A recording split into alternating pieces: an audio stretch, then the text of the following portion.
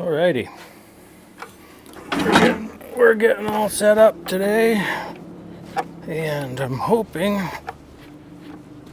that I can get this gable sided over here.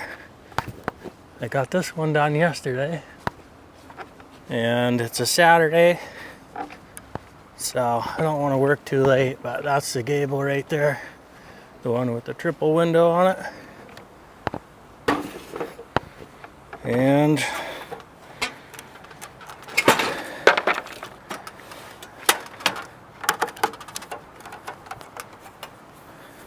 yeah,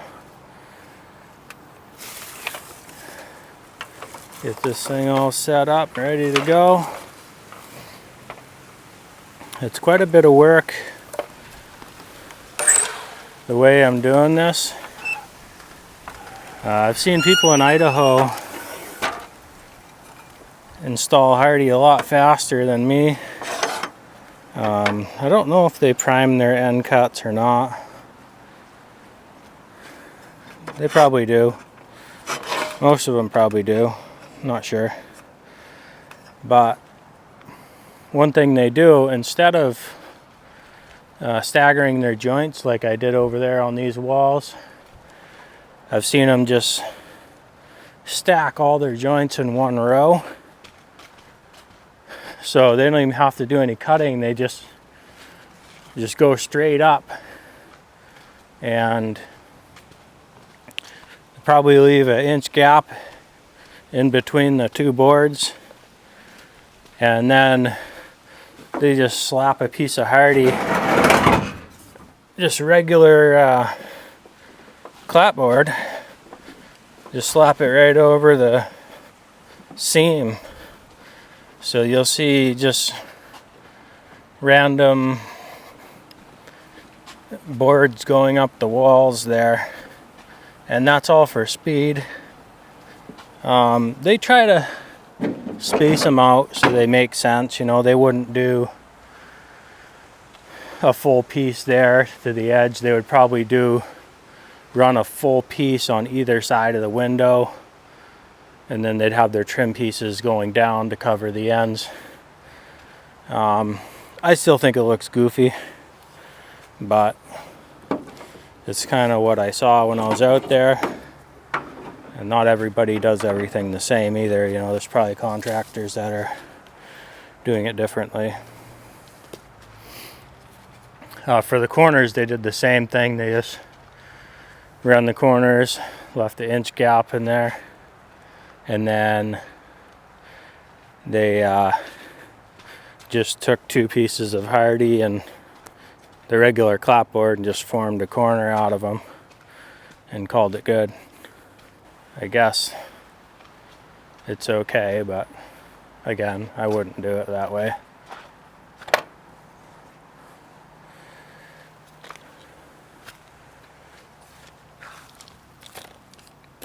If you follow the manufacturer's instructions, you can have a warranty, and you can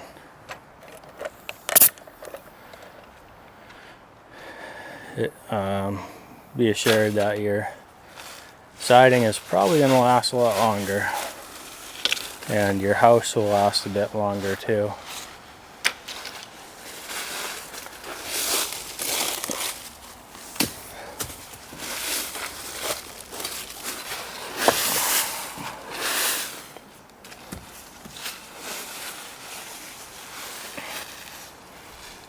All right.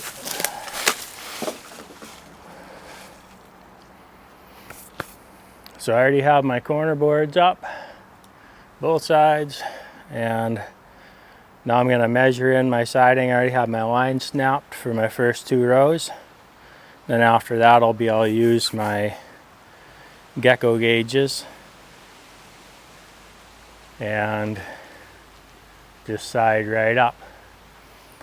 Now this side over here, I dropped down a little bit to make an even 3 1/8 reveal. So I kind of played with the spacing there on the layout. So I'm going to keep that in mind when I go up this left side of this window. And I'm going to try to work it back to an even 6-inch layout all the way up that corner. And hopefully by the time I get on the next couple rows there, I'll be able to work it out and get it back to normal. So that's what I got. I'm gonna get this thing sorted on my nail bag so I can keep my phone in it and hopefully not break my phone this time. I've broken so many phones by keeping them in my nail bags. See if I can find a place to put this on my belt somewhere.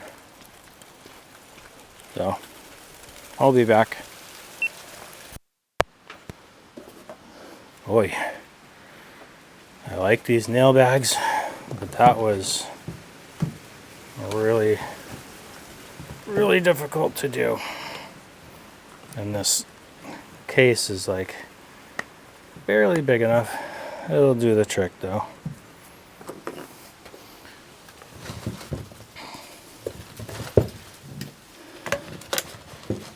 Getting the belt off of this thing is always really, really difficult. That thing is so snug.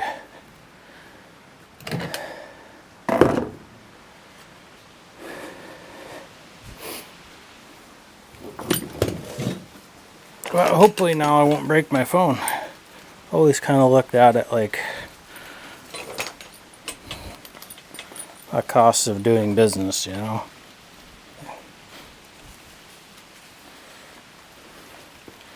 If I broke a phone, oh well. It was nice to have my phone on me.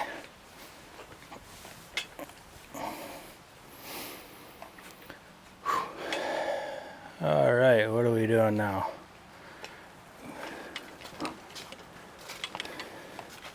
These batteries are dead. Switch these out. Tried to get one of my boys to come with me today, but they didn't want to come work.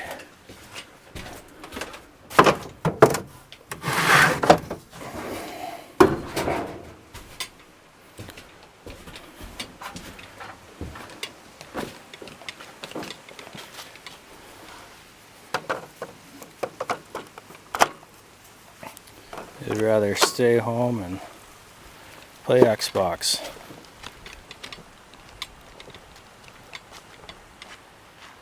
Oh, you can hear my compressor running. Got slow leaks in my hoses. Gotta fix those up.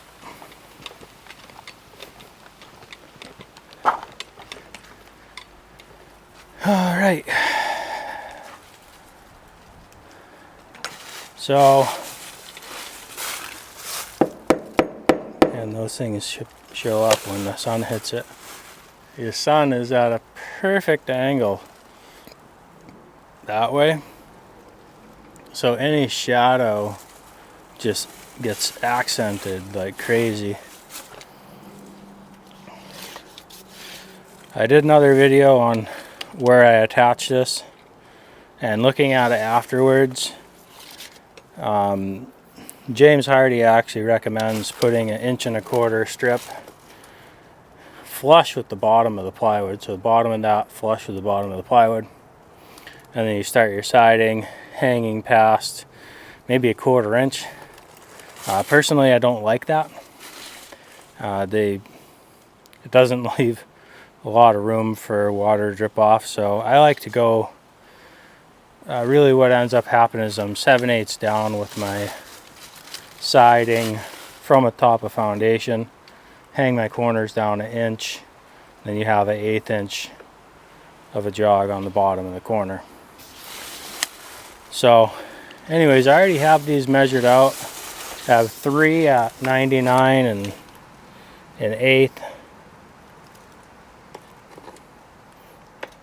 and that's supposed to leave 1/8 inch on either side for a gap.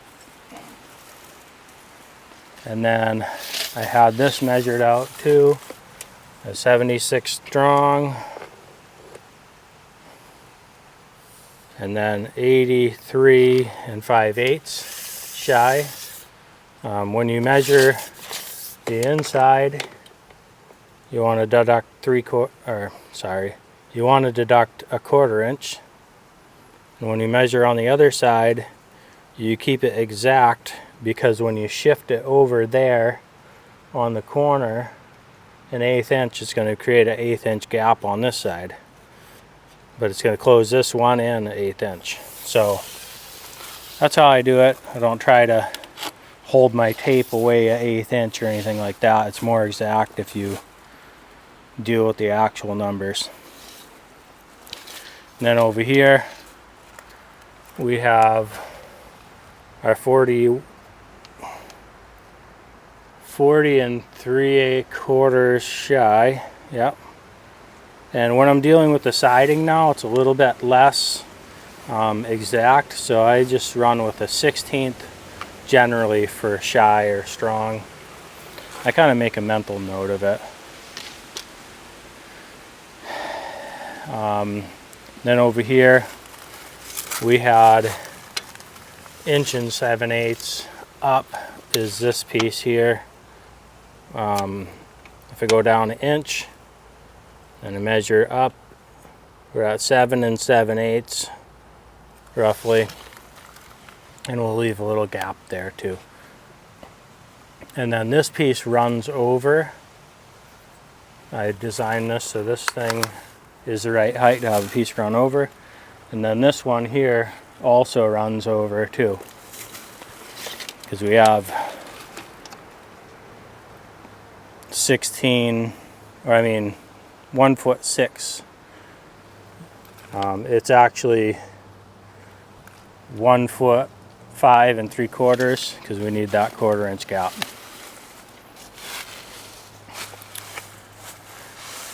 So hopefully by the time we get up to the bottom of the window, we have an even reveal after hitting all those 1, 2, 3 heights. Hopefully hit an even reveal on the bottom. And if not, we can kind of move it around a little bit to make it even reveal, because you can go up to an 1/8 inch off on a outside corner and you're not really going to pick up on that. But you will pick up on a tapered reveal under the window a lot more. So we'll get those things cut up. Let's see, something to write on.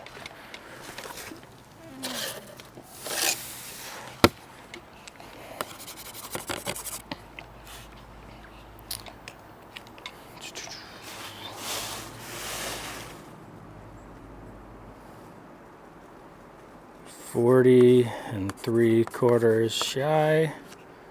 There's 2 of those.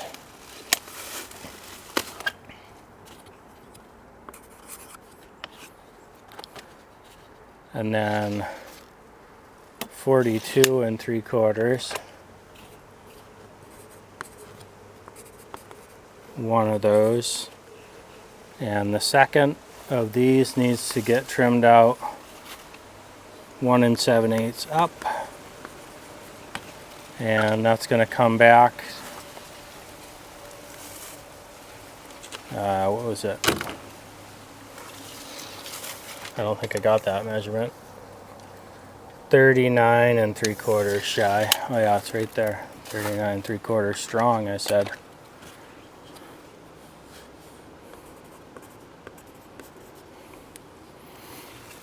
So those 2 run together. Got those 2. And then that one above, that's just an even piece. Now we had 99 1/8 strong.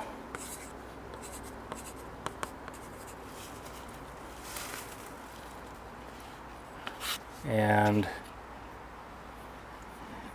83 5/8 shy. 76 strong. And from the top, it's going down 2 7/8 down. And those are all our measurements for there up to the top of that. And I suppose I can actually pull a measurement. And I don't think a 12-footer reaches. Nope, doesn't. So we're gonna have to cut starters and enders for this wall. And we have 6-inch layout, 6-inch reveal. We got 36 inches, so we need 6 pieces total. Minus the 3 down below, so we need 3 to get up to the window. Now, I don't like to put joints under a window, so I'm actually gonna, on this course here, the one underneath the window, I'm gonna have a small piece here, 7.5.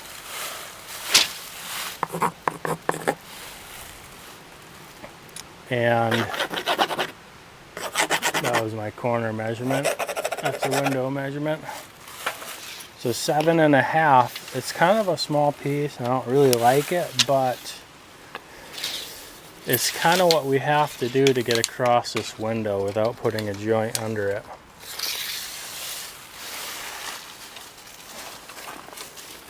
So that'll go over to here, and then there'll be about a 12-inch piece to end with. But we need 2 pieces before we get to that one. And we just want to make sure that we're not putting the seams close together. We just stagger them 32 inches apart at least. So right here, we can go with, we'll go with that one, 115. And then we'll go back 2 studs right there. That's 84. That's 115 minus 32. It actually should be 83. Yeah, I don't know about their nailing here. The dot's right there for the layout, and they're nailed over there. I don't even know if they hit the stud. But we can probably go like, what is that? Oh, it's a little bigger. Yeah, 115 is right. Should be dead center, so really we could just minus 32. So we'll do that. 115 minus 32 is, oh, what did I have? 83? Yeah, 83. And then 83. And then we'll have the 7.5 one. We'll joint there, there, there, and there. As much as you can, if you can get all your measurements and then do all your cutting, it's going to be more efficient. I have limited amount of space to paint and stuff and let dry. So I'll make as much as I can till my workstation's full, and then I'll install it, and then I'll go back and cut more, you know, and so on. So we had 7.5 for that one, and then 115, and then 83. Those are all our measurements, and now we're going to get to some cutting.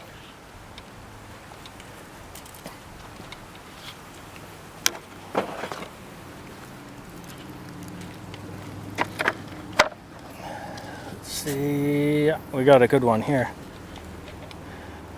So we're looking for a factory end. I'm going to start by making some of the starters. I don't know why, but that's what I'm going to do. So I have a factory end on this left side. It's already painted. It's a little bit more square. Actually, not square, more square. It's just has a consistent look. It's 7.5. That's what we're going to start with. on that one under the window. It's probably a matter of preference, really, when it comes to this.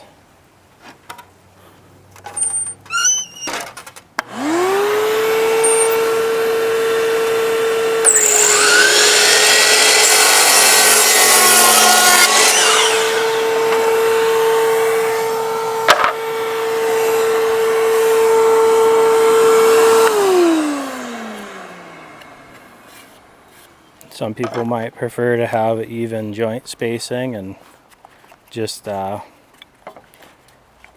wouldn't worry about having a seam under the window. Personally, I think it looks best to have a solid piece under. So, and James Hardie actually does call for you to not put seams under a window if at all possible. There's the first one.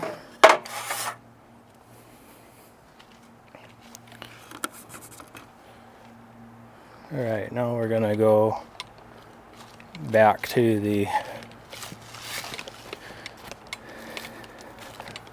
cuts that I should be making first. And when you're handling this stuff, you don't want to run it on the face. You want to make sure that you're running it on the back if you're scooting it. And they actually say to pull from across the stack and no more than 4 planks out of each row. So you can do 4, 4, 4, 4, 4, and then start back. And the reason why they say that is so probably number one, you're not grabbing this stuff and running it all on the faces of each other, because if you do that, you're going to scuff up the paint. And if you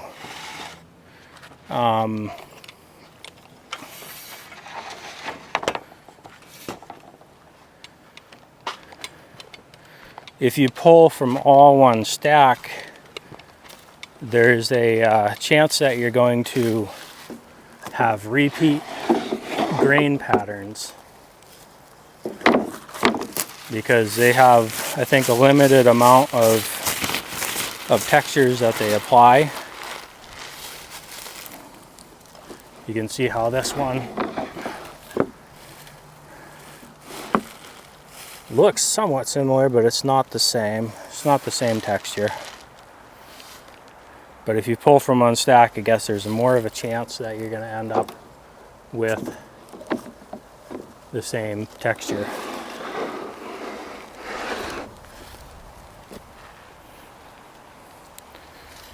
And when I'm hauling this stuff, you want to stand it on edge. Spread your hands wide. And carry it nice and straight. You don't want to let the ends drape down, because it'll make tears in the piece. I think micro tears. And it actually damages the piece if you let them bow too much. It's kind of, you need to be gentle with it, because it's not super strong the flat ways. Once it's on the wall, it's a very great product and should last for many, many years. And now you'll see me scoot this a little to line up those ends. And I didn't like how it was kind of bowing up right there. If it's bowing up, when you take your measurement, it's going to throw your measurement off, because as much as you try to let your tape drape, it's actually not going to ride along the board perfectly. And you know, if you make a shape like that and you measure in between and you straighten it out, well, this piece is going to be way longer than what you measured. and it works with even an inch or two bow in the piece. So I am making this thing nice and flat, and we had 99 and an 1/8 strong.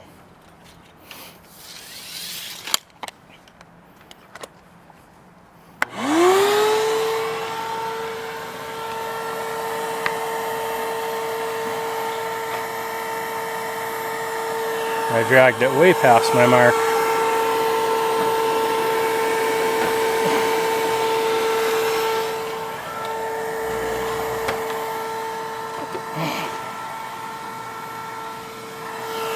So lined up. And we might want to make sure that these pieces are all heading together too. Sometimes you'll have pieces that are bowed this way and that way. And so you want to make sure that they're sitting against this back rail nice and tight.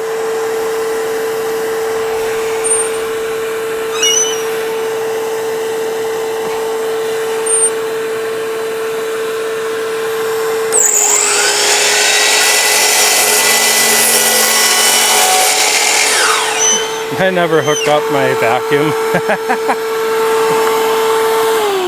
It would be helpful if you actually hook the hose up. What a goof.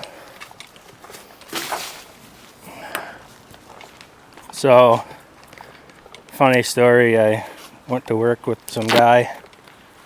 He's my great uncle actually. And he goes to show me how to use a nail gun. First thing in the morning, first time I worked for him. And he hops out of the van, grabs the gun, grabs the nail gun. He's like, "Oh, you know how to use these?" I said, "No." He's like, "Oh, I'll show you." So he grabs the nail gun, hops out of the van, runs over to the joist hangers that he's nailing, puts it on there, pulls the trigger, nothing happens. And I'm confused, I'm watching him do it. And then he goes, "Oh, doesn't work without any nails." Because that has a safety feature where it won't let you shoot without nails in it. So he puts nails in it, puts it on the joist hanger again, pulls the trigger, nothing happens. He's all confused. And he goes, "Oh, I never hooked it up to the air hose." He never plugged the gun into the air hose.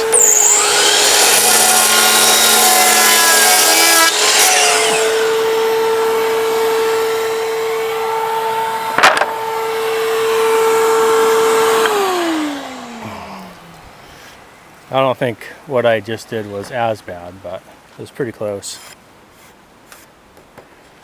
I'll get rid of that dust in there. And then, you know, a lot of these tips that I'm saying on a lot of these videos are all kind of efficiency related. You know, if you can prime a bunch of ends at once, you're just going to be saving time. This thing is low on paint, so I'm going to fill it up.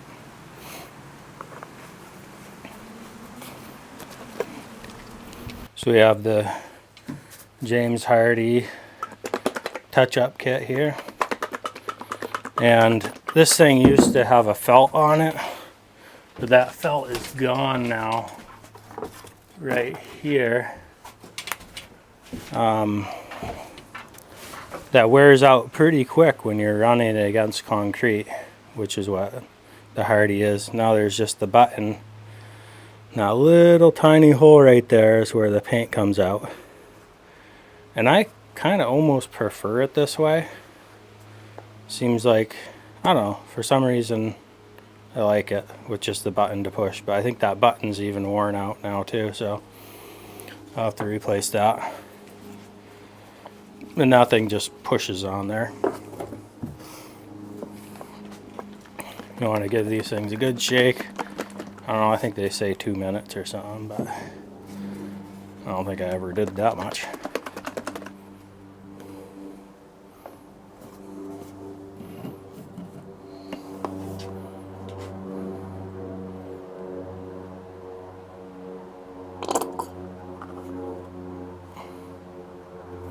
I think this thing is about empty.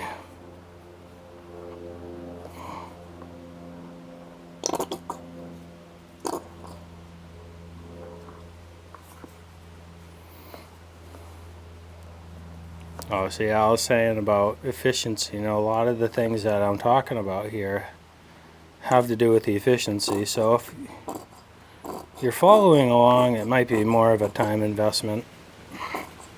And maybe it's just faster to learn yourself and pick up things as you go. But I think that a lot of my techniques will save you time in the long run. This thing is just dribbling out now.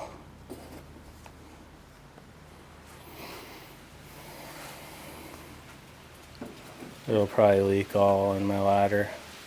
We'll see. And again, this thing just pushes on there. This will get rid of some of that paint first. It just pushes on. Good to go. Get rid of this one.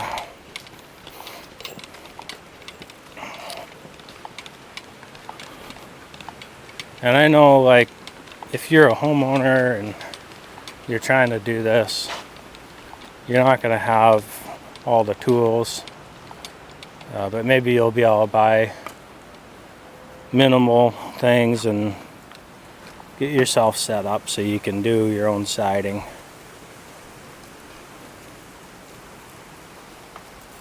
And some of the things that, like I said, that I've shown here will help you out. And so doing this right there, I'm squeezing it a little bit firmly and then kind of bumping that button in. And it works pretty good with the felt too. That's a pretty good even coat there.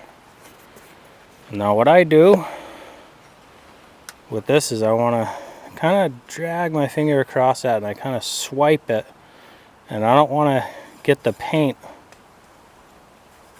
on the face.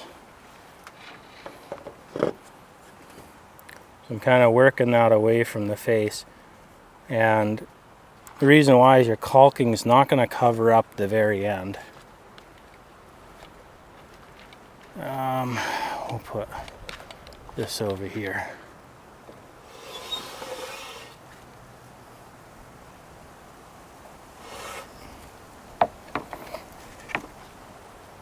And I like to let these dry.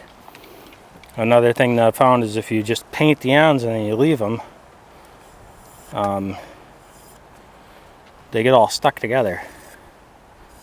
And so you don't want that to happen either.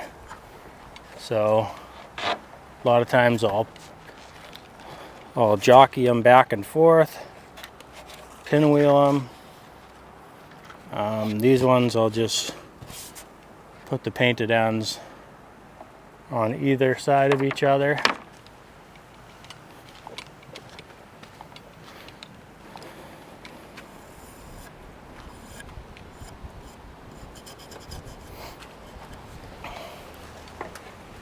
Yeah, if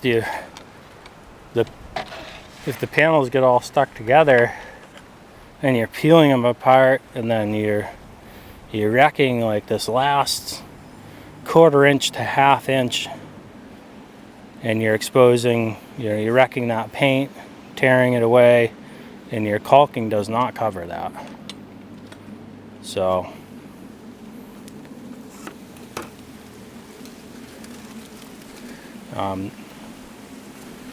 so yeah, you don't want them sticking together.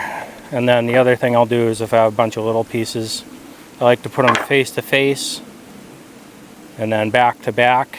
So I'll go like that, or if they're a little longer, I'll kind of angle them like that, and I'll just keep going back and forth. like that. Oops, like that. So, just kind of a painting tip for you.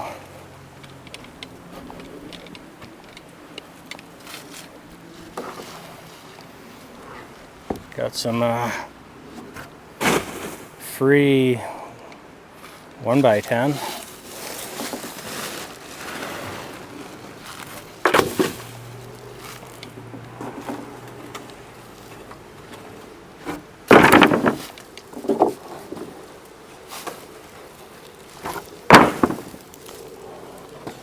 Now, the other thing about this stuff is you cannot let it get wet before you install it. It'll actually shrink back, and I've had joints open up on me. It'll open up by 1/16 of an inch, which doesn't sound like a lot, but when it's on the wall, it does not look good.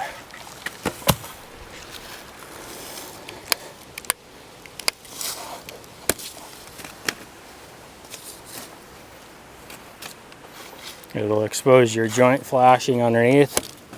And on that particular job, I had used step flashing, so there was some shiny silver showing in between the joints in the wall.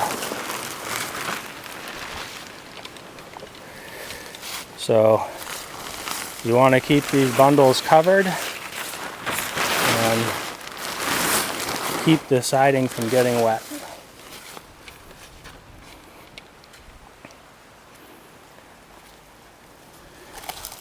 And they say to keep the plastic on.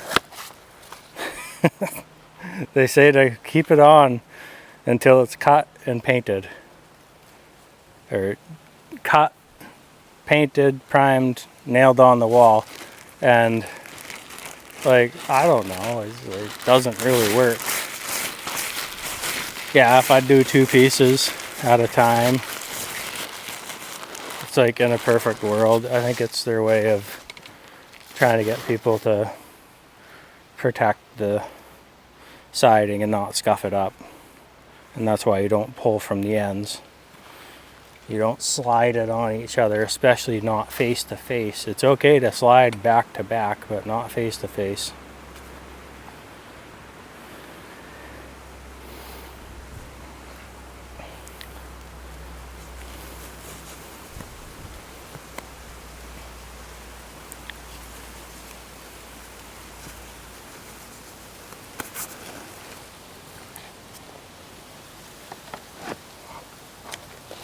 And that little bit you saw me slide it right there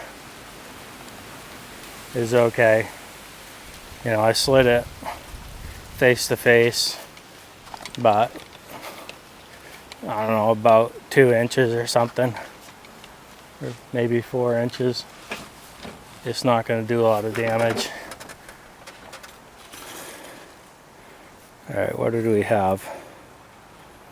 Oh, we don't even have really long ones anymore. Man, come on. Guess I'll make the 115 in my 83. It means I gotta get rid of one of these.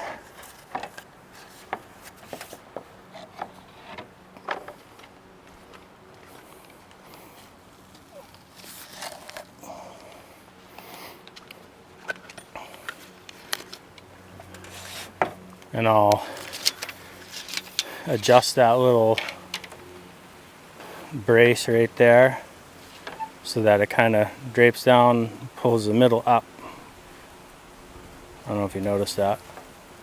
So we had 115 and 83.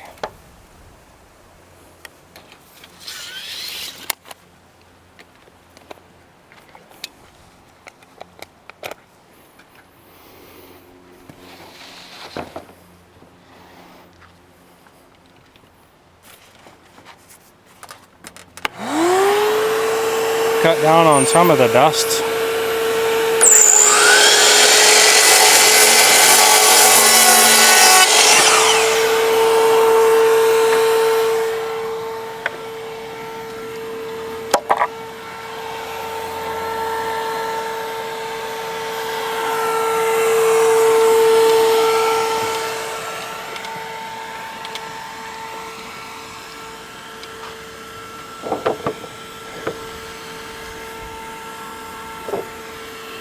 actually have a piece here that'll work, so I don't have to cut out of a full.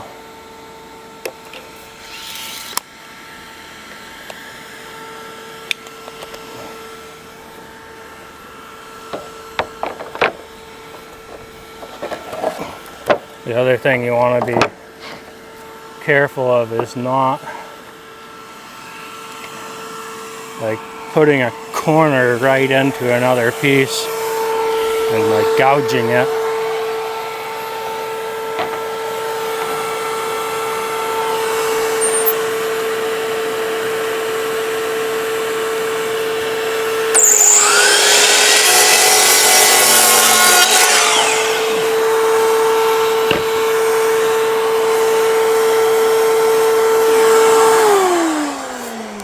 All kind of common sense things, but it's really easy to mess these things up. There's about 1,000 ways to screw it up and a handful of ways to get it right and get a good job.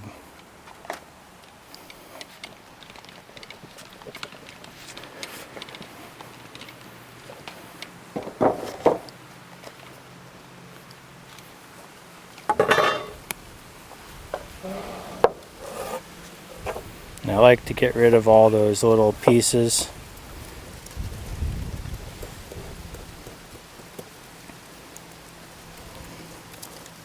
It gets you a better seal on the end there.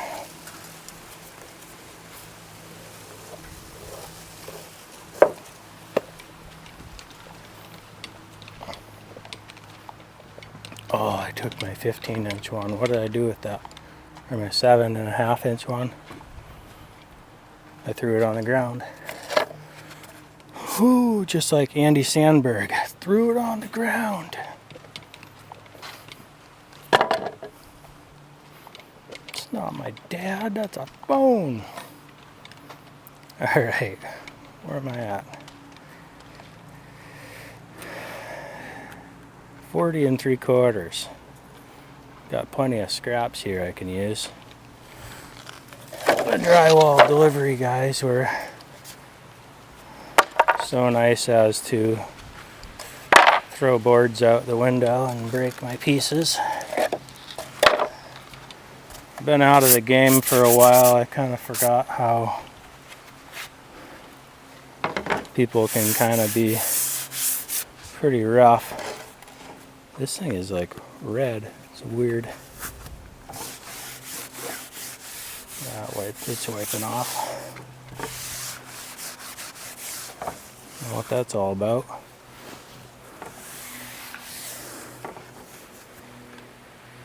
$40 3/4 shy.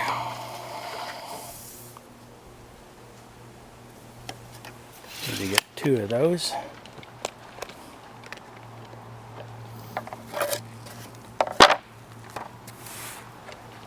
And I like to kind of, as I'm going, make stacks of boards that are about the same length. That way you spend less time digging through all your pieces to find one that's going to work for you.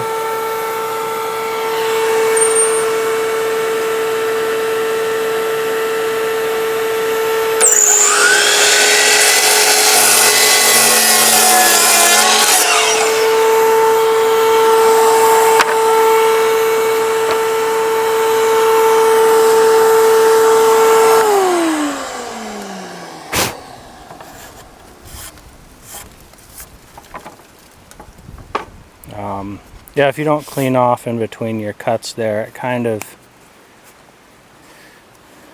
gets it stuck all to the paint.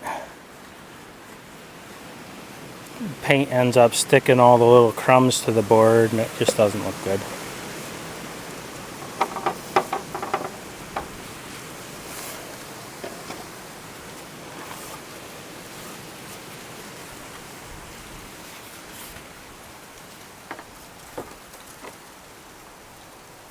And now we had a 42 3/4. It's a little bigger when it goes up over that thing into the corner. Here's one that I left the plastic on. There we go. Another thing that's annoying when you leave the plastic on like that is you got more pieces of plastic to deal with. Like I said, you know, I just take it off and just be careful with it. Be very careful. 42, what is it? 3/4, yeah.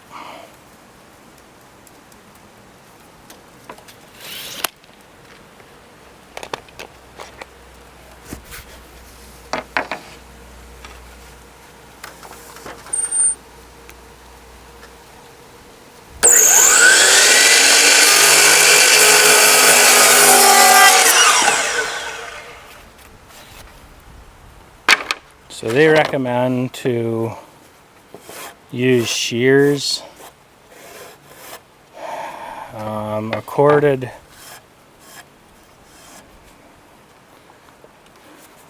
saw, like a circular saw with a vacuum attachment on it. One of their preferred methods. I might put a link in there. I'll probably put a picture in this video to show what they recommend. I'm going to pause it now so I know where to add it.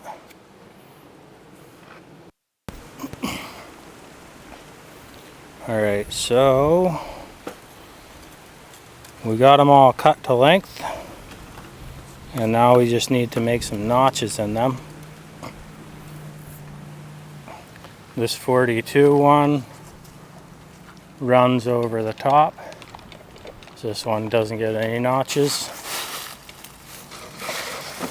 Also the bottom one, I think, clears by it.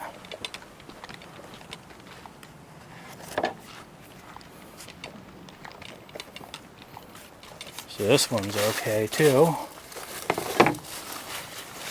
And it's just that one that gets notched around the deck. So mark that out. Another thing to be aware of is if you're cutting a piece that's already cut, you have to prime it. I might have missed it on the other one.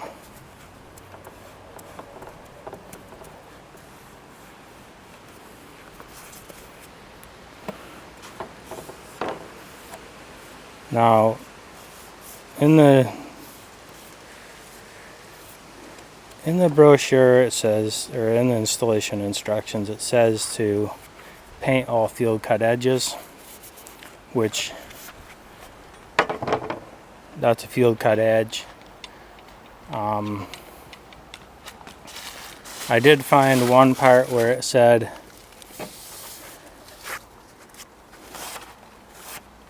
all cuts have to be primed or caulked. So it almost seemed like if you're putting it into a corner, you might only have to caulk it and you don't have to prime it. But I don't know about that. I'm not 100%.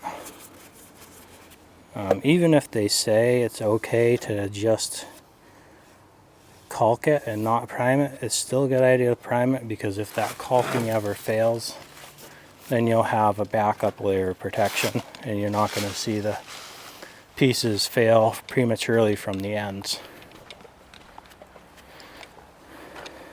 So 39 3/4.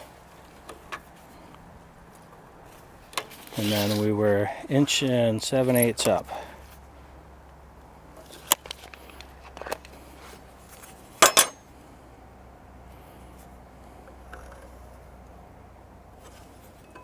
And all that priming I did, I'm just going to cut it off. Oh, 75% of it or so. And I could do this only with the jigsaw, but I'll do it with the chop saw. Most of the time I just do it with the jigsaw.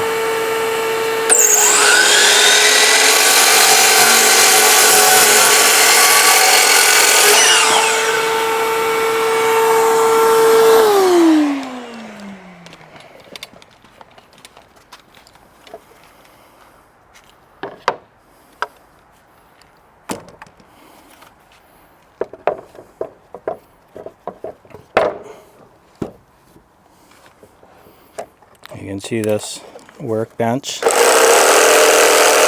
coming in handy here.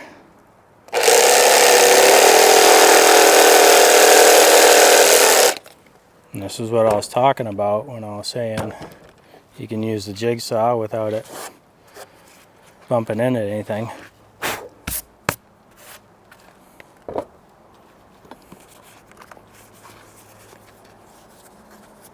And for things like this, what I like to do is build up a puddle of paint right in the corner there, and then I'll wipe it into that corner with my finger. So I'll just kind of make a puddle, and I'm trying to get that all painted. There we go. Right in that corner.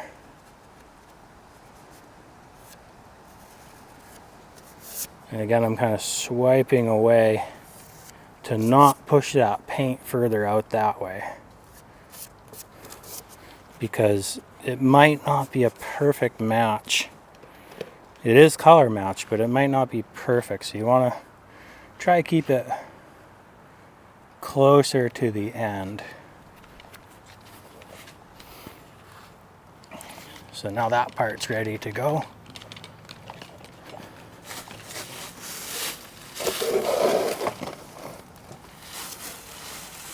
And we just got a notch around that block there. And that is the bottom piece, actually.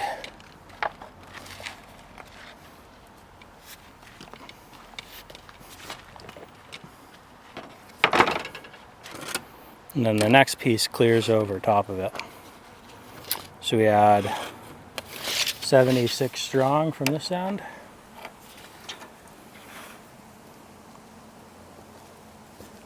And 85 or 83 and 5/8 shy.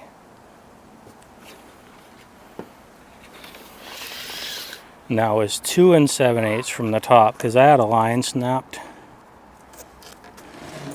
for the top of this piece, so I just measured to that. And for this I won't use the chop saw at all. 2 and 7/8, those are all done. Okay, that's the whole list. I might have went about cutting all these pieces a little helter-skelter. You know, this piece and that piece, and I don't know that that really slowed me down at all.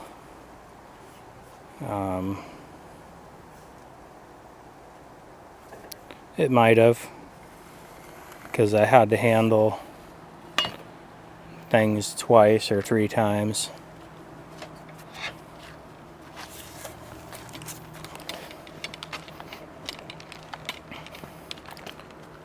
And already running out of room on my workstation here.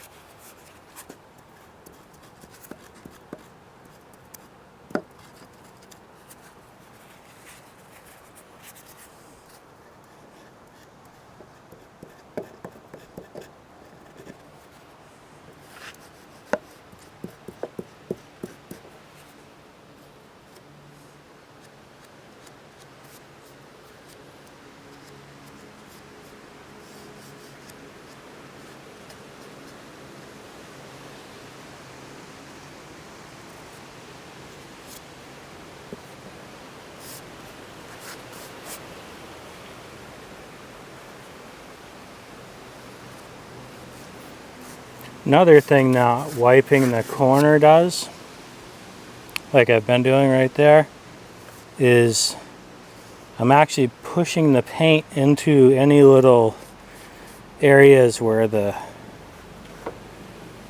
paint is chipped right on that edge. So that's why I like to kind of just swipe that so I get a perfect coat and everything gets painted. So that's it. We got all our boards cut. They're all primed. Yeah, I already primed all these ends. And we'll have to do a little piece where the siding runs over the top. But that's something that's hidden. So I'll show you what I do for those in just a second here.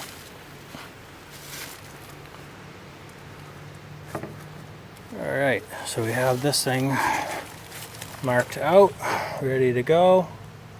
I already had my inch down there, and then I marked for the top of the piece. The top of the piece would be 7 1/4 from an inch down from the top of foundation. And I'm evenly spacing this thing, and we're supposed to have an 1/8 inch gap on either side.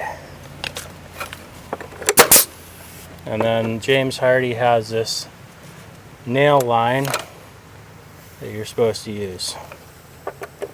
And they're trying to make it dummy proof. Good luck with that.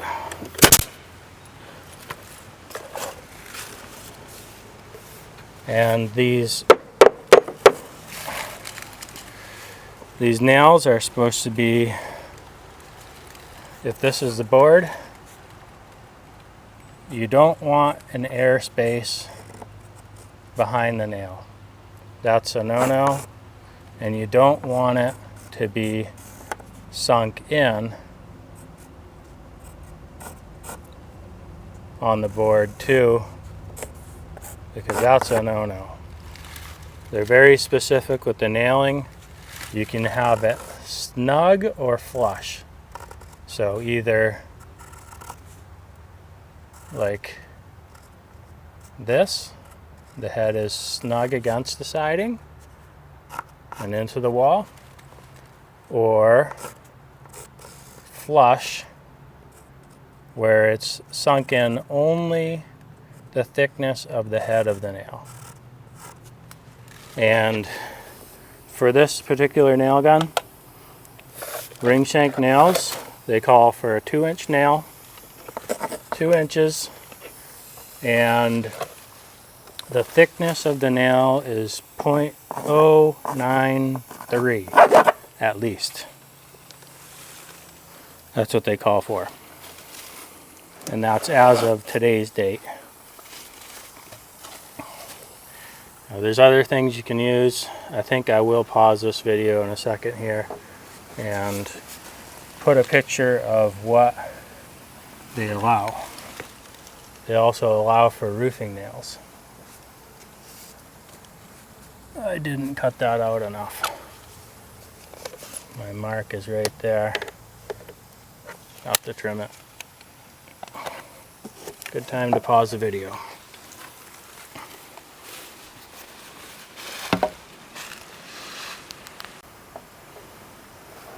Alright, let's see how I did now. Yeah, they actually allow for roofing nails.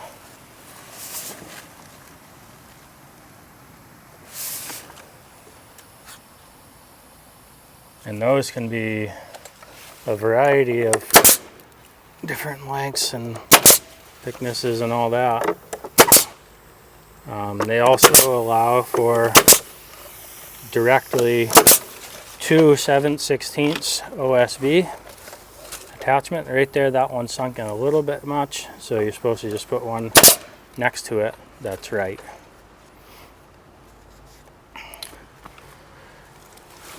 Yeah, so they allow for directly to 7/16 OSB attachment if no structural member is available.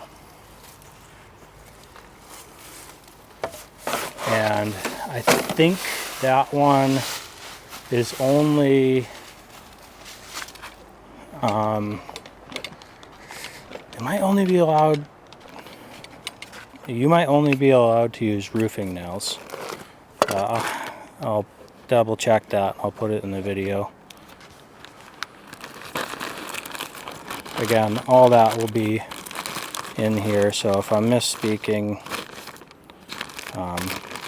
you know, the very specifics of it, I'm not sure on the exact nail diameter and all that. So the one thing I know is what I'm using, and that's okay to use. So I'm not sure on the other things.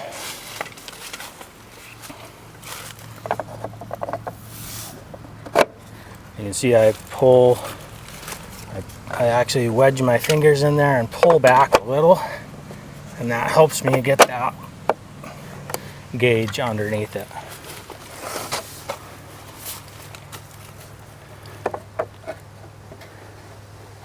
And I could be putting a little piece in there. I'm going to skip it this time. I think it's okay. If it's a little bigger than that, I'll use the piece to fill in there, but it's not going to bend in on that little bit. Get my 1/8 inch away. I'm supposed to be at 1.5 inches. It's looking good there.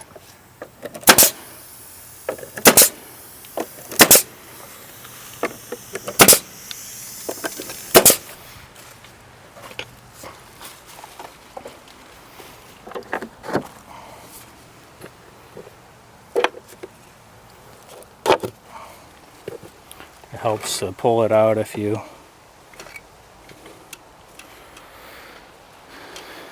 pull out on the piece. It helps to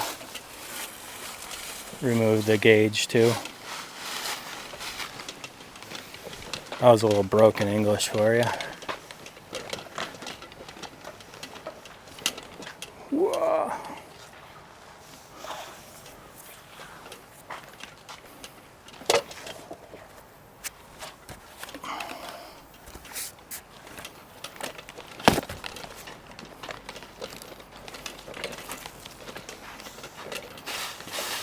Usually I don't take my nail gun with me on long trips like that.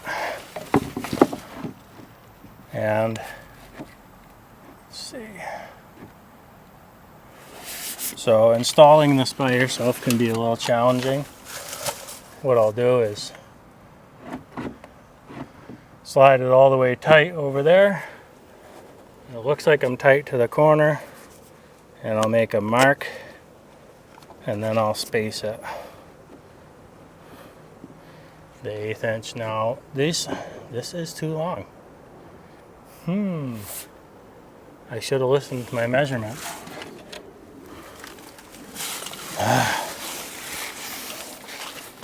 Maybe I just cut it a little wrong.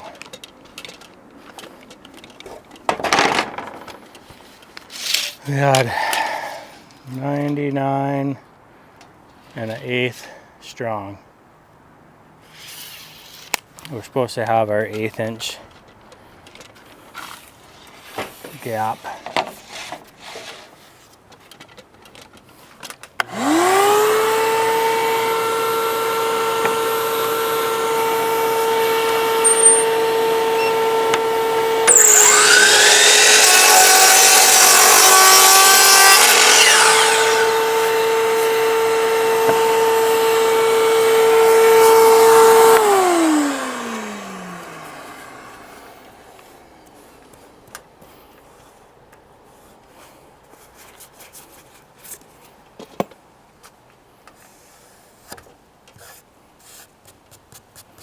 And if you brush that way, then it takes away any vertical lines you would have made.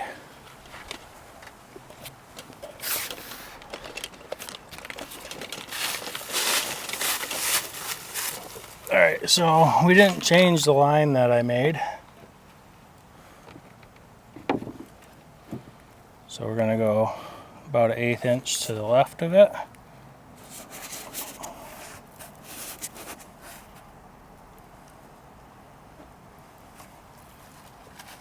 right on that line. And now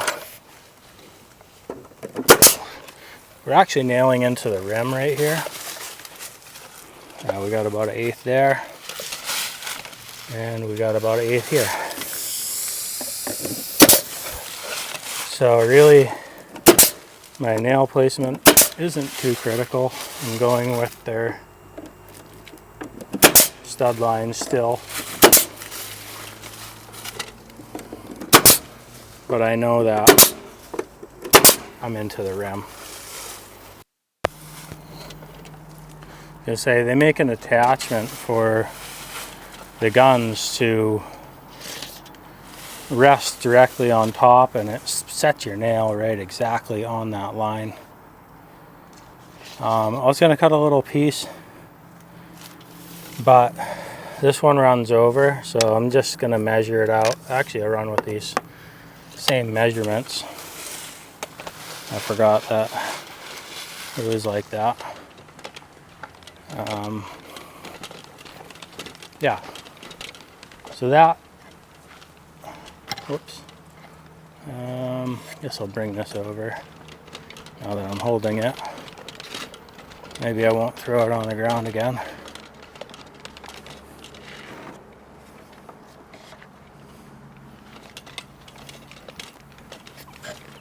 And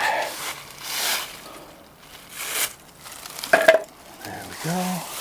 Another way we can do this is by just butting it against and then letting it hit the top. Now I'm holding it down because it's a big lever right now.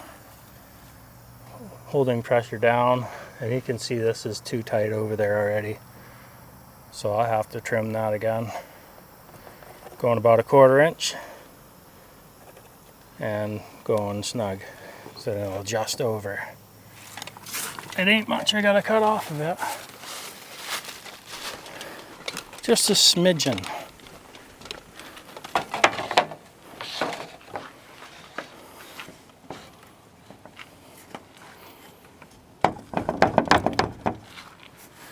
Making sure it's nice and makes good contact against the back here.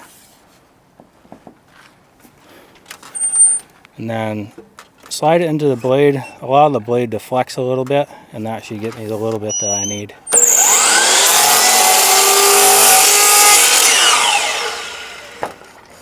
Kind of a little trick that you can do if you want to just trim a little bit is just flex the blade over and then pick it back up without turning it on and drop it back down. And sometimes you'll see me go like that if I got any serious lines going down it.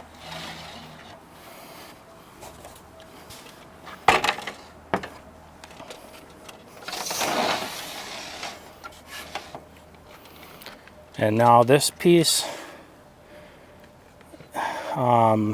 is kind of the same as the other one. I really just need to leave about 1.25 inches at the top. And honestly, I don't even know if this is going to stay together once I get it cut. It might just snap off. But I'm going to go 1 1/8 inches. So like I said, you're not going to see it. It's just there to support the next piece up, and it's only supporting whatever that is, 8 inches or so. So it's really not that big of a deal that it's actually there.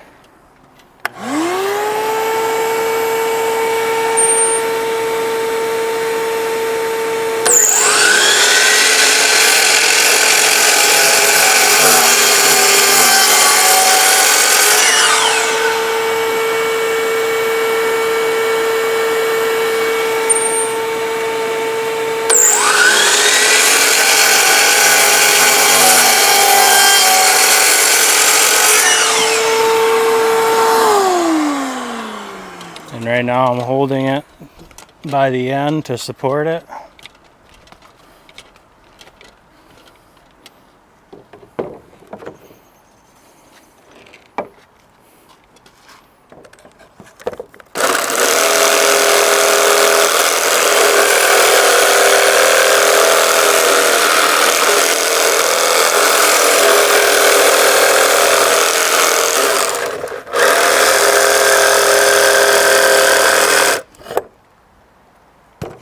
when I hit one of those little purlin things, just move it over, just in between them.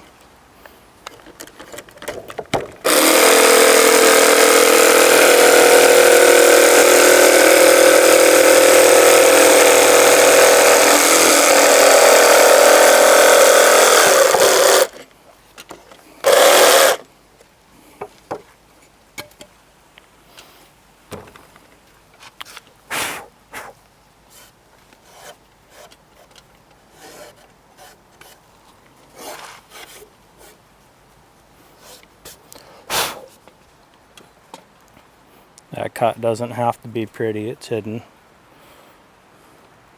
And it doesn't even have to be there, in all reality.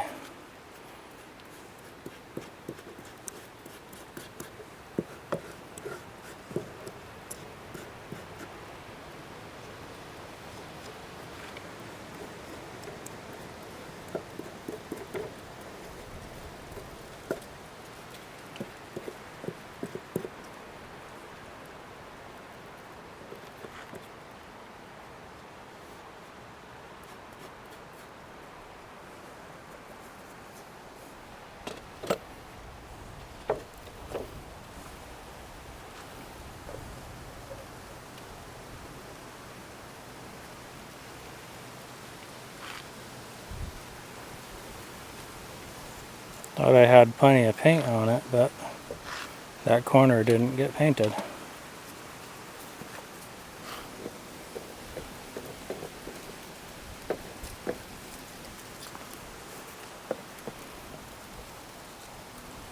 There we go.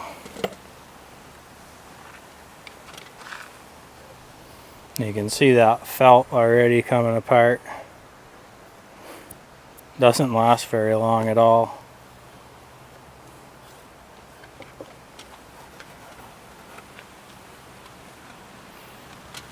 And I think it'll stay on there.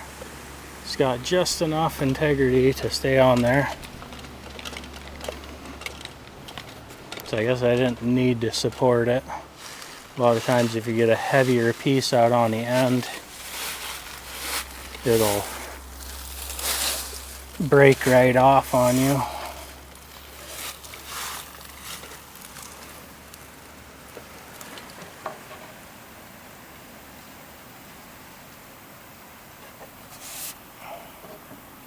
Again, we'll just butt it over there, make our mark, and slide it over our 1/8 inch.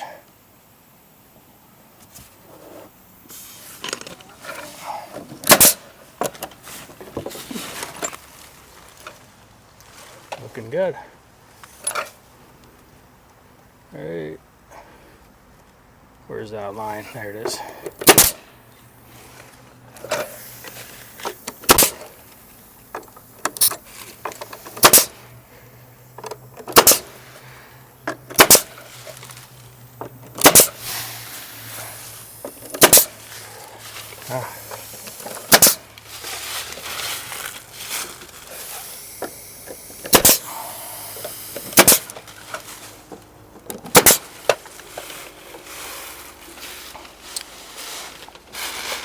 Yeah, I was saying I was probably going to cut it to this side here and that side there, and then just fill in the little piece over it. And this is a little big, but it's actually really close to an 1/8 inch. Oh, it's over here. We'll see, that might have got a little bigger near the top.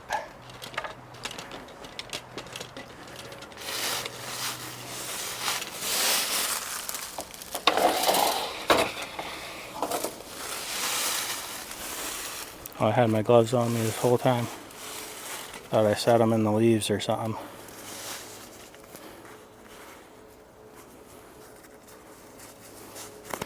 Gloves are a pretty good idea when you're working with Hardie or any fiber cement, because it won't take but a week or so, and you'll have no fingerprints left, because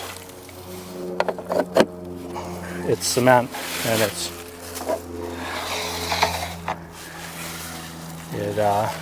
eats away at your fingers, and it just obviously physically wears your fingers down.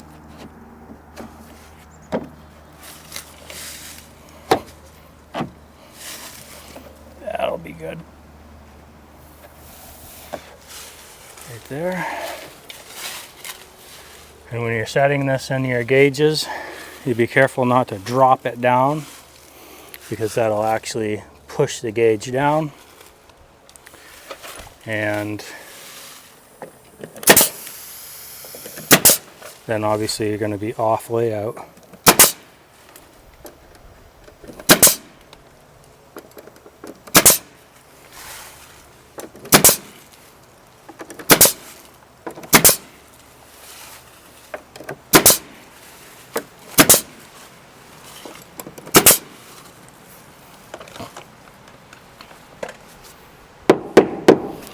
Another thing not to do is leave your gauges on the wall for too long. If you leave them in the same spot for too long, like overnight or a couple hours or something, when you go to take it off, this little rubber right there will actually take the paint off the face of the piece. I've done that before. Let's see how we're landing on the window now. 21 and 7/16. 21 and 7/16. So we're right on the money. Now this one here I will fill in between 17 and 3/16. And I actually have my starter pieces cut. I believe they're over here. Oh no, I nailed them on the wall. I can rip one down, no matter. Or I can go over here. There's a couple.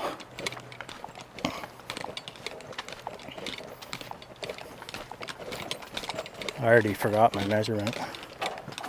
It goes 17 and 7/16.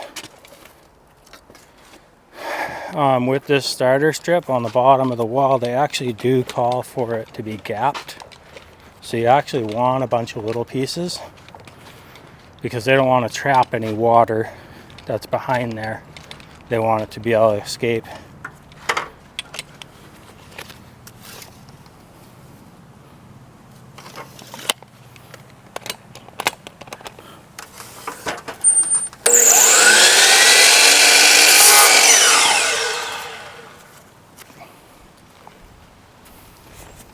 Let's see if I remembered right.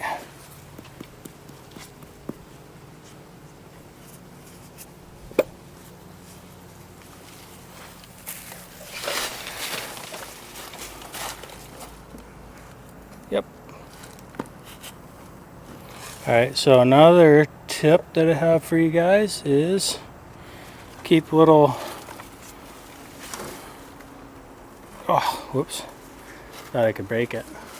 I don't know where they all went. I had a couple of them. But keep little pieces on you, and you can use those as a spacer, because you're supposed to have that 1/4 inch gap above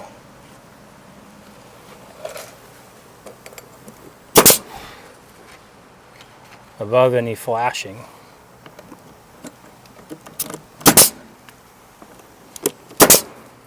So that's what I do. I keep usually 2 or 3 of these things.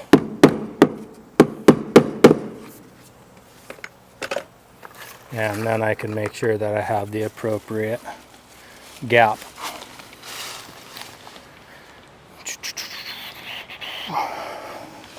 I've got the thing on there.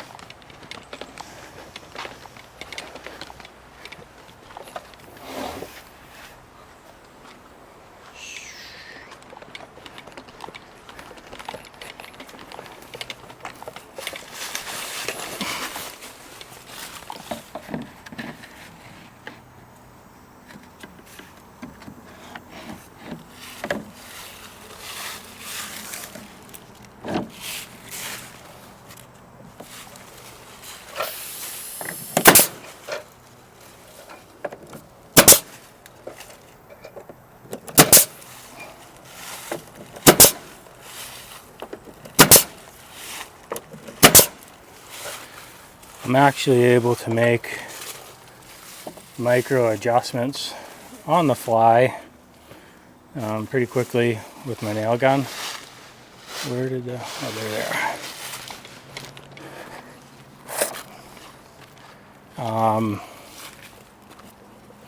I just trim this thing down, and then it goes right there, and keep those on me. Yeah, I'm able to make micro adjustments, and I'm doing that by kind of the same way people would roll a 55-gallon drum. And so if I'm off a little bit, I'll kind of do that, but it's just really subtle.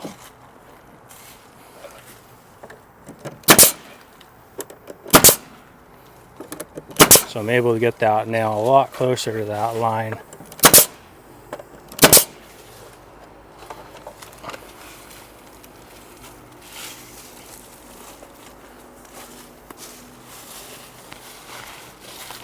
Or right on line, I should say.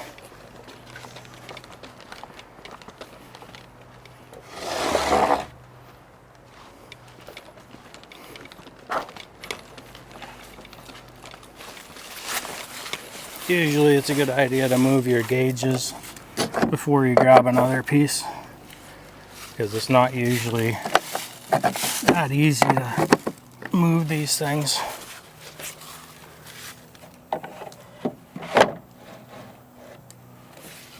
That was a little bit rough of a landing, and just want to double check that I got these up. It did move it down actually a little.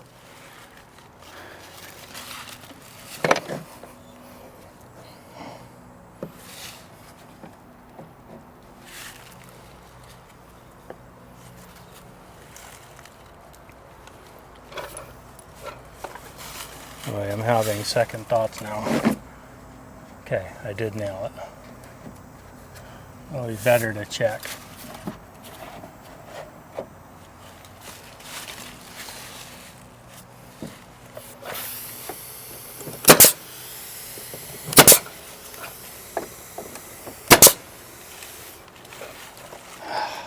Okay, so we got up to the window, and we no longer know where the studs are. So what I'm going to do is make some little marks on this, so where I know where to nail. And I'll keep that going all the way across here. Don't really need to mark that one because there's a joint there. That should be pretty self-explanatory.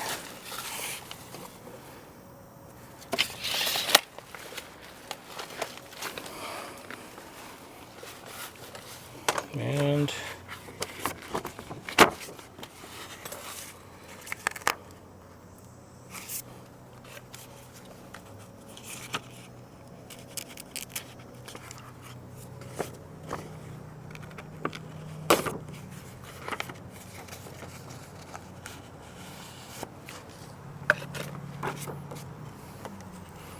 now these, they actually call for them to be an inch down from the top of the piece. Very specific on the placement of those. And I think the reason for that is so that they cover your nail, which is supposed to be right in line with the end of the piece. And especially if you're not using stainless, it's a good idea to do. Always a good idea to follow their instructions. Alright, now we got this little bitty guy.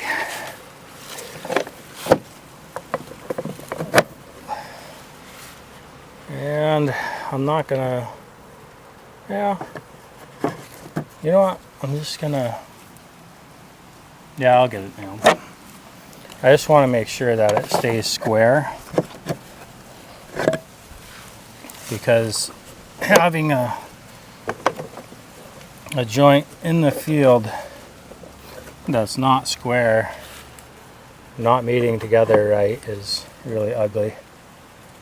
So I want to make sure that this is staying nice and straight. And we can kind of tell if it's widening it out on this corner at all, that we might be tipping this way or that way, but I'm pretty confident with what I'm doing here.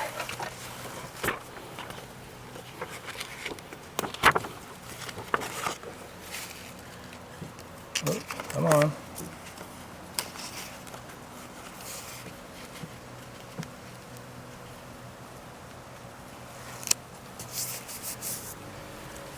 If I remember right, they kind of say you can use zinc coated nails, but they kind of say at your own risk. But I could be wrong. It could be that you need at least hot dipped. I would never use anything that's not at least hot dipped. I mean, this stuff is going to stay on this house for how long? And you have 40 something square. When I say square, it means times 100. So like 4,000 square feet of siding. Let's see, 44 and 3/8 shy.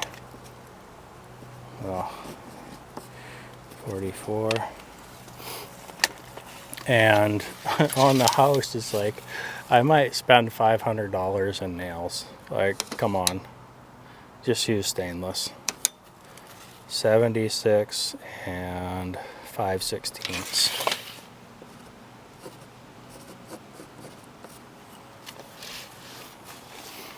And so if I switched hot dip or zinc, it might save me $100. Like, yeah, right. Like, I would do that. 9 1/8 strong.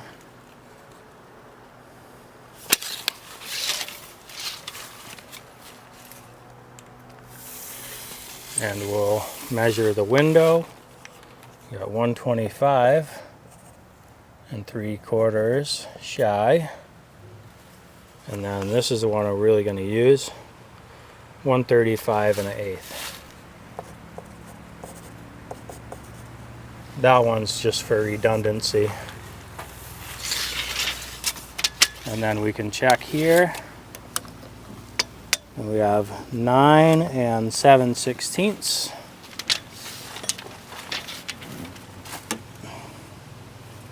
That's still the same. 9 7/16. 15.5. So it's just 9 7/16 minus 6 inches. So it's 3 7/16. That's the rip underneath the window.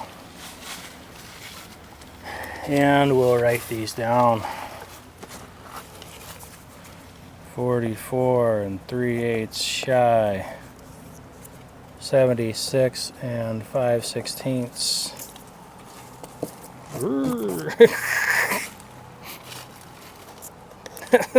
Of all the things you don't think are going to happen.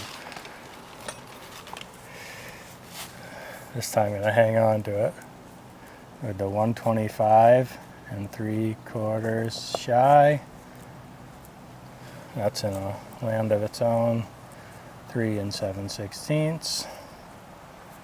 9 1/8 strong to 135 1/8. I'm going to start with the rip underneath the window.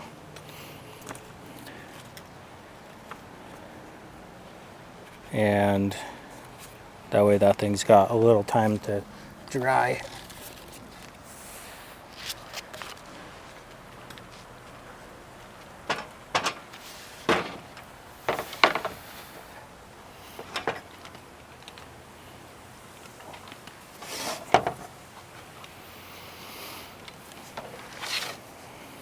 I almost wish this thing had a couple more supports. there's probably something I could buy that would have that. So yeah, 9 1/8 strong. And there's only one way I can cut this, because this has a top and a bottom. The nail line obviously is the top, and then this is the bottom. It kind of has a drip edge, which is kind of nice, I guess, as far as to the weather goes. 135 1/8.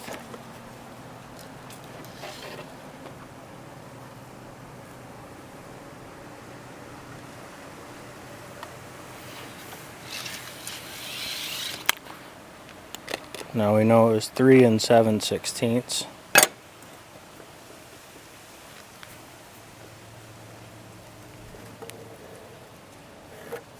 That'll give me a good stop line to stop my rip out.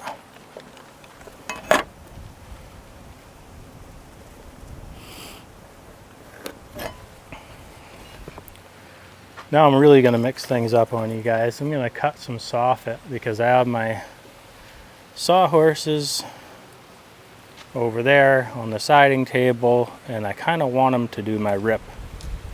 So, I mean, just, you have so many things going on, and it's just, I don't know. You need so many tools to do this work. I mean, you don't need them. I could rip this with a skill saw, and it'd probably turn out okay.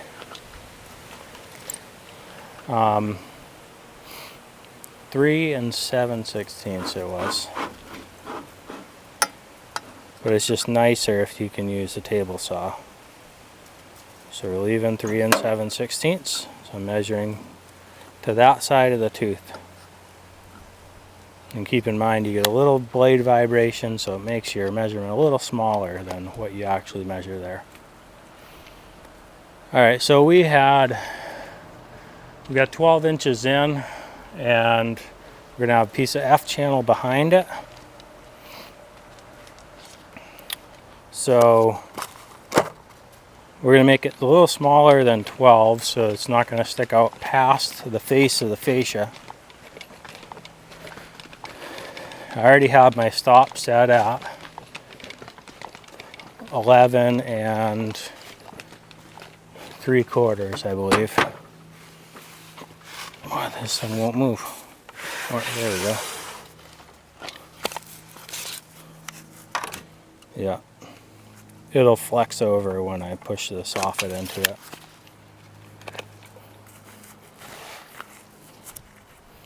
For some reason I like to take my gloves off when I'm working with this.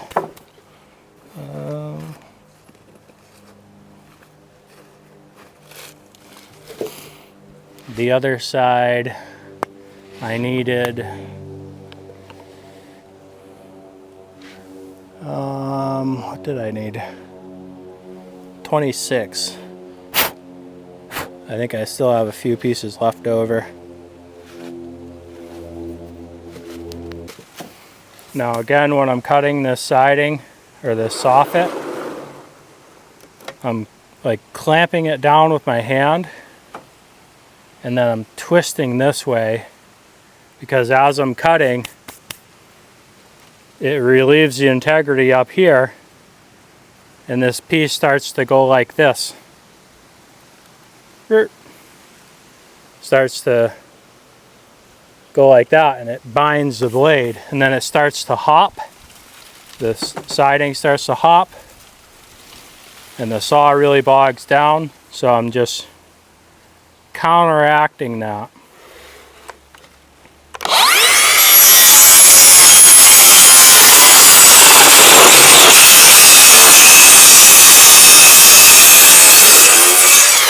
Okay, so as you saw, I'm kind of trying to let the saw do the work.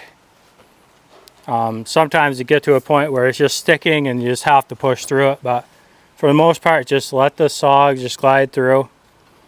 And also, when I'm sliding the pieces in, you don't want to be too hulky about it and keep jamming it against the stop, because it'll actually slide everything that way, and you'll be wondering why your soffit keeps getting bigger.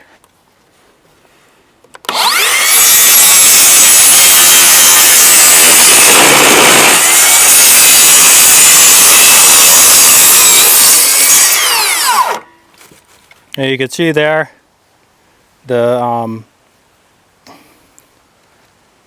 soffit started to hop, so I actually backed off and then kind of re-straightened out the soffit and went back at it, and it didn't hop anymore. Just kind of just finding those fine lines where it starts to bind up and just not fighting it too much. If you're fighting it, you're doing it the hard way.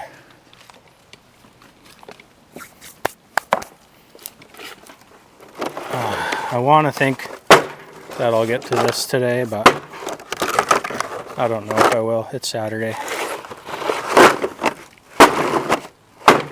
Just trying to get some of the dust off of this stuff.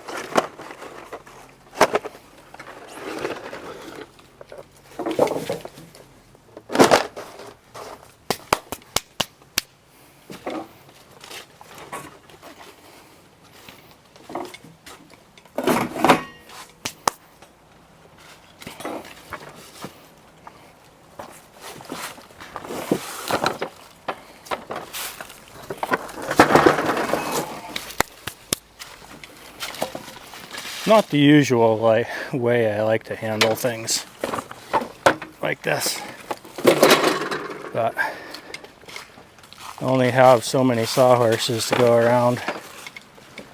So we have those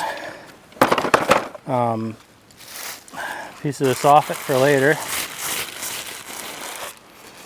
and yeah, like I said, hopefully I get to it, but I might not. Now this is like another one of the trickier things to do. To rip down a long piece without allowing it to bend a lot. And this would be really nice to have two people, but I don't. So I'm going to improvise and do what I can and try not to let that piece flex too much. Get those out of the way. Keep a clean work area, makes it a little easier. Okay, so the best course of action is to get your sawhorses set up so they're the same height as your table saw. Oh, if I can get that to release. There we go. Looks like 33 inches. These things are kind of nifty, actually. I like them. They don't quite slide as good as I would want them to, but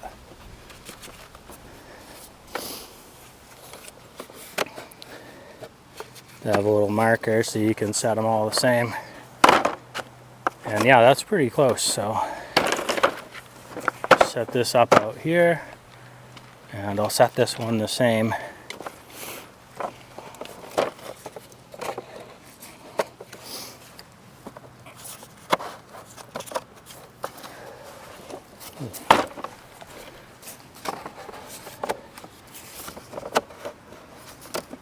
There. Just ducky. All right. Always the best practice to have a vacuum hooked up and wear a respirator and all that. This does have silica in it, so there is a risk of developing silicosis if you breathe in silica.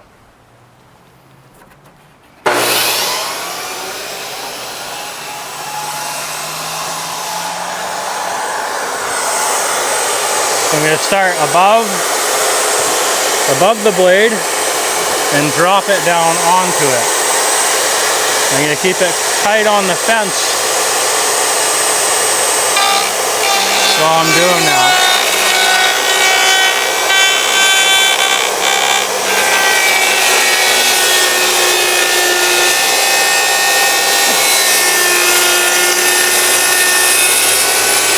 You can see that piece isn't really flexing.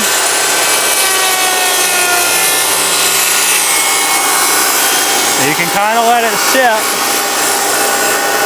You can keep dragging it across.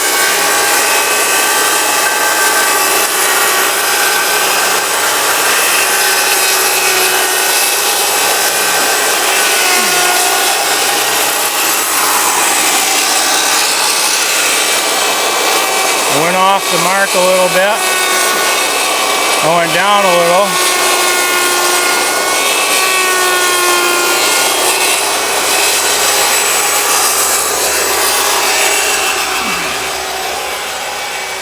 Now I'm just picking it straight up there, not moving it side to side.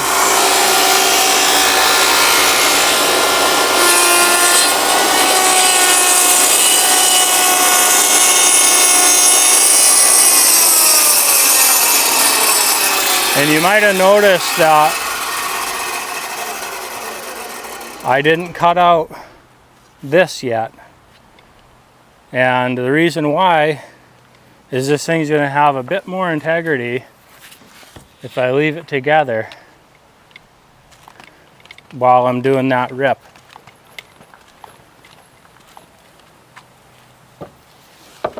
Like I said, it'd be best practice to have somebody to help you or have a solid deck to slide that thing out on, but I don't have those options.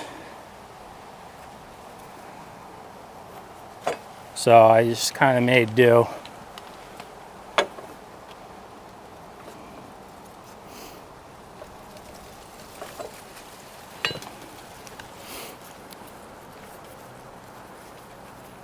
Thing's got a little pencil sharpener built right into it. Kind of cool. A little bit more exact measuring with those kind of tools.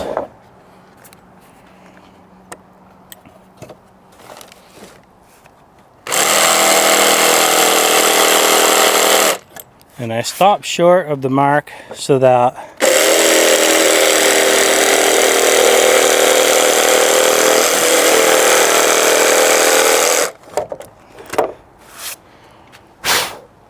the overcut on the back wasn't like taking out more of the back than it should.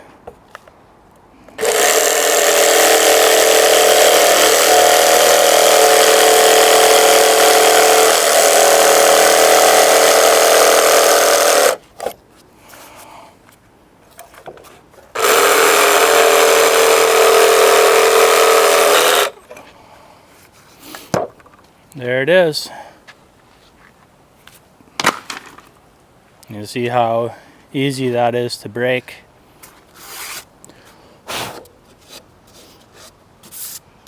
Really good material once it's on the wall. And getting it there can be a challenge sometimes, especially by yourself.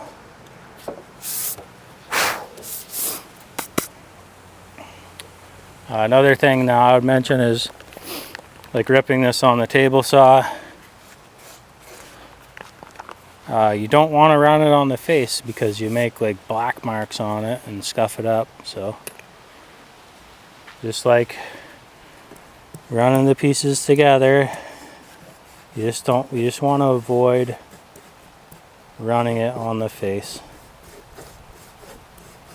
as much as you can.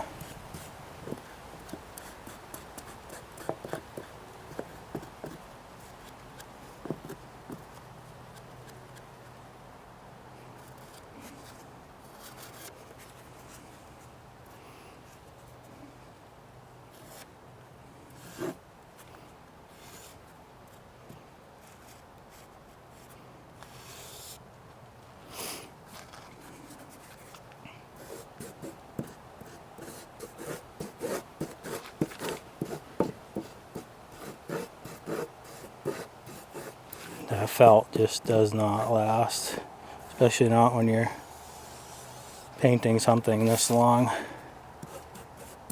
Little bits and pieces are coming off. That's why they give you 3 of those with a touch-up kit.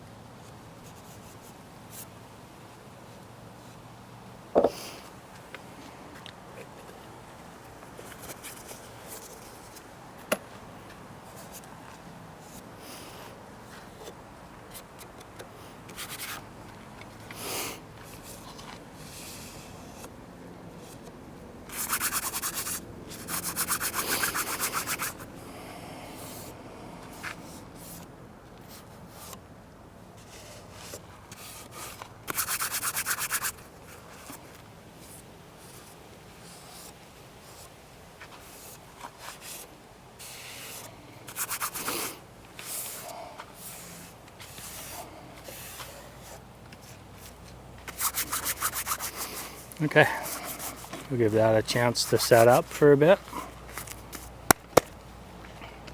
You can see I already wore a hole through this glove, and I've been installing in Hardie with them for about maybe 2 days.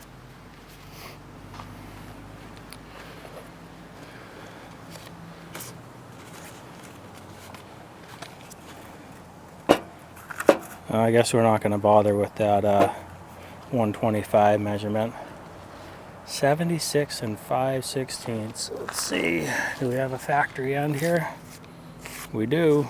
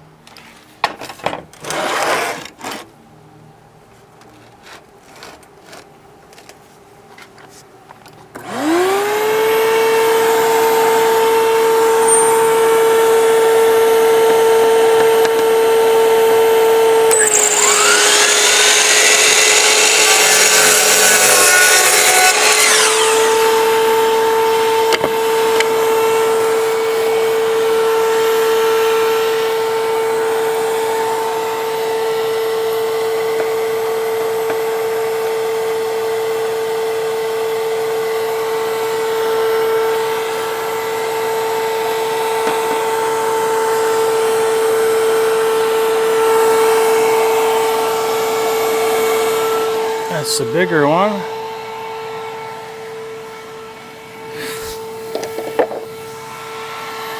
And we have 44 3/8 shy.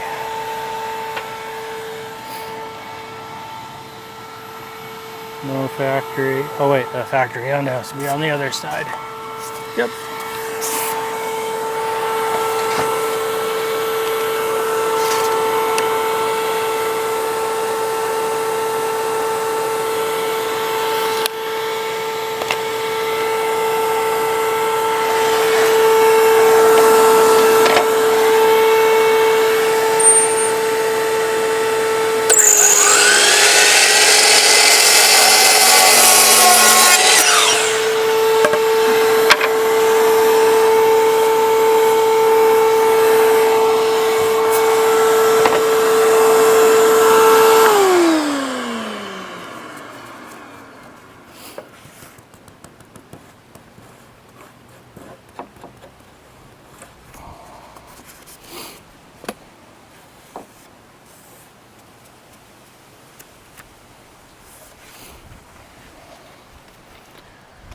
There it is. Now we're getting beside this window here. I don't really necessarily need my gauge on this side. I can just line it up with the bottom of the other one.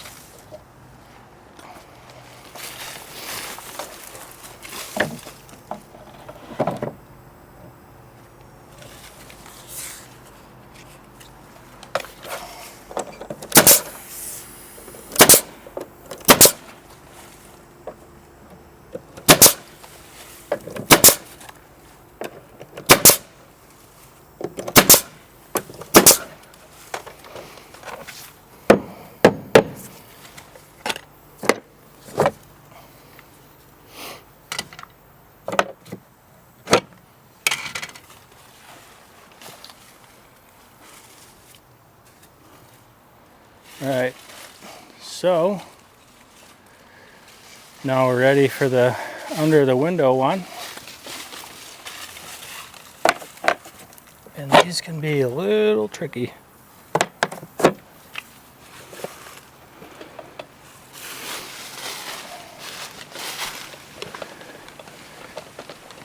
Gotta handle these with the utmost care.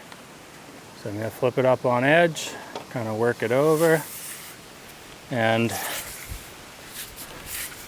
they can get really easy to break. So hold your hands nice and wide.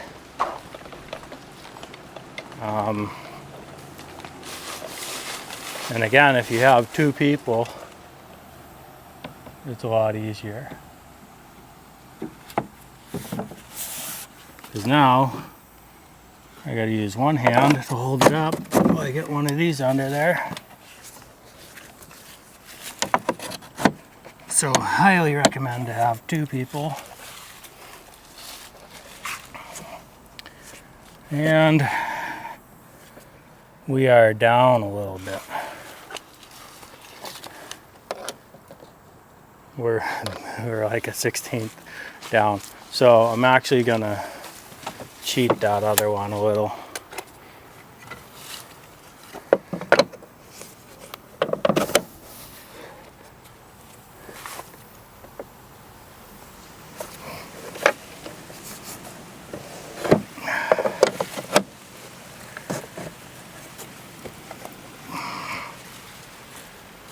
Yeah, it's not quite going up tight for whatever reason, but I am not going to trim that. I'm going to cheat this piece down.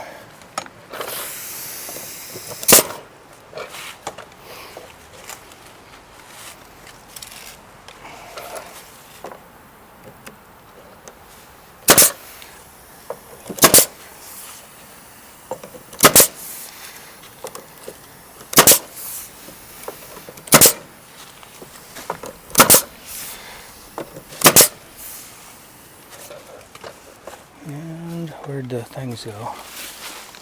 Put them over there. Oi!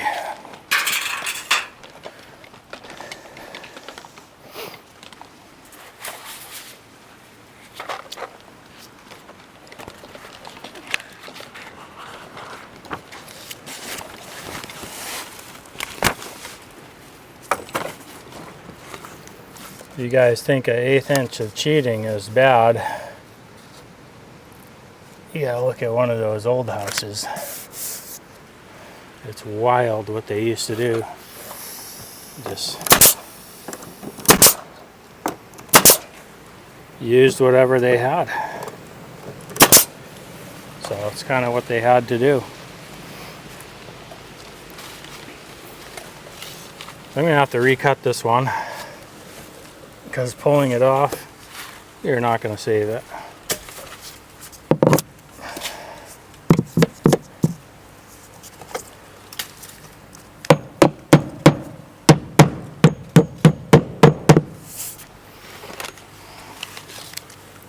Seven and a half. So 7.5 and 7 7/8 shy.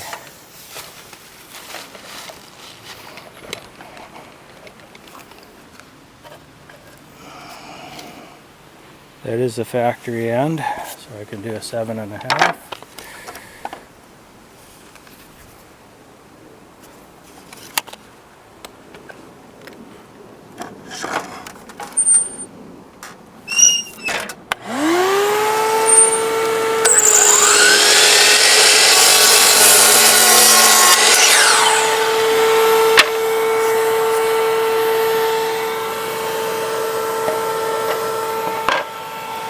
And we're looking for a factory end on the right side now.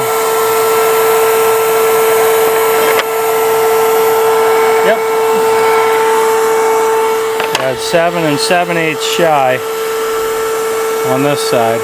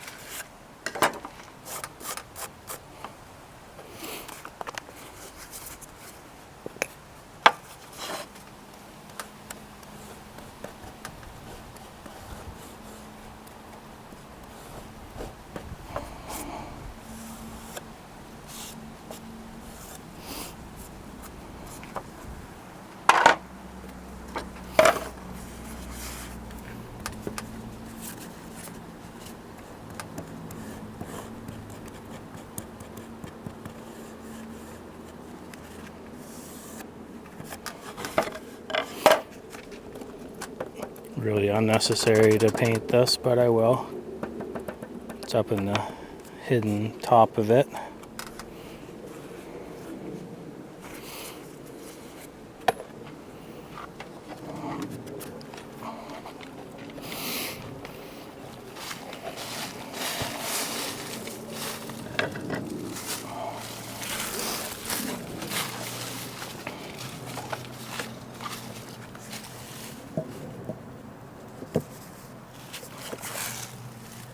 And now I'm just lining up those joints, making sure it's nice and tight with the other one. And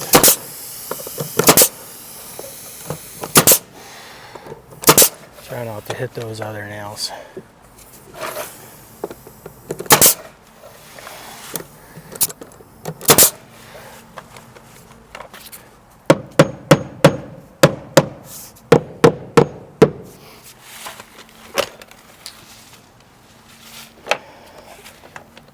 There's that.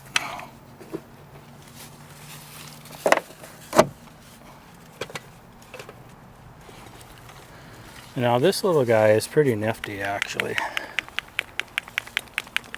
Might have mentioned this on another video. I don't know if I'll publish that one though. It's kind of sort of like a ballpoint pen. You just give it a good squeeze and there you go.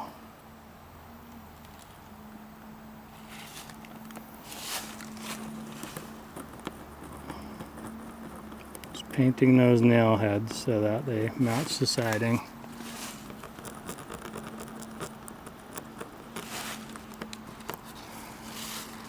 Try to get that wire too, if there's a little bit of wire hanging out.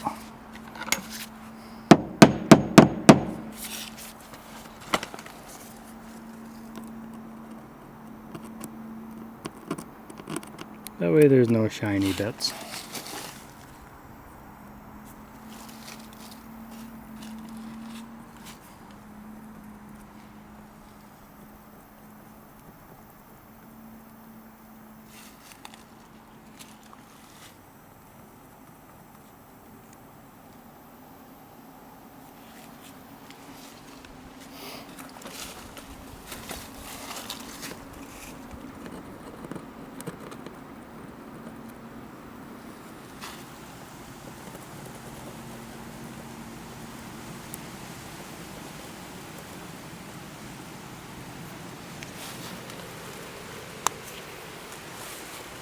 Oh, missed one.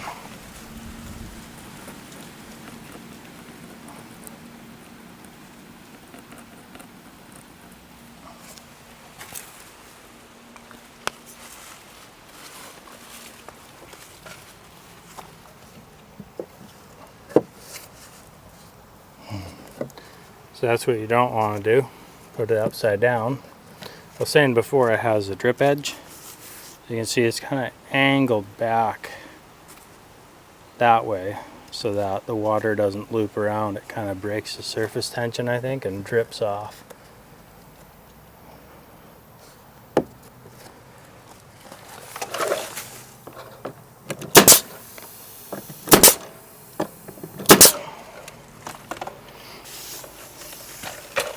All right, now we got to get a ladder and measure up beside there. I like to take 3 measurements because there's basically 3 spots it likes to change: is bottom, middle, and top. And then if I have to lose some, that's what I'll do. 16 and 3/4 shy.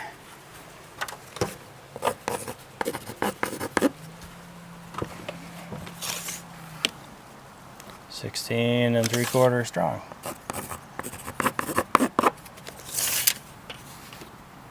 And we'll keep it the same, 16 3/4 strong. When it stays the same, I just write it down again. That way I know.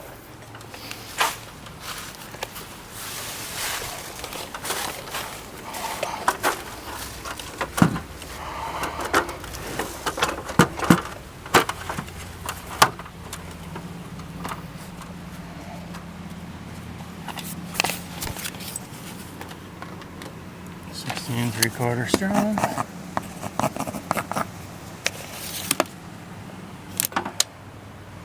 Yeah, 16 3/4 shy.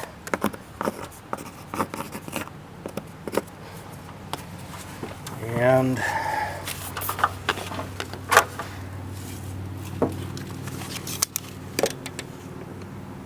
16 5/8. I've always been the kind of person to just try something and see if it works. But you know, not a lot of people, I think, are willing to take that chance. I've had a few people say they're gonna do their own videos, which I think is great. You know, if there's good information they have, they should share it.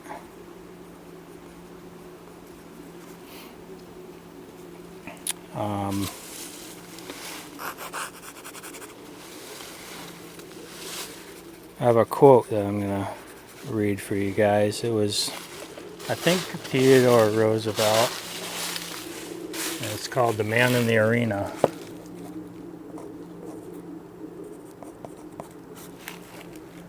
16 3/4 strong. 16 3/4 strong. Now I know these windows take 10 pieces, because 5 feet is right here,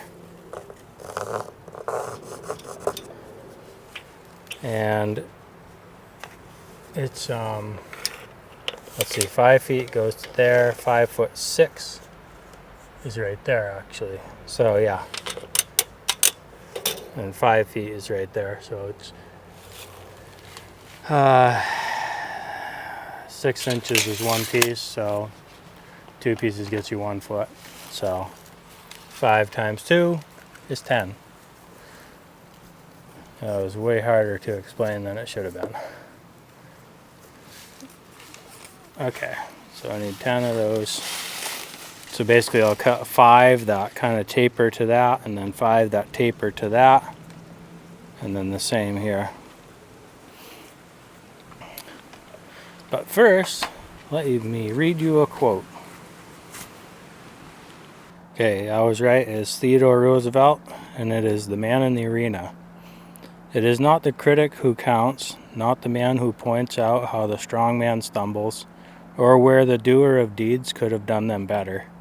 The credit belongs to the man who is actually in the arena, whose face is marred by dust and the sweat and blood, who strives valiantly, who errs, who comes short again and again, who spends himself in a worthy cause, who at the best knows in the end the triumph of high achievement, and who at the worst, if he fails, at least fails while daring greatly, so that his place shall never be with those cold and timid souls who neither know victory nor defeat.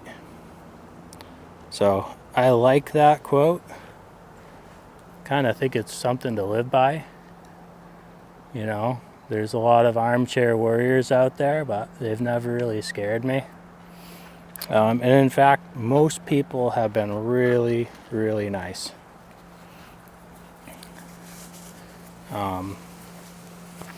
Yeah. And actually, my watch face, nobody's asked me yet, but my watch face is a giraffe. And I actually got that from the Market Basket Fiasco lockout here in the East Coast. If you don't know about it, you should look it up. It's pretty interesting. There was going to be a change in the board of directors, or the owner was. It was this whole thing, RDT versus RDS, and RDS wanted to maximize profits, and RDT wanted to keep the business the same. But the board ousted RDT, and the whole company walked out. There was there was trucks sitting with food in them. The food was spoiling. The truck drivers weren't delivering. I think they might have made a movie about it. But they adopted the giraffe as their symbol because they were all sticking their necks out there. And so having that on my watch kind of just reminds me to, you know, don't be scared to take chances. 16 3/4 shy. And it's going to go to strong. So I'm just going to kind of angle those a bit. And that'll get me where I need to be.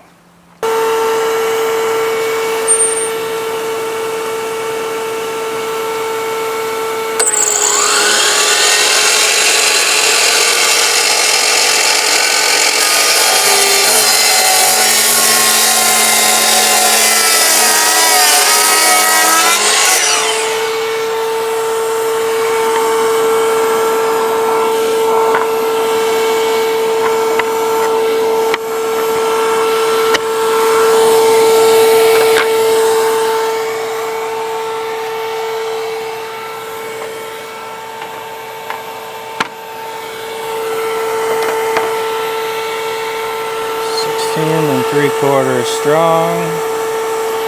The rest of them get cut at that.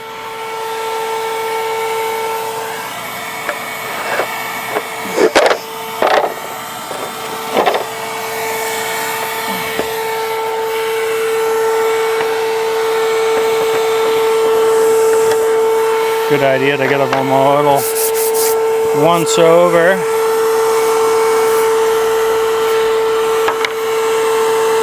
Before you go ahead and cut them. Sometimes I'll cut an extra one or two just to be sure that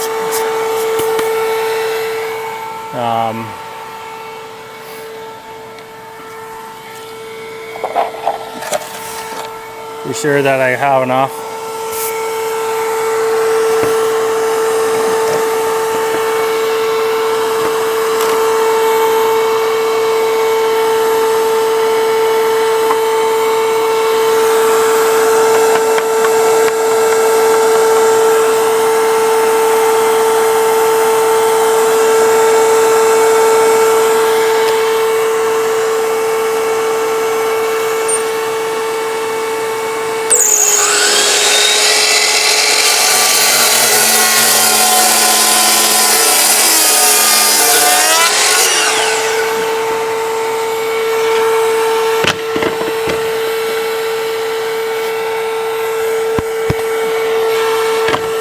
Another helpful tip is to, if you have a piece that's damaged, like this one was,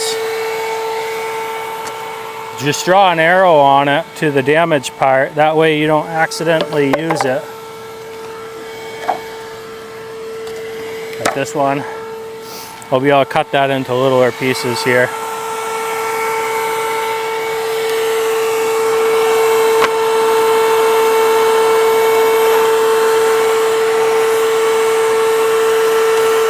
There's all the pieces for one side. I'll paint these up.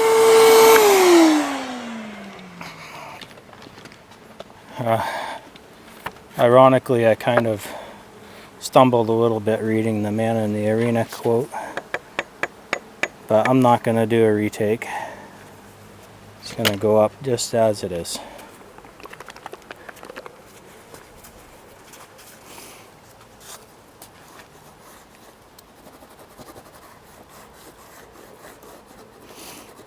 Now I'm trying to paint a lot of these things at once. I'm just giving this thing a good squeeze and trying to put a healthy coat of paint on this.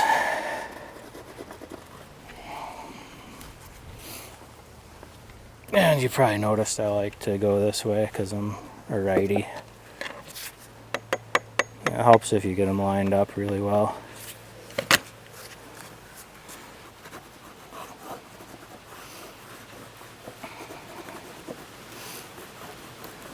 Come on. It's kind of nice to use a roller because it paints a lot easier, a little quicker, but the paint keeps drying on it and it just, you end up using a lot of paint. Alright, so this is what I was talking about before, about pinwheeling them or staggering them. Just kind of go like that. You don't want them to dry together. I'm going to put them face to face and twist them like that. I didn't really clean up the junk in between these, and now you can see it kind of, the paint is kind of picking up that junk. So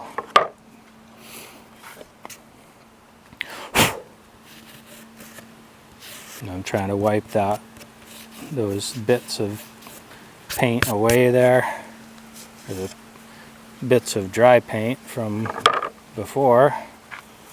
Try to wipe them away. And I'm being more fussy than the factory even, I think, because I've seen some factory ends be kind of gnarly.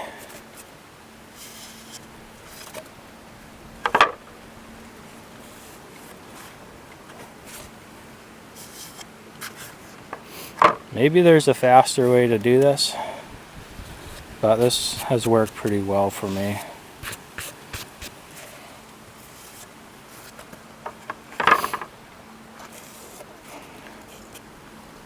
The faster way is just to skip it all together. And I'm sure some people do.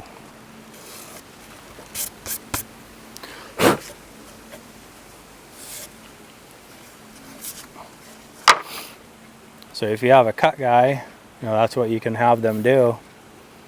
Just kind of arrange them like that, and then if they get ahead of you, they won't dry all stuck together.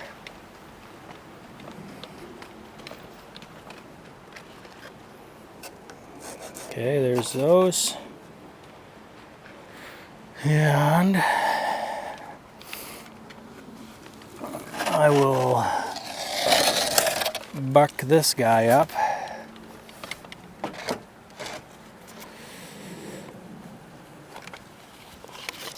We had 16 and 5/8 to 16 3/4 shy.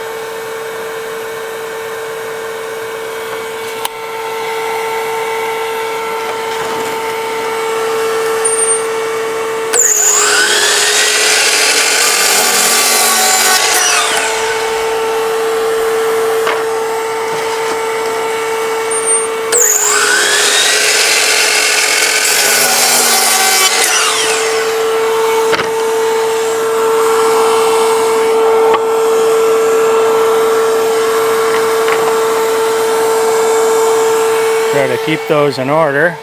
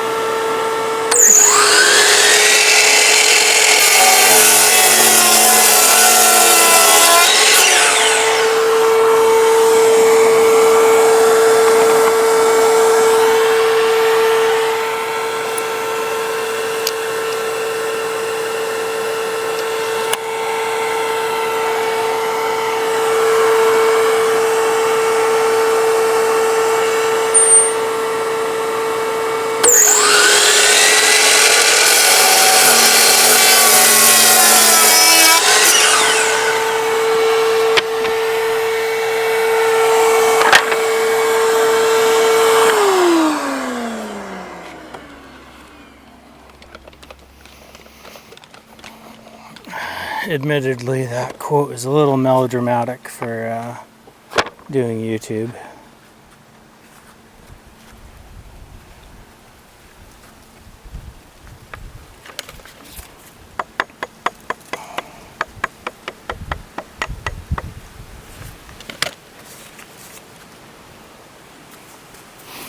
But you do kind of feel a little silly when you're out here working with a GoPro on or being recorded.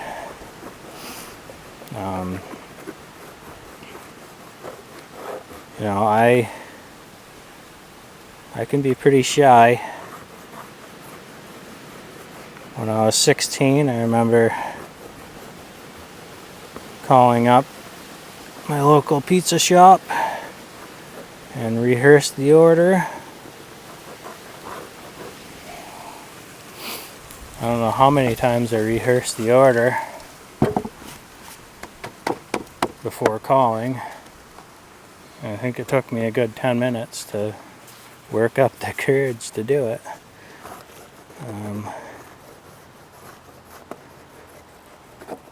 So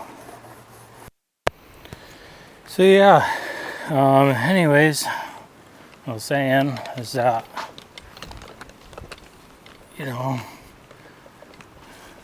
being introverted or shy or whatever, it's not like anything you need to live with.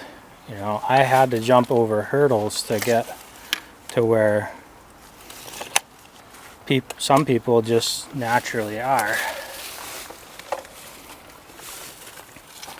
And that's okay. I didn't just say, oh, well, I guess I'm just shy and I'll just stay that way. Because that wouldn't have served me very well.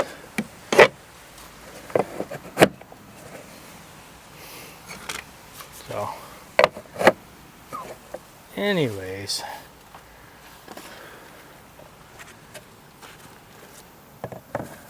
This is your daily encouragement from me to get out there and try something new. Don't do siding tutorials though. I already got that locked down. I'm kidding. If you got something good to share, then share it. Okay, so it looks like it's a little bit bigger there and a little bit tighter there, a little bit tighter there, a little bit bigger there. So it might have been heading a little crooked. I can also pop my level on it, and yeah, now it's level.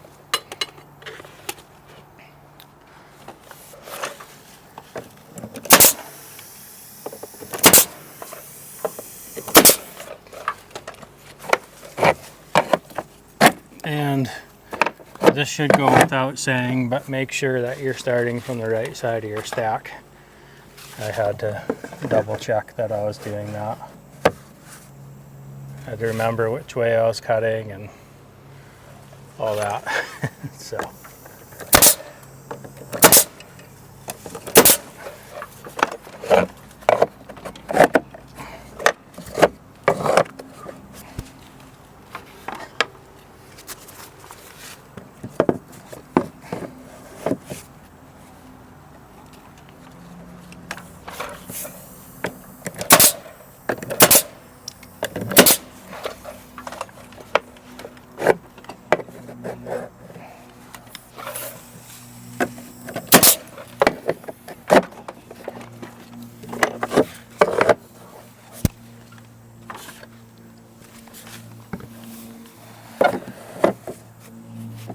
I might just put this out there like this, long form video. I actually have a surprising amount of views on a couple of my longer form videos. See how it's angled a little? I want to make sure it goes up nice and straight. Both of those corners are sitting flat. Or sitting tight to the piece. Alright, well I'm going to go up above there and just kind of square in and see how they're looking for lining up. from corner to corner. They should be right on, but you never know. Cut into the bottom there. Little mark. Right there. Yeah. We're still an 1/8 inch low.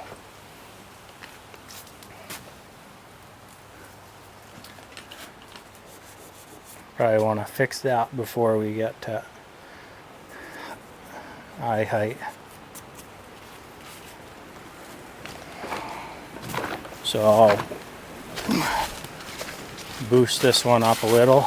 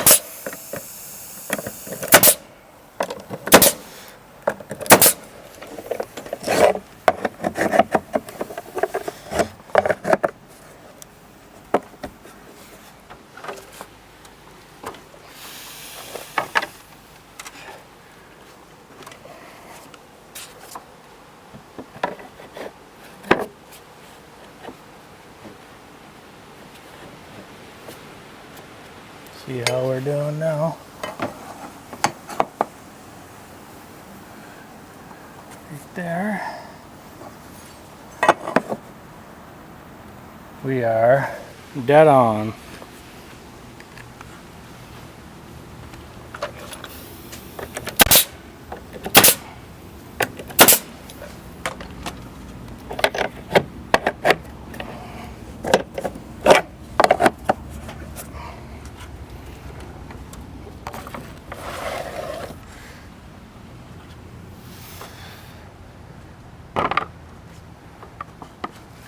So gentle with everything.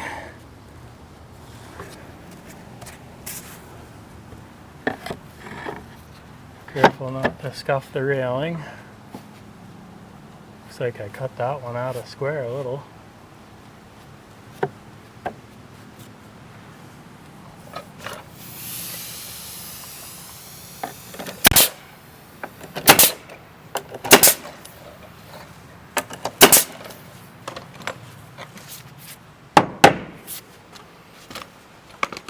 If you're nailing into metal studs, they tell you not to give your nail a bump because it'll actually bounce the nail out of the stud.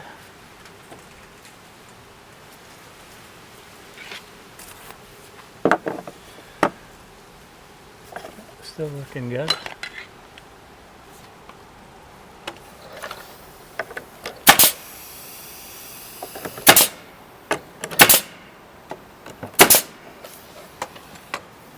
And they say to on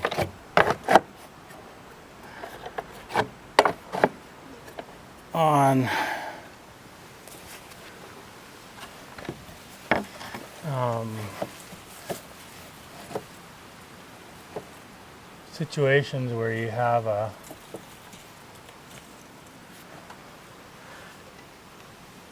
forgot what I was saying, man. Wow, it just totally blanked out.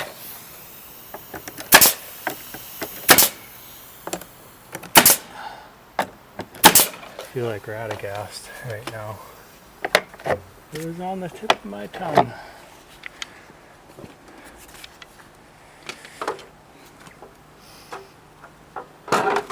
Nope, that was a stick bug.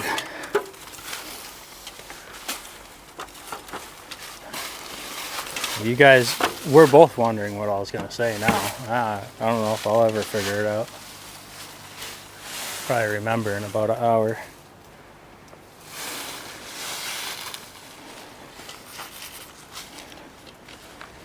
Okay. 16 3/4 strong. 16.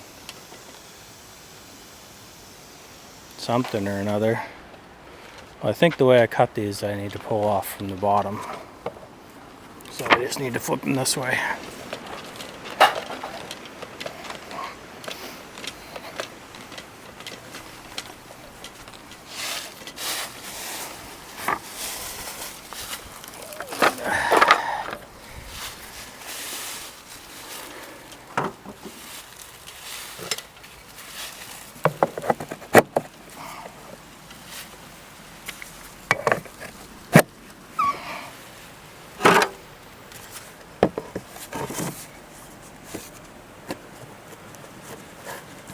Didn't change very much anyways.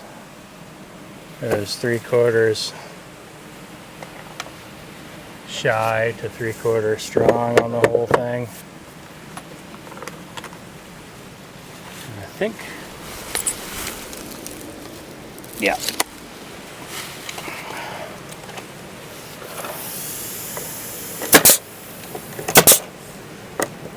Oh, yeah, I was gonna say, situations beside a window, they say where there's trim covering your king stud and your jack stud, to add another stud to nail the siding to. Just so you guys are aware of that.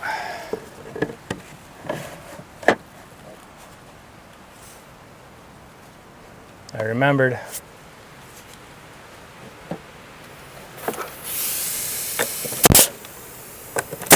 I think we're out of gas. Remembered a little quicker than I did.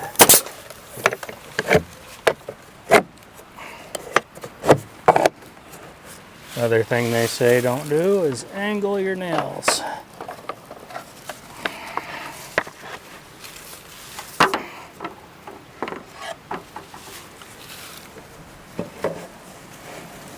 And one thing I'll say to do is don't put it so that the lettering is down, because that would be bad news. Bad news bears right there. This stuff used to be designed so you could use it either direction, but I don't know, some 15 years ago or 10 years ago or whatever, they changed it. And I remember being pretty annoyed at them.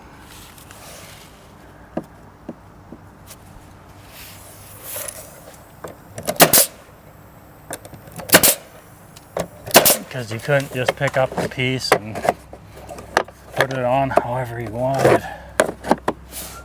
And you had to spin it around to cut it, and yeah, it's just makes it a little bit more work.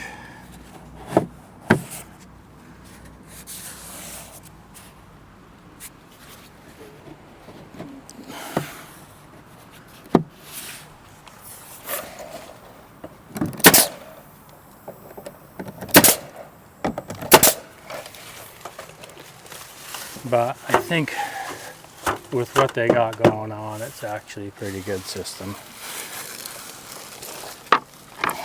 You know, you get that drip, edge, which is nice. And then you get the nail line too. Gotta use my belly.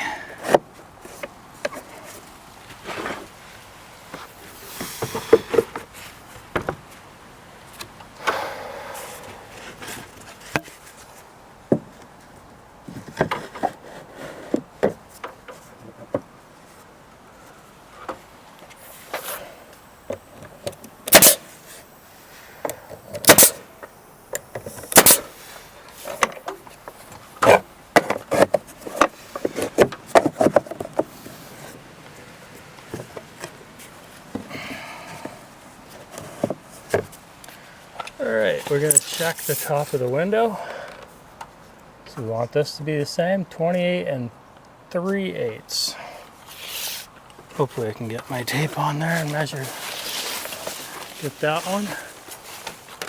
Might be a little shorter. 28 1/4. Yep, makes sense. I moved it up an 1/8 inch.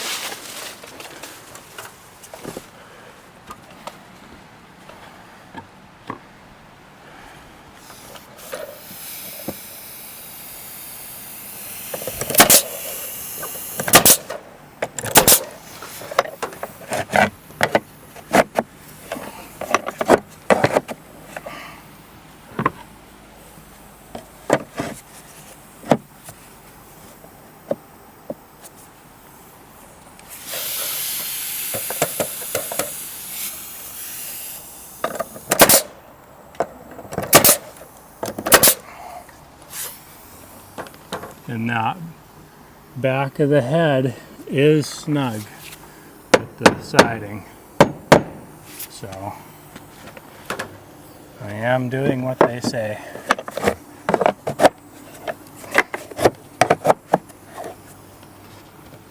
And these things, you don't want to crank them too tight. It'll start to pull it away from the wall a little bit and kind of digs into the siding a bit. So you just want to go just snug them up.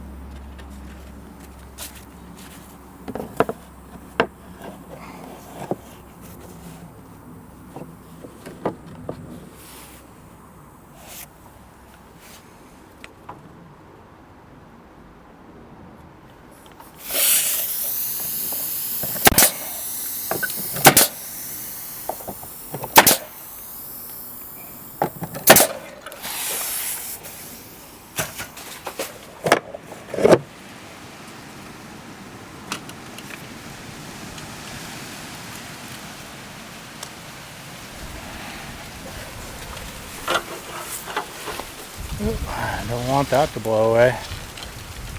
Got a highway pretty close by.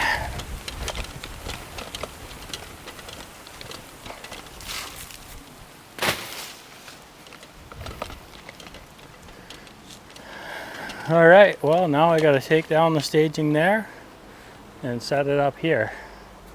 I don't know if I'm going to do that today. 3:23. Got the site guys coming next week. And I don't know, they're going to dig all this up right here. They're going to dig it all up. They're going to put in a leach field. Really hesitant to set up my staging because, well, I might have to trek quite a ways. Might have to set up my saws way over there. Then bring everything way around the corner to get it up there.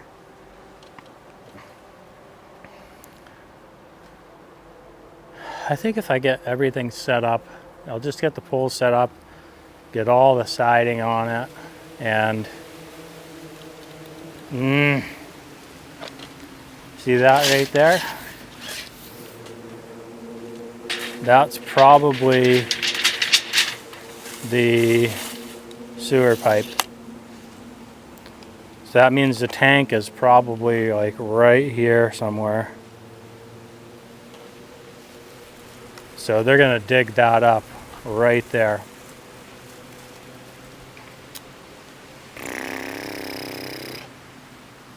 What do I do?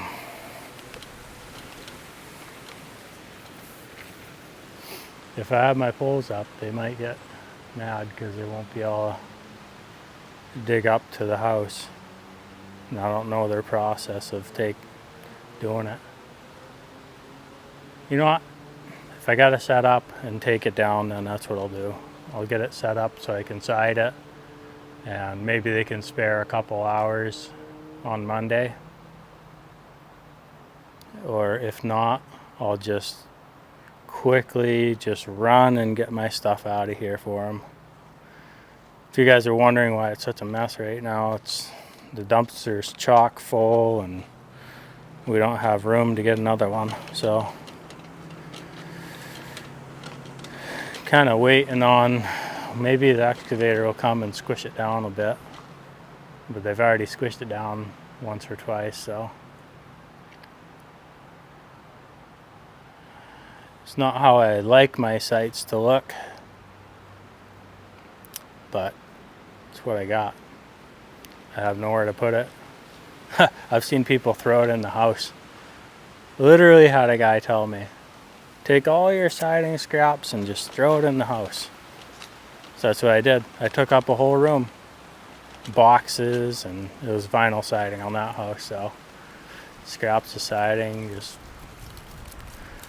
I think the drywallers and insulators were pissed.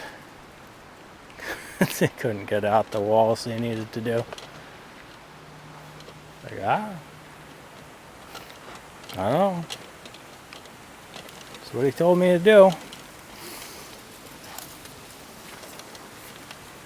Actually, yeah. Anyways, that might not have happened. His guy might have said no. His super. Okay.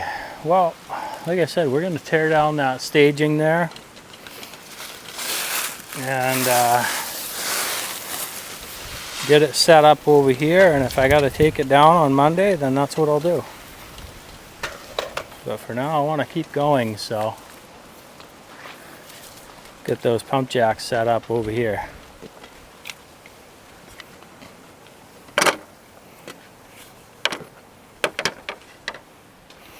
Get rid of some of the weight in my bags.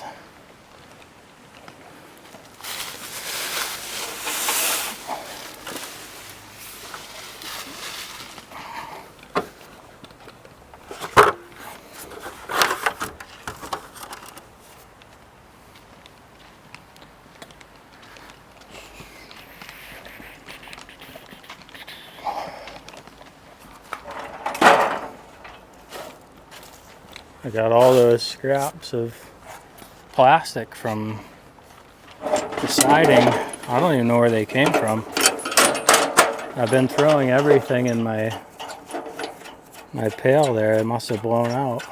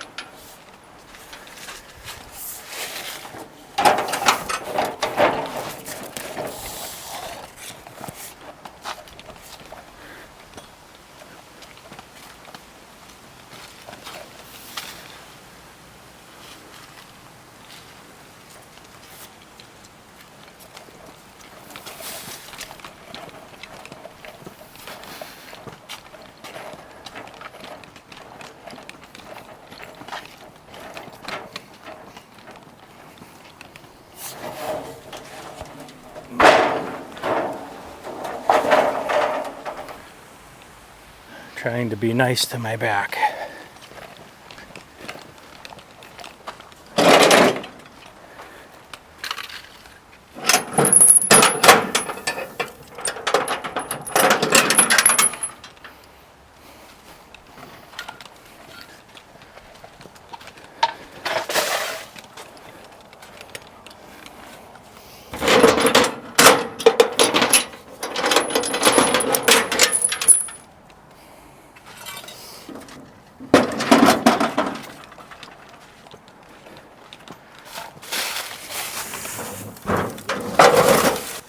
So right now I want to set these up perfectly straight, so I'm kind of using the window as a guide and that corner post. Just kind of get it as straight as I can.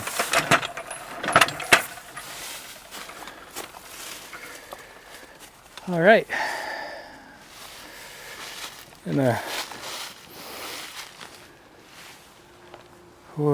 Okay, 407.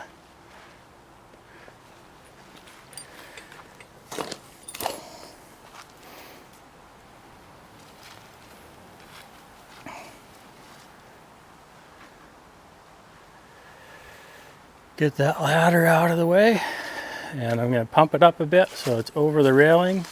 Then I can load up the back plank with some materials.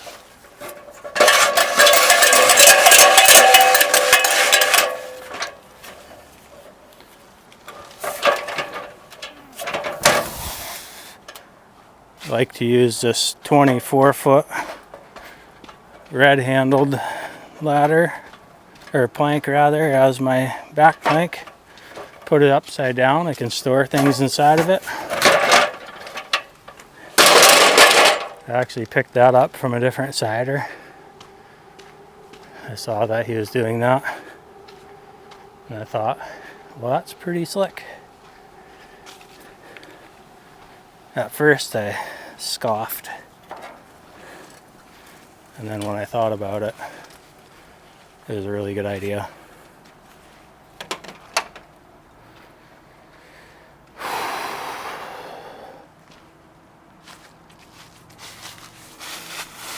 It's gonna be a bit of work to take this down if the site guy comes and wants to work Monday.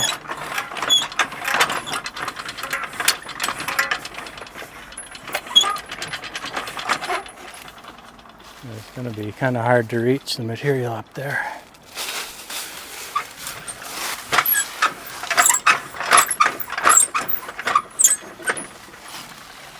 Go as low as I can before it's going to hit that post. That's about as low as I dare. This looks like the middle. Get to do a military press.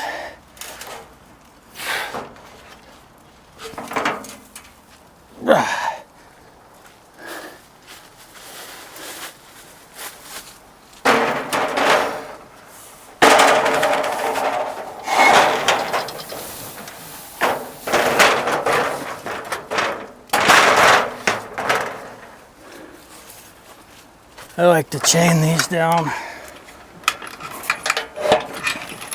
I've seen guys skip that step, and I've seen their back planks fall off.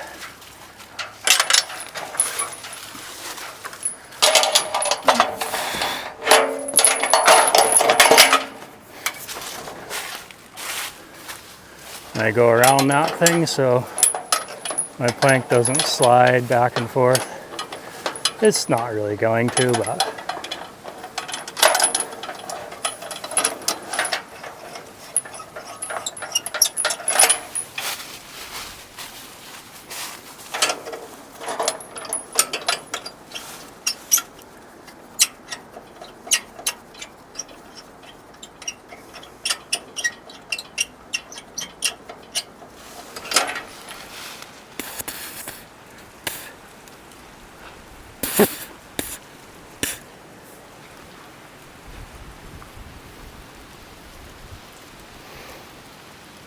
I just gotta remember to pump up that side first so I don't crank it up and set it down on top of that post.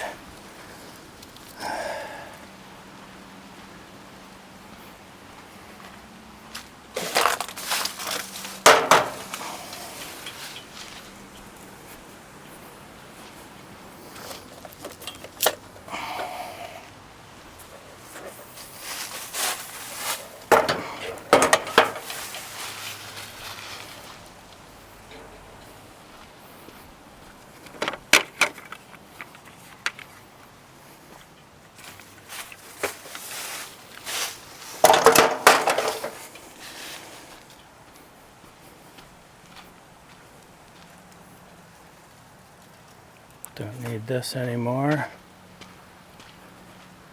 Doesn't look like I'll need the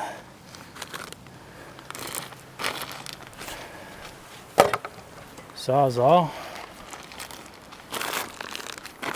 We'll need these, and I'll need a light block. I'll need that soffit that we cut earlier. So I can bring this back, grab a light block.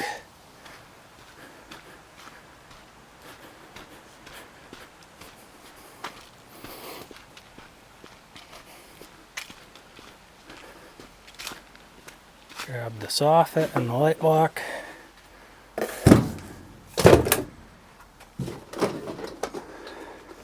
This all might be all wasted time if that site guy comes on Monday.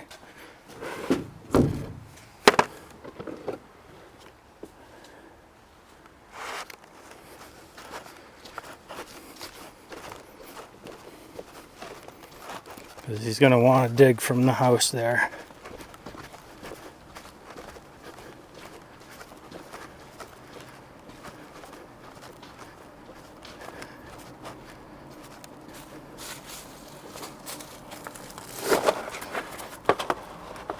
Trying to give myself enough space so that I can put full pieces of siding in the middle there.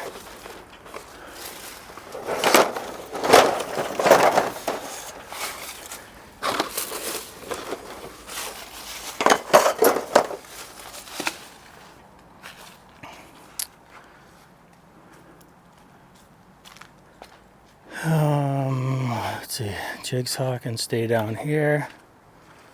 I'll need tape. These guys.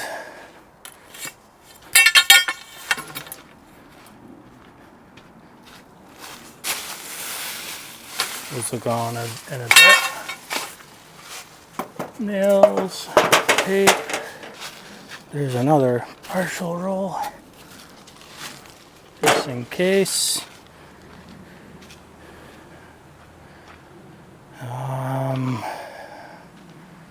I'll need white nails. I'll need some flashing pieces. This might be enough between this one and whatever I have in the other one. Where's the other one?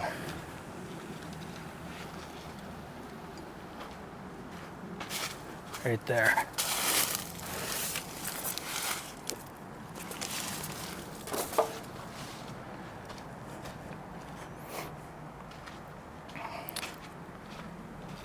I'll need these 2 pieces of F channel.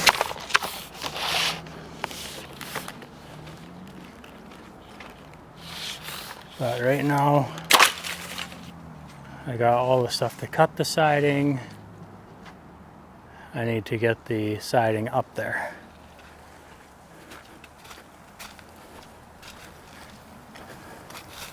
So I'm just stocking out. I'm trying to get everything there that I think I'm gonna need. And that way I spend less time going up and down ladders and everything's right there for me.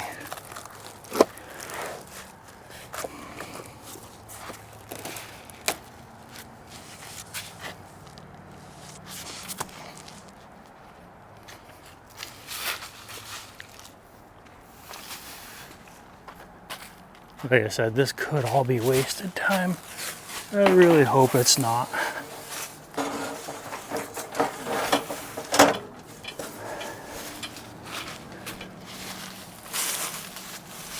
Yeah, we're good.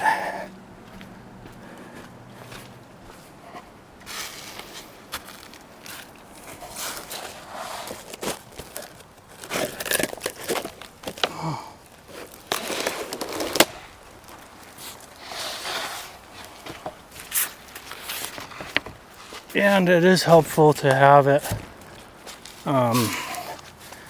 facing the right direction, so you don't have to spin every piece around.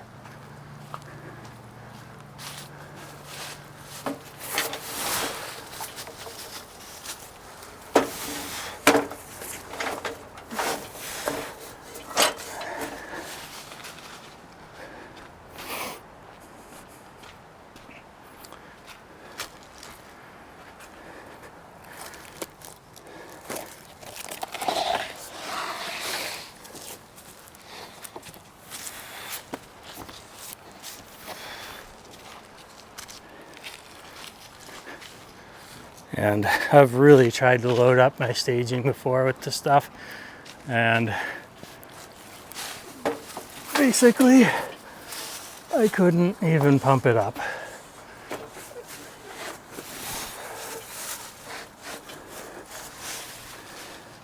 You can only pump up so much weight.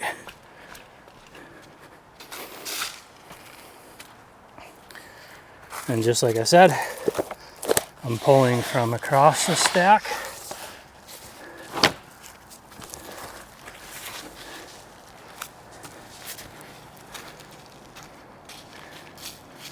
And not going straight down one run. Some of these things look like they're facing the wrong way.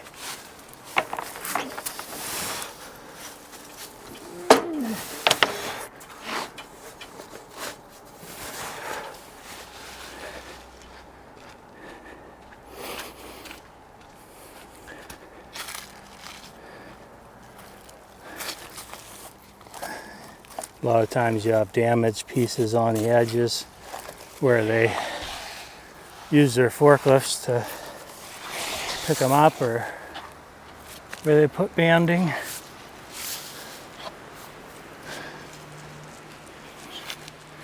Try to use it on smaller pieces.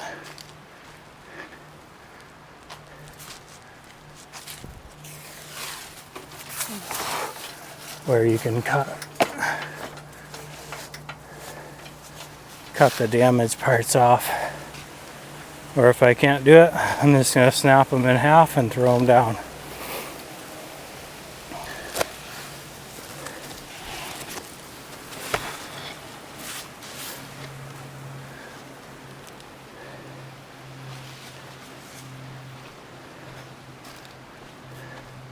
So I'm loading up for the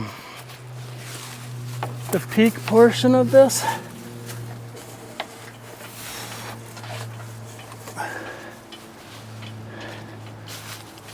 Down below, above the window, I'm going to just use the ladder and go up and down, because I'm going to use the shears up top in the gable, because those cuts don't have to be so nice. But down lower, where it's butting against the corner, those are somewhat exposed cuts, so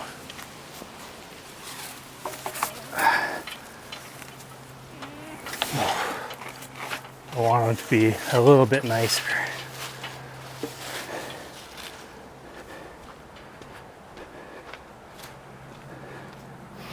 I think maybe one more stack, maybe 2 more loads. Yeah, I'll do 2 more.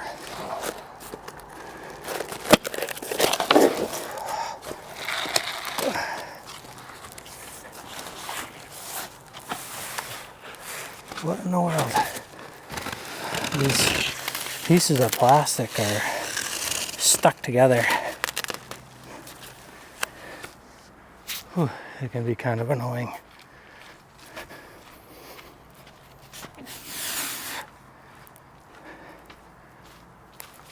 All in a day's work.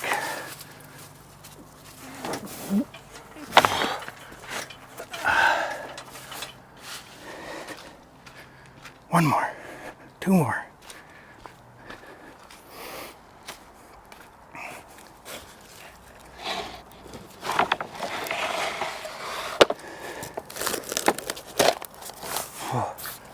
What are you even stuck to?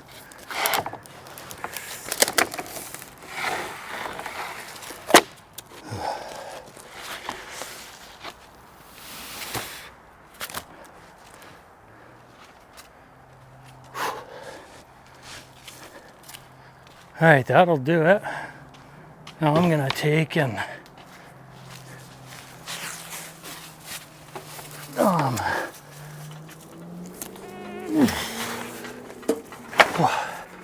it's all I can reach anyways. take and pump up so I'm above the railing, and then put my other plank. Oh wait, never mind. I need to put these on. There's 1,000 pieces to doing it this way. It's crazy.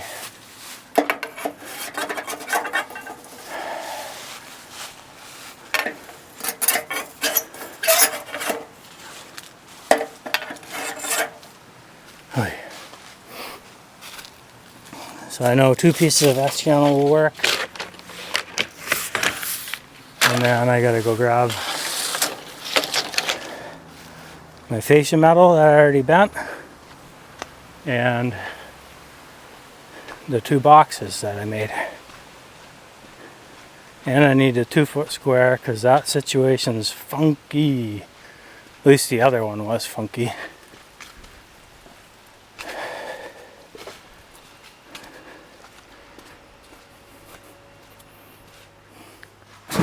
There's the boxes. Fascia metal is inside there.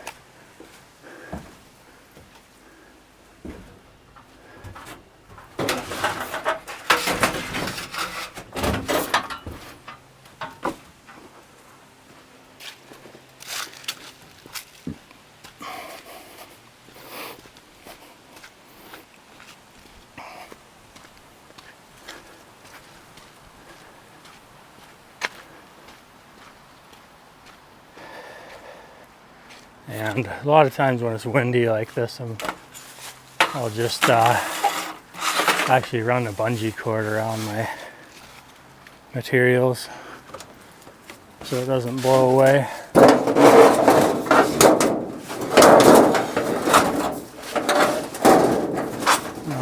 For these ones, what are you doing? Come on. Okay.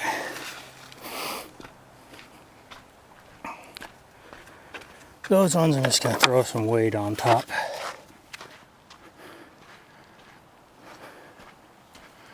Oh, can't forget my hems.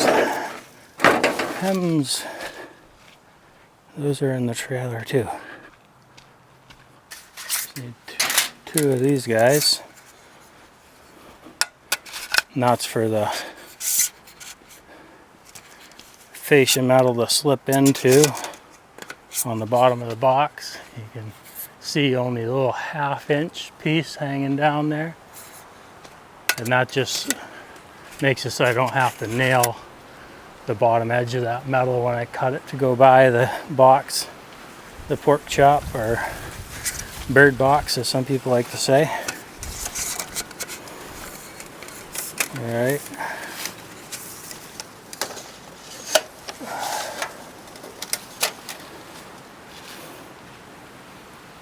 Now we're all loaded up.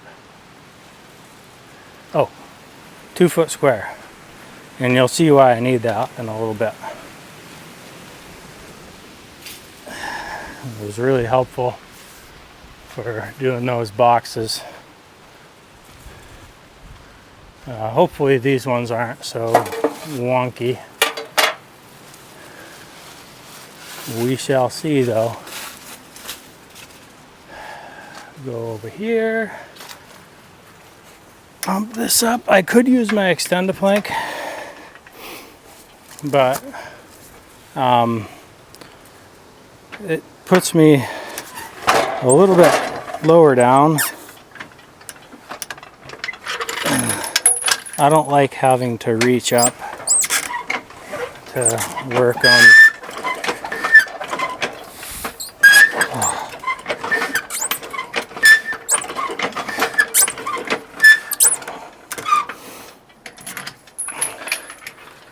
I don't like having to reach up to make cuts and stuff. Working up by your head level is kind of a pain, so I'll just get these up past the railing and then run my 24-footer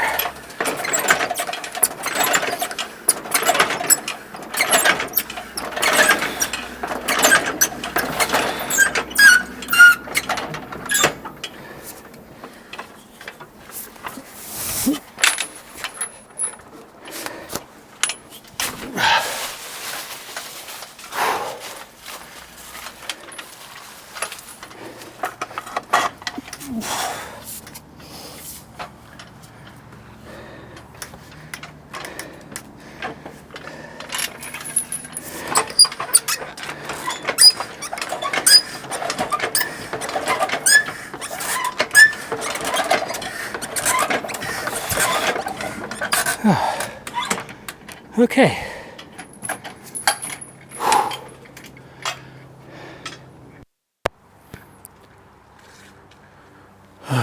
Okay, this thing is a little bit harder to carry. There's like nothing to hold on to. The other one has those nice bars you can grab onto, and they're perfect, like 2 feet apart. So yeah, it's a lot easier.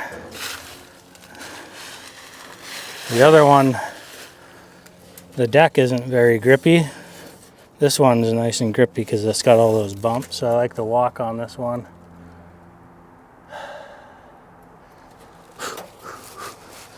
Flex your stomach. Unflex it because you can't control it. Up on the shoulder. There we go.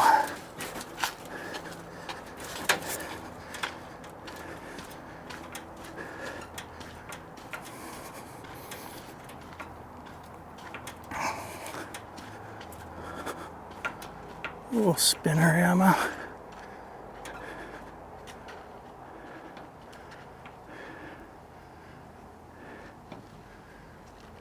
And we'll shoot this thing right up there.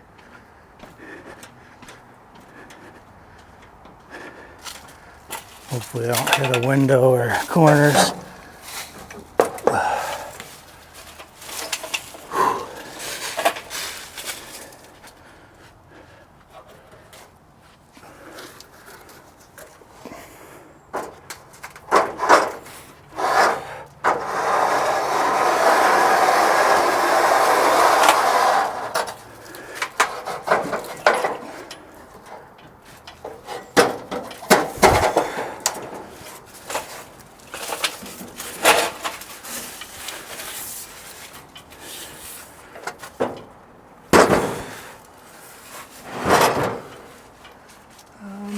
We actually got to clear by.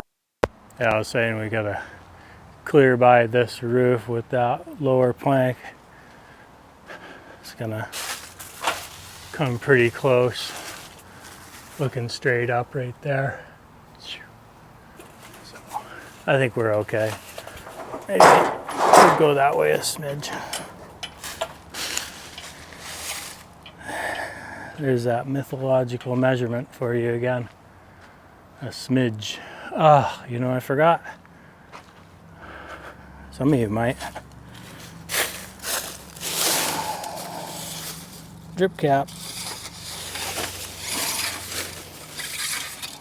for the top of the window.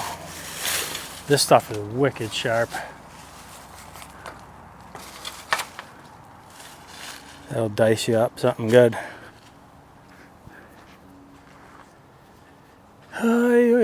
Okay, now I'm gonna get a ladder set up so I can get up and down. Then I can start putting up some siding.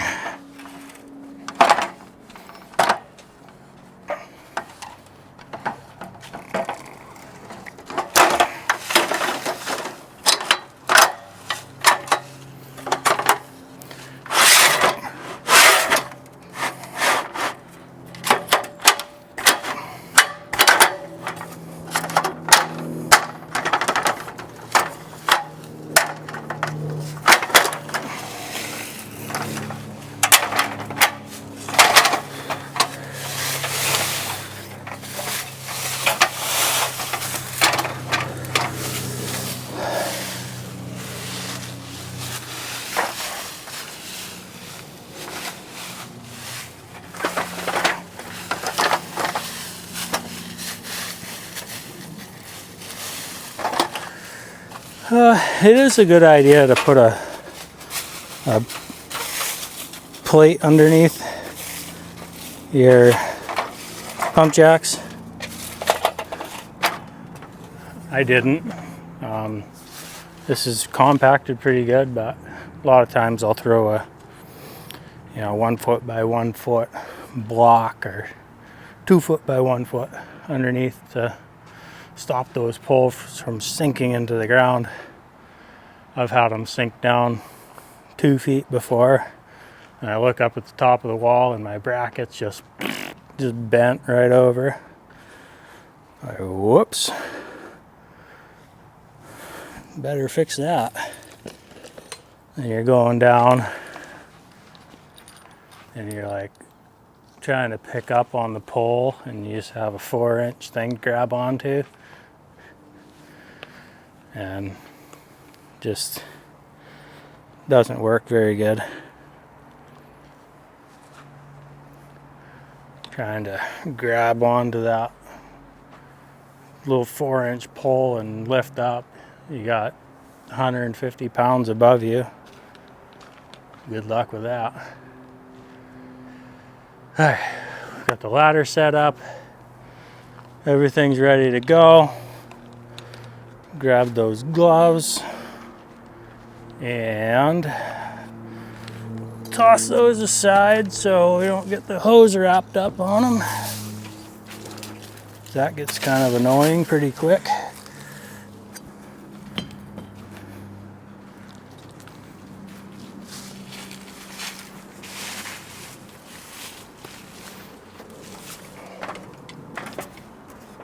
Ooh, got a Widowmaker.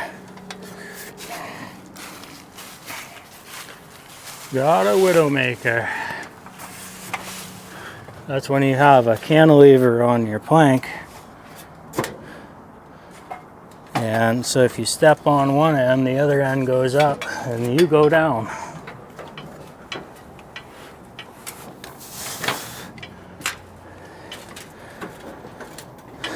So we'll chain these down.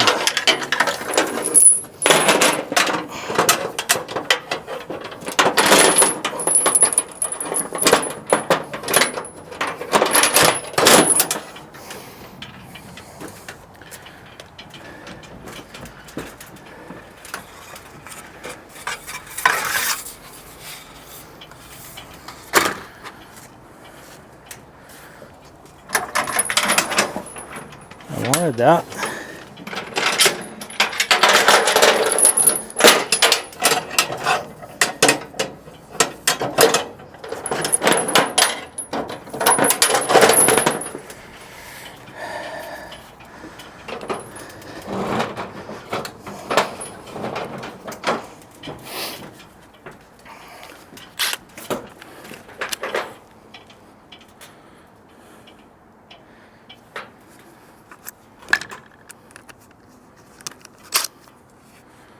I'm being optimistic and putting that on there. Pretending like the site guy isn't going to make me take my staging down in the morning Monday.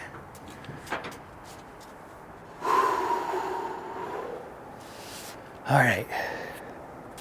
First things first is we're going to get this flashing on top of the window.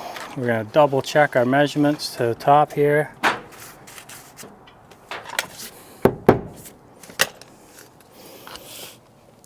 10 3/16.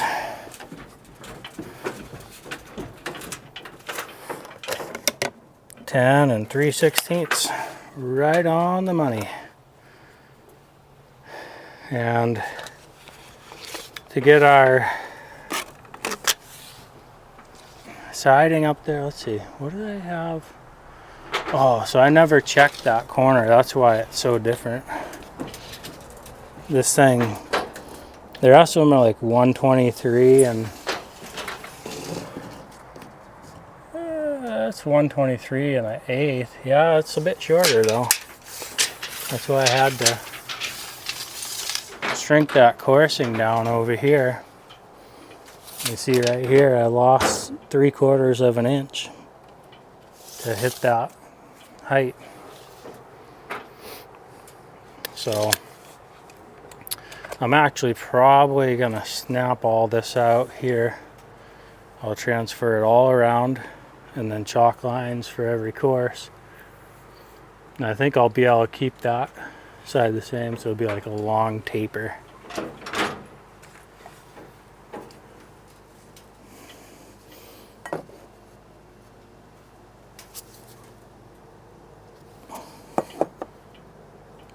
tiniest mark here.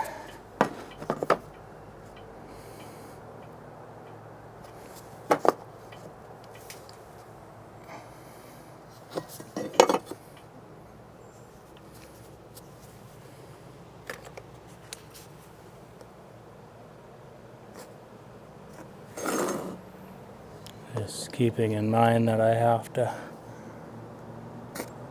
move this up 1.25 inches.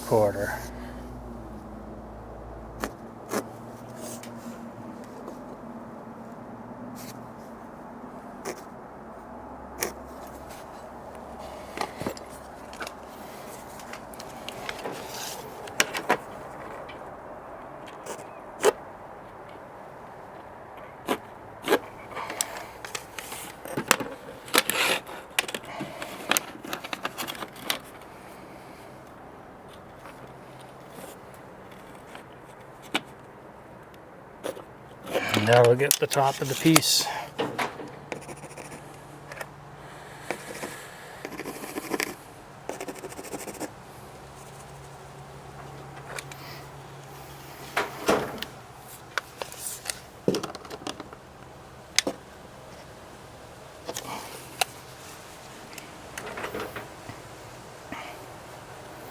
Close enough. And that puts my top mark 2.25 from the top of the corner. We'll see what we get over here. It should be pretty close to the same.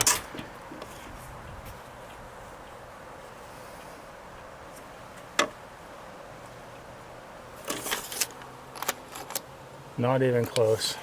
We dropped it way down. When you start playing with coursing heights, it just really messes things up. So I'm not going to be as aggressive about dropping this down.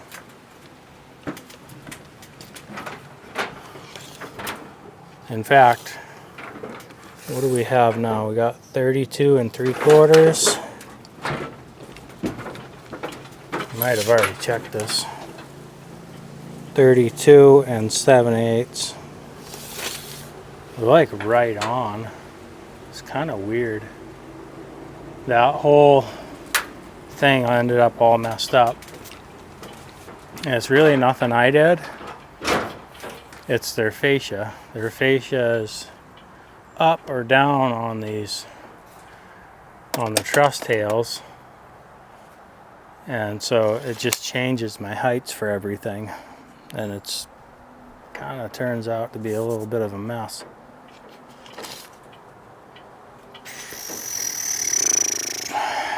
So we're going to split the difference here. I'm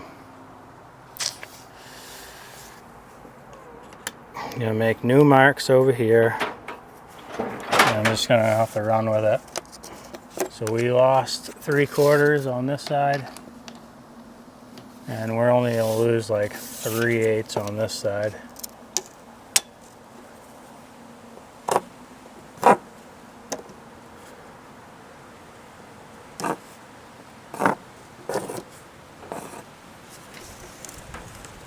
I don't think that's going to be too noticeable. It's up above eye level. And I think it was worth it to have this reveal stay the same and have it a little bit off on the corner over here.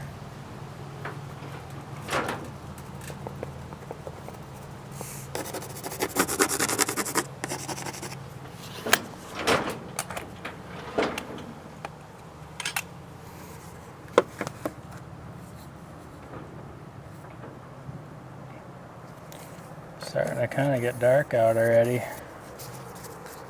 Not really supposed to be dark until almost 6. So we have almost 2 inches. 1 7/8.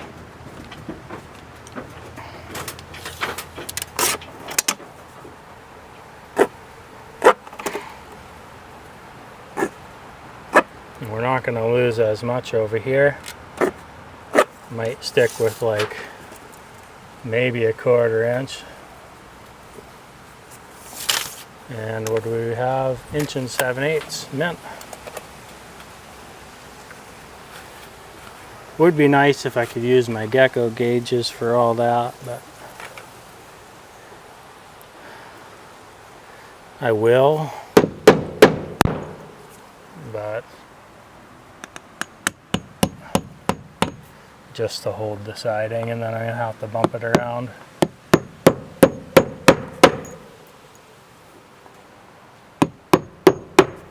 So just like we did down below, we're gonna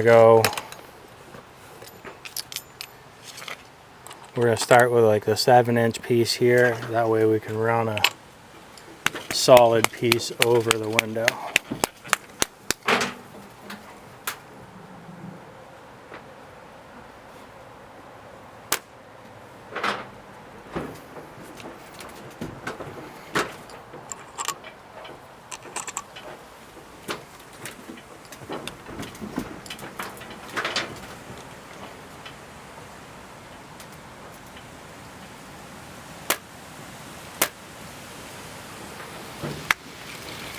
Very faint line, but it's there.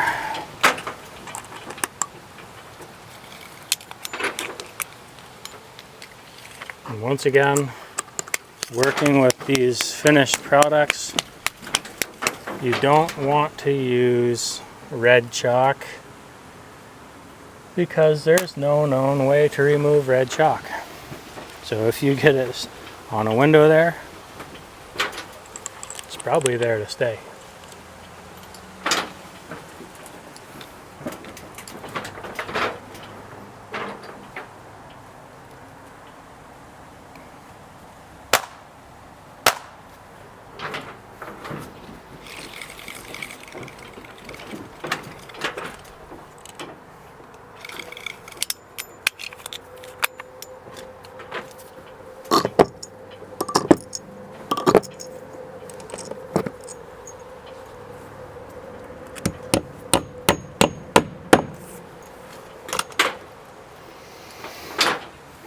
And our flashing, I think, is 1 3, almost 1 3/8. I'm going to chalk a line for that at 1.5 inches.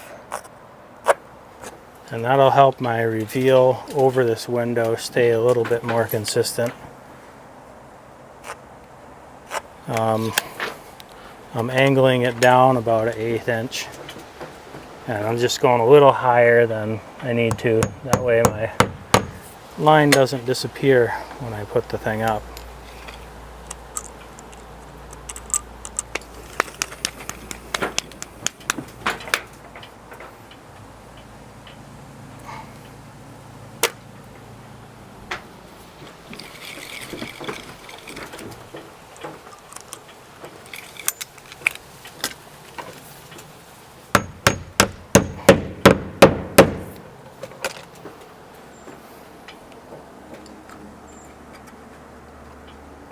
And as much as I can, I like to face seams away from traffic areas. So even on this piece of flashing, I'm going to start from this end over here and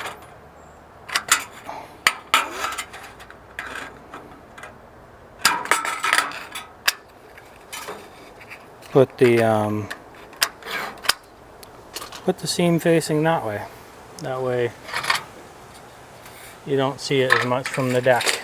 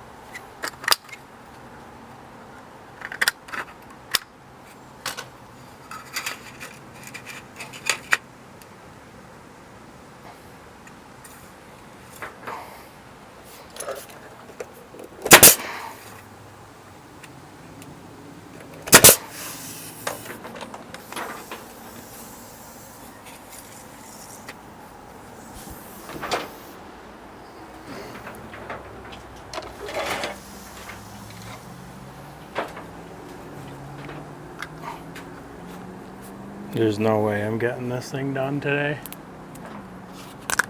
I wanted to, but it's just not gonna happen.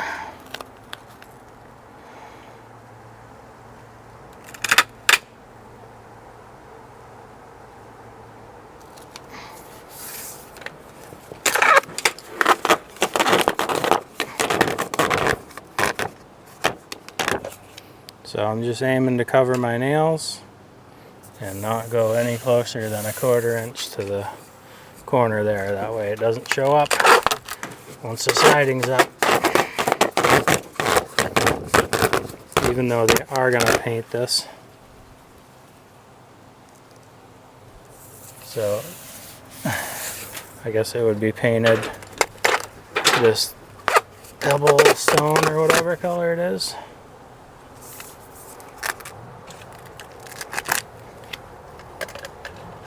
Plenty of tape.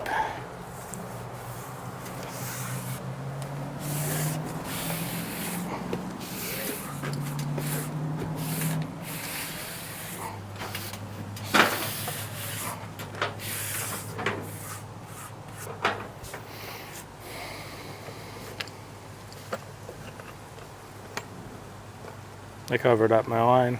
Ah, what an idiot. You're an idiot. You're an idiot. You're an idiot.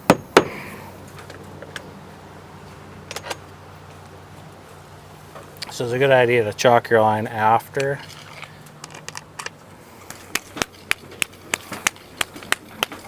After you have your zip tape on, if your zip tape is going to cover it up.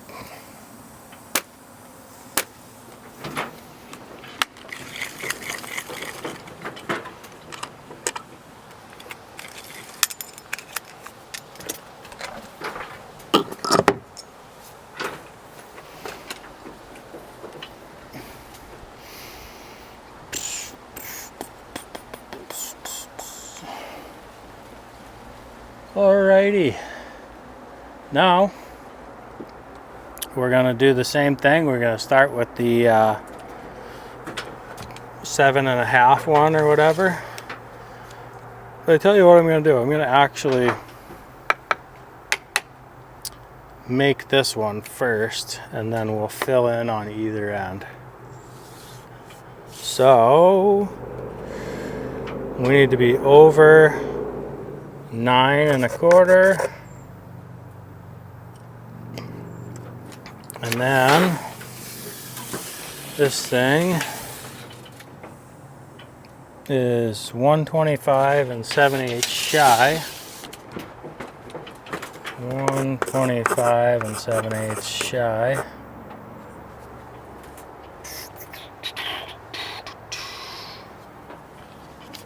And we'll use this little thing to measure to. Down from the line, 2 3/8. Check a few spots. Yep, 2 3/8. 2 3/8 ish. And 2 3/8. Yep, 2 3/8 down.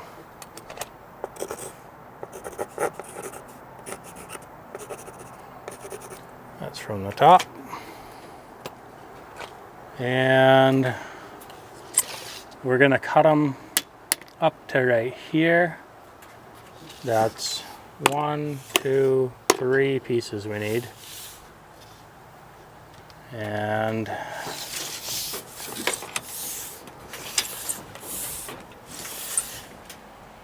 we'll go to this stud here. We got 132. And we'll go 131 3/4. 131 3/4, and then we'll minus 32, and then minus 32 again.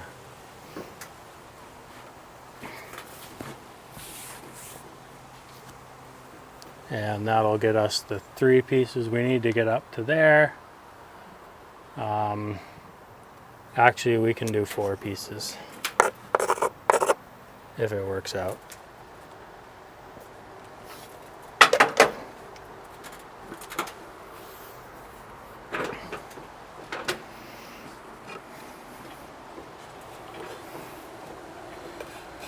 got nothing good to write on. That's what we got. I'm gonna cut off a corner of one of these boxes, that way I got something to write on.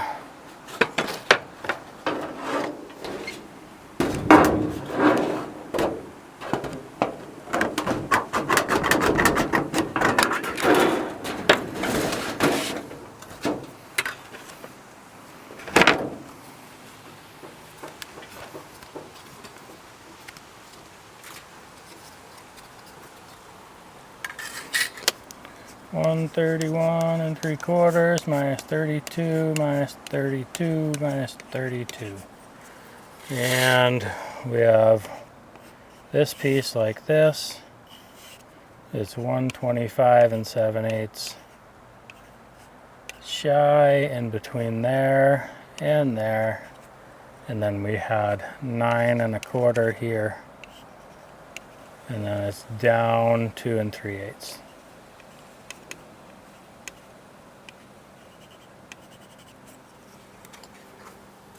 And that's all we need for now. Yeah. Yeah, I'll try to go find them. There's a couple. Those will do. This is my starter piece. It's all primed, so I didn't want to break it up. Still want to be able to use it. And do that. A couple of those guys.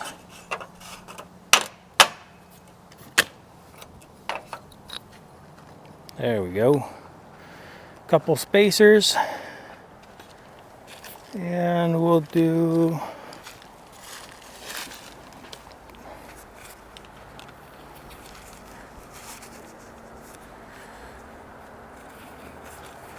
I think I want to at least get it to the top of the corners and maybe get the boxes on today. And that'll put me in good shape to finish up Monday if the site guy will give me a couple hours. That guy's kind of a goofy guy. He would go, the story I heard is he would go to meet a builder for the first time, somebody he didn't know. And he's just like, he's your average white guy, you know? And not gangster at all, but he had a grill. And he would be talking to the builder. And when the builder looked away, he would just casually put the grill in. And then the builder would look at him again, and they'd obviously notice that he had a grill on his teeth, those diamonds. And he just wouldn't even make a face, just keep talking like nothing happened. Just kind of a goofball. What do we have? 2 3/8.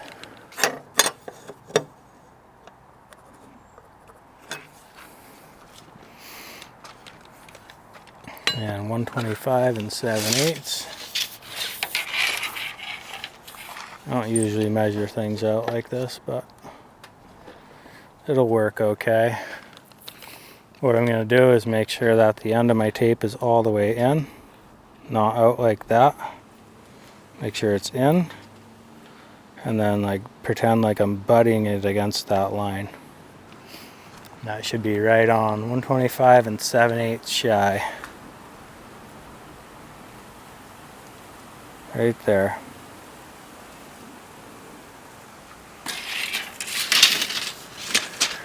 And that was 2 3/8 down.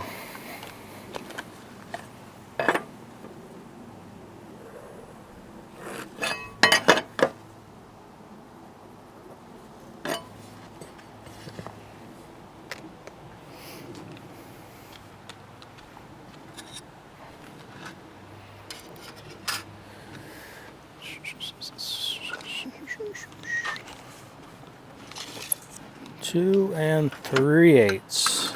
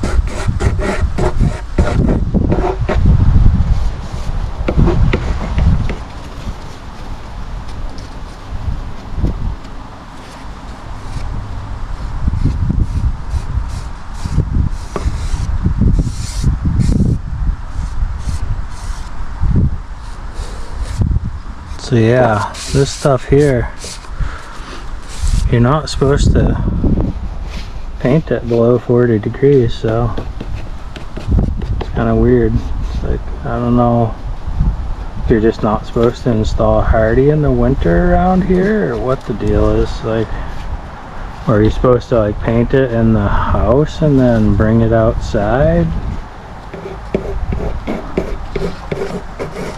But once it's dried, like, I think it says what they normally say. It's like you're not supposed to paint if temperatures are going to go below 40 degrees in 24 hours or something weird. Not something weird, I think it's pretty common, but it's like if you're installing Hardie and it's the pre-finished stuff, maybe you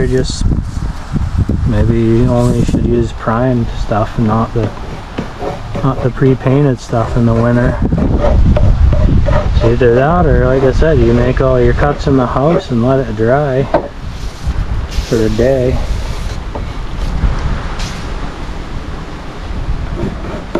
It gets pretty cold around here. We're in the Northeast. We've seen days that were -25.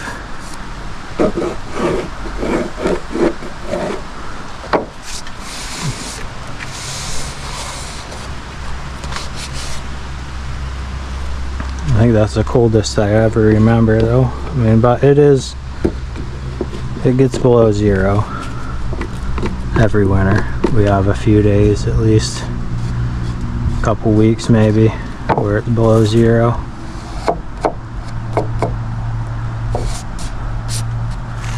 And I'm about ready to be a snowbird. It is too cold. Want to get a nice warm house on the beach, but that ain't happening, not right now, not for a few years at least.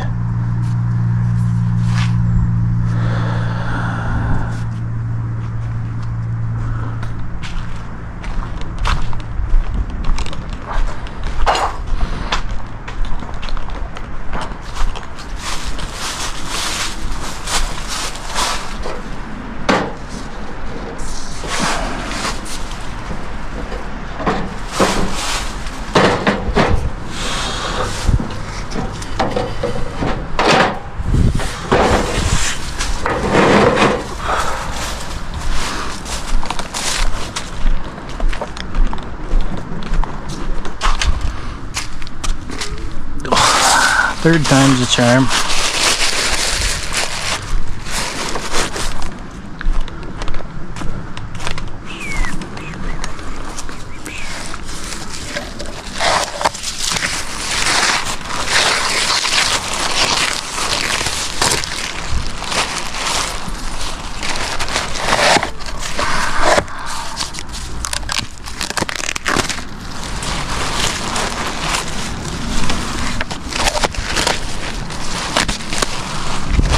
World. It was just falling off. Now it's like stuck to the edges. Like, what'd they do? Bake it into the concrete? Come on, guys.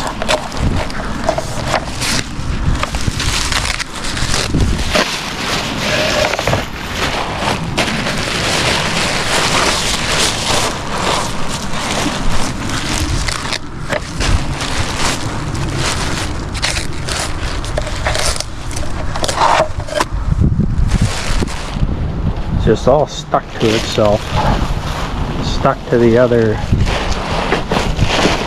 layers.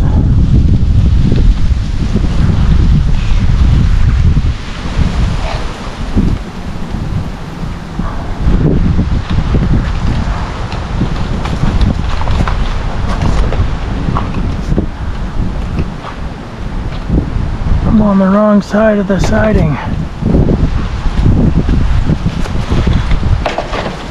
Yeah, it's like stuck.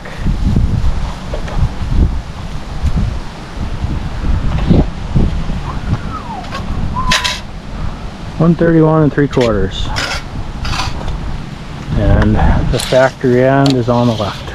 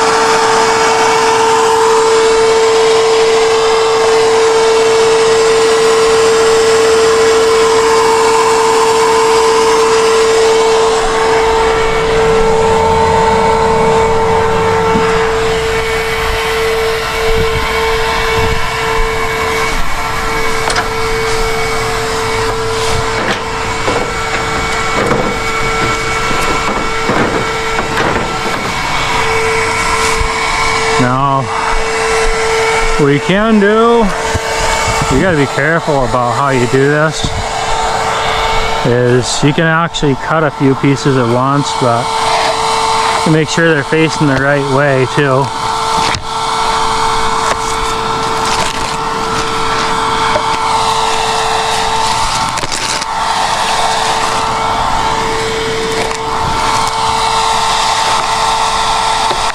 We'll try to do 3 at once. We'll see if it works. I don't know if the last one is gonna actually be long enough.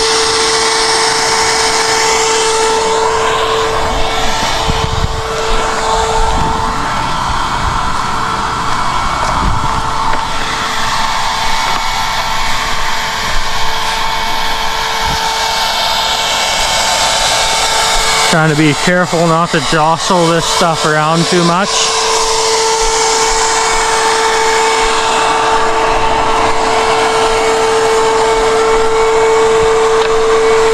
And not to let it bend too much.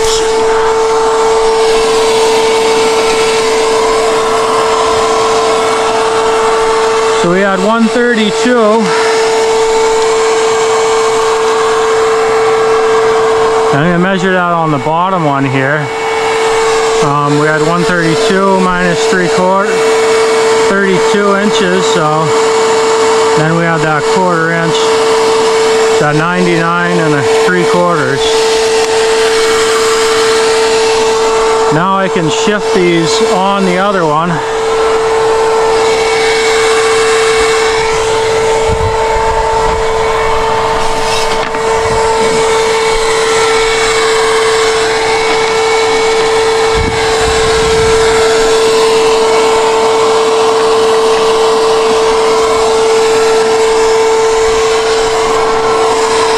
Line those up well, and right on the mark there.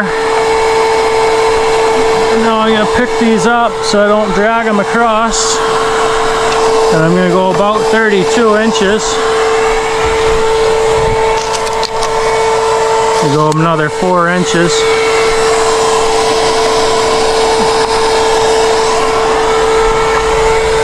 Should be close enough where I can scooch it a 1/2 inch. It's not going to hurt anything.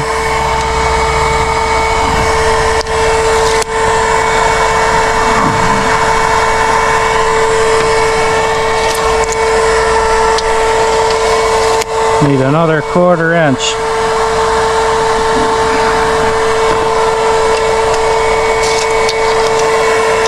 There we are. And now we'll do the same thing with this one.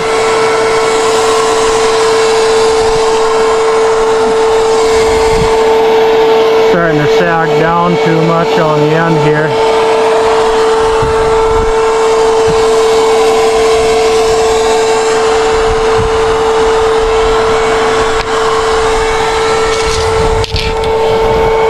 Now we're looking for 64.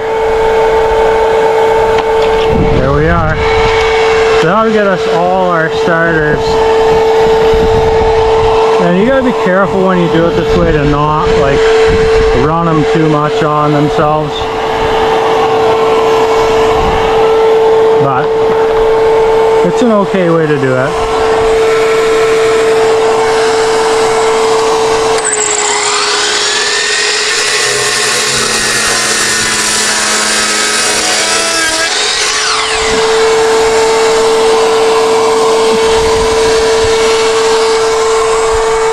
You have a little less control about how much things kind of droop and all that if you have this similar setup to what I have.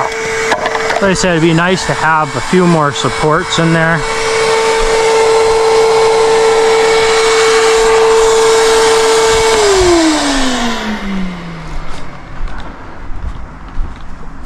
But that's not the situation I have.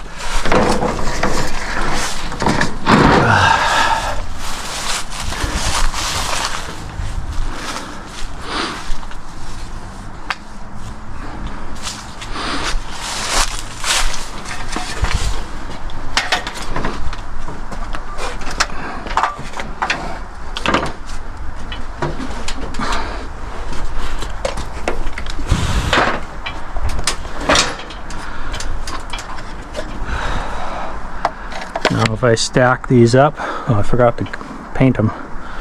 Whoops. Oh, I'll paint them when they're up here.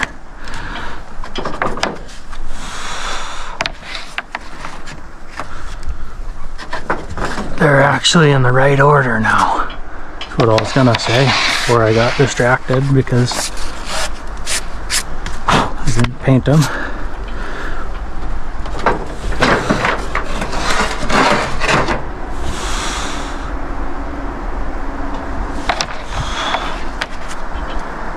This one I think I painted. Yep.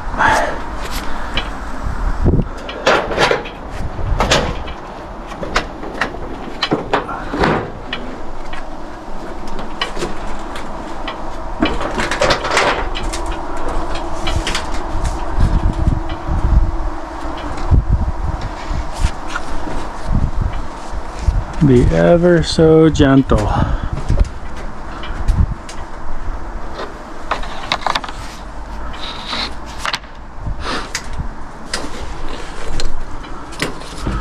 Put our little spacer blocks.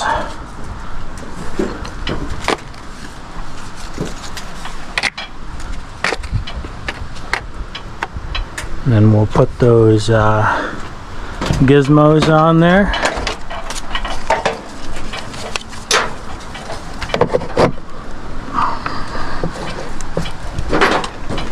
And we'll be able to just drop it right in there.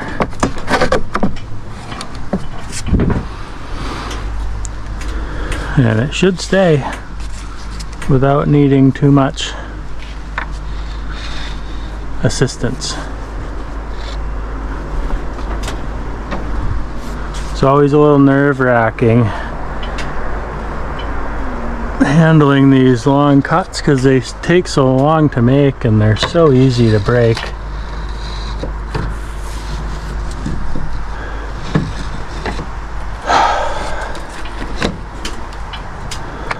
Bada boom.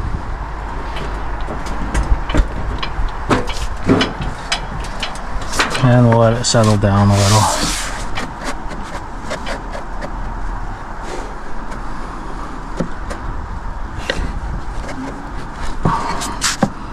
If we have a smidge more than a 1/4 inch, it's okay.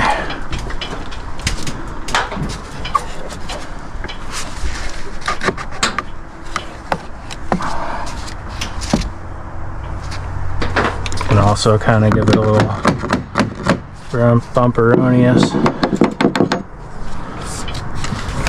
Pretty good there. Pretty good there. I'm liking it. I must have put those things on the other end.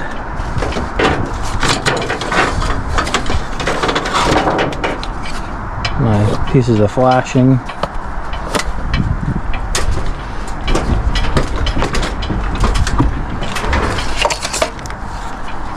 We'll keep these on me now since I'll need them.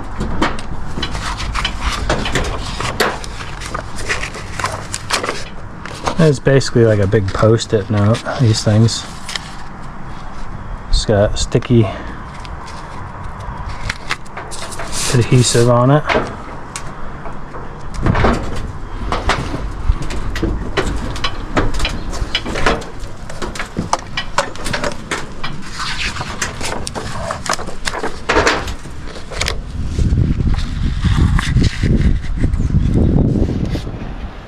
Trying to just cover that nail head.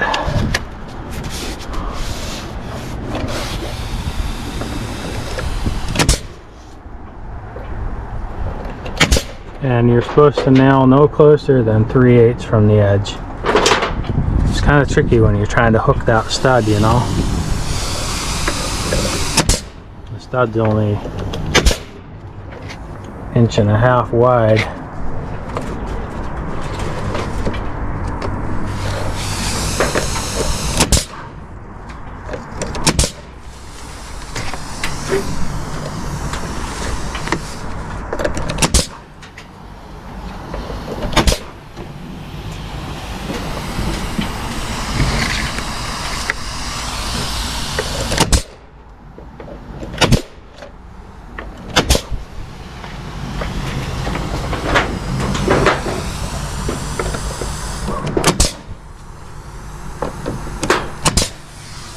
know what happened there.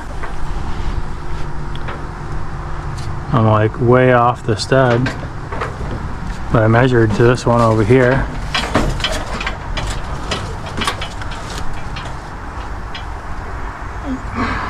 Unless they're just nailing in the middle of nowhere. Nailing in the middle of nowhere. Apparently they were. Oh well. It's the same as the bottom one. I don't know what the deal is. Apparently there's a stud there. Oh well. 7.5. Do 7.5. That sounds familiar. We got that at the bottom.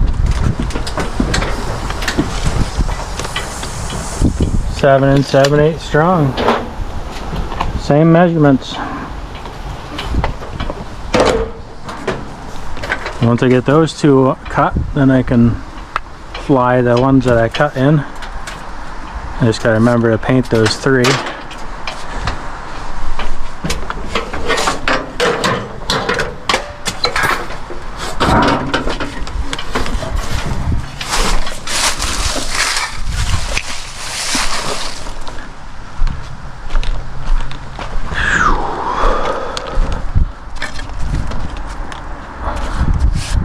So we're on that side, 7 7/8 strong, I think I said.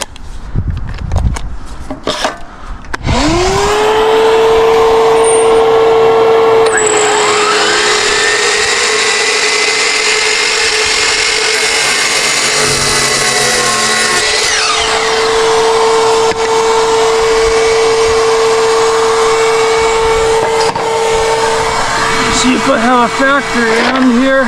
Nope. Looking for a factory end on the left side.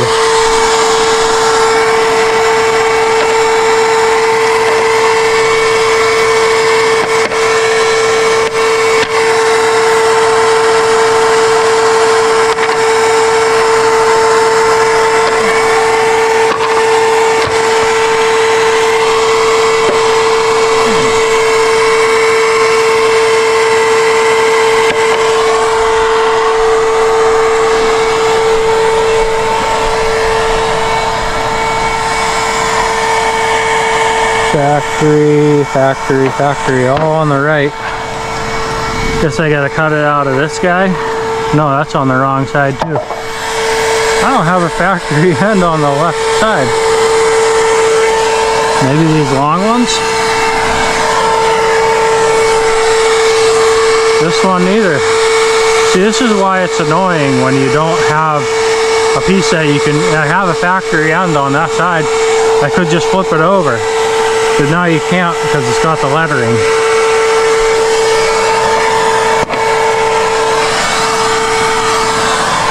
Wow, this is wild. I'm gonna have to cut it a 7.5-inch piece out of a full piece. Unless I have something over here. There we go. The scrap from the other gable.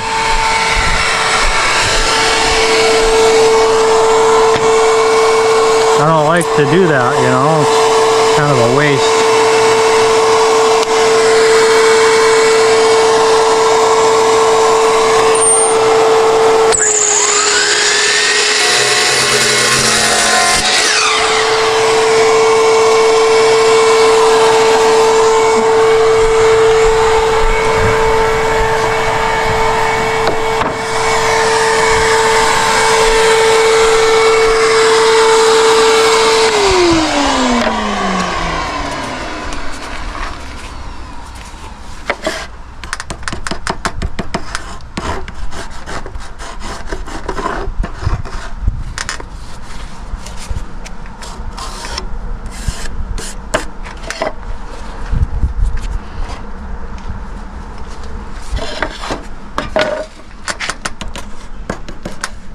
Getting dark out. What time do we have here? 5:31. I guess it's about that time. Didn't get started till a little later today. I was hanging out at home with my boys.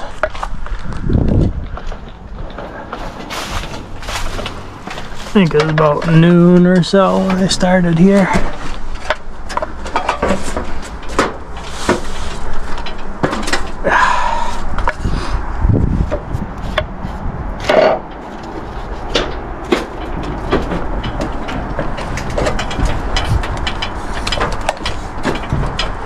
And again, I'm not going to bother with the gauges on this. Just going to line up that bottom edge and keep it tight on that whole butt joint.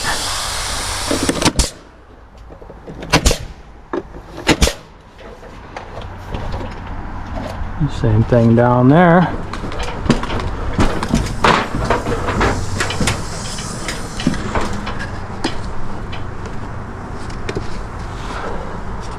It's a little big, but it'll caulk in fine. I think that's actually an 1/8 inch.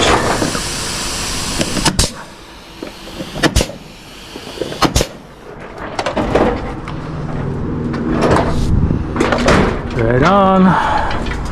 And this one I painted, the next ones I didn't.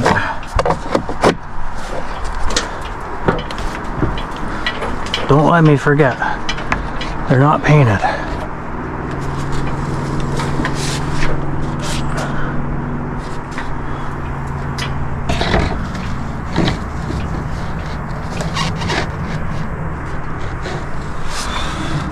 All the way tight. There's a very, very faint line right there. I can barely see it.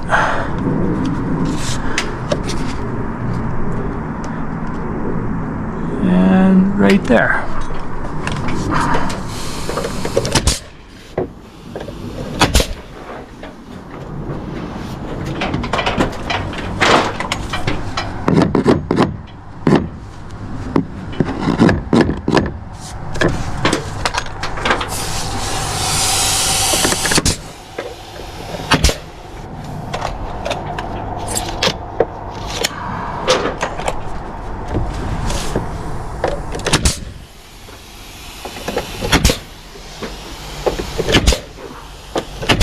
Now the layout changes from the Gable, from down here to up there. It's 2-foot layout up there. They didn't even nail the stinking studs. Come on, guys. Nail your plywood.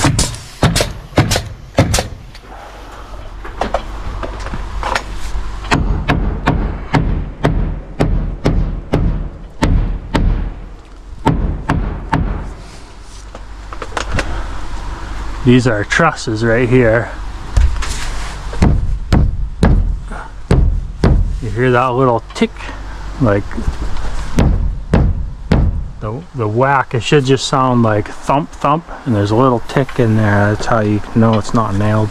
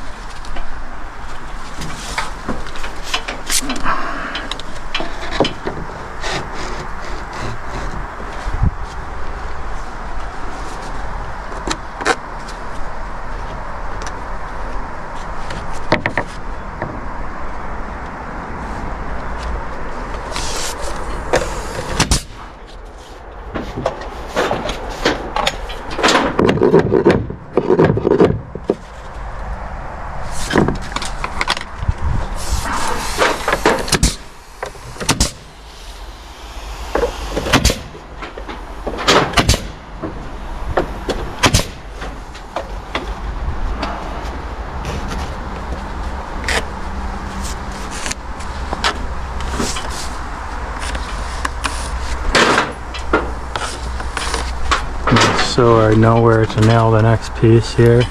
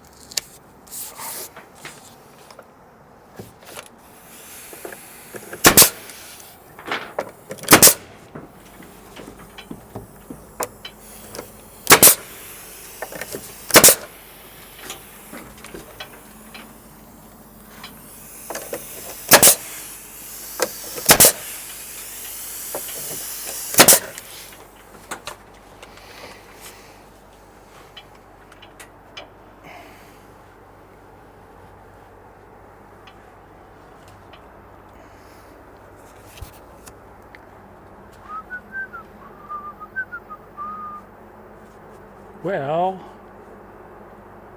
I don't know if I'm going to get those boxes on today. The visibility is probably getting pretty low on the GoPro. At 27 and 5/8 strong. Whoops, 25 and 7/8 strong.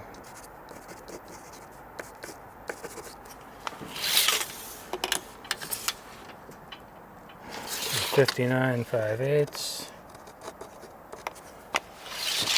and 91 and 5/8 strong.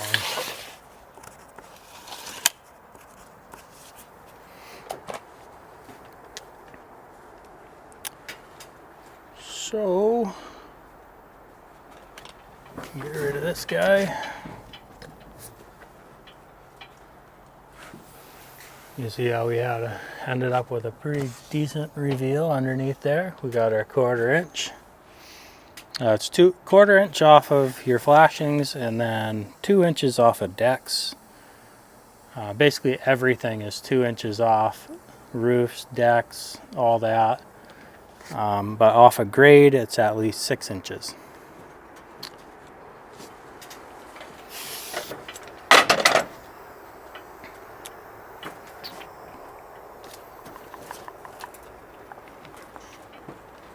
We will write it down here, 29 5/8 strong, 59 and 5/8 strong. Whoops, 5/8 only. And then this one is 91 5/8 strong.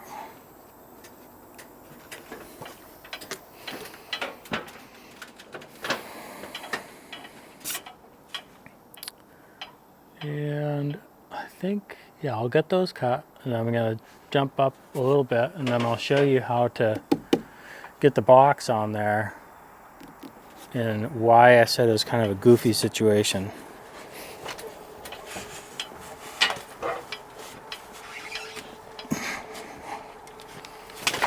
Oof, found the pole.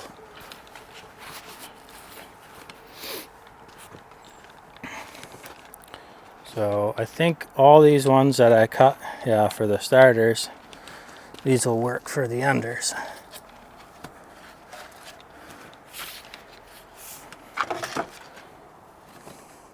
.29 and 5/8. That one was actually strong, but I didn't write it down.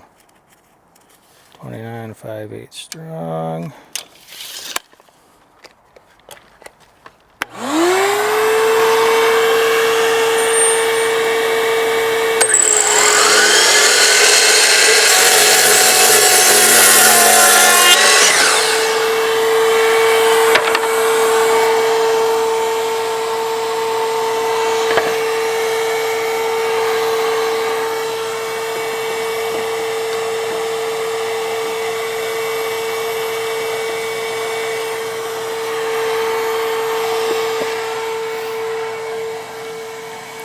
.59 and 5/8.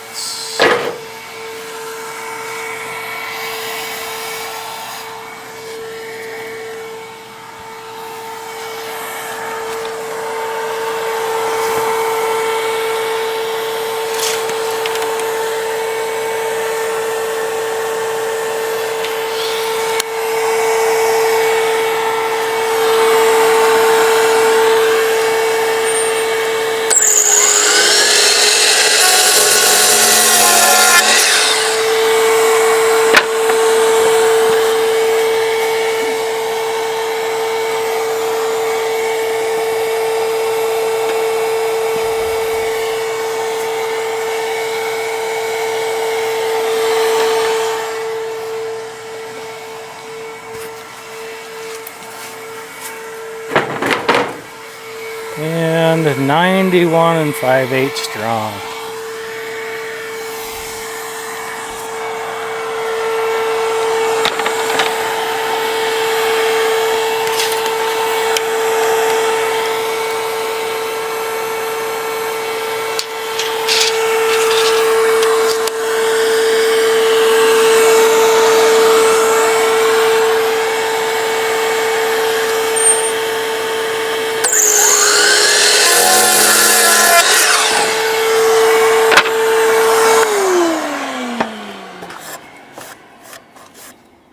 I still gotta clean up all my tools and stuff. Yeah, if that site guy shows up Monday ready to work with all his equipment, he's gonna have a conniption. Because I have a mess here.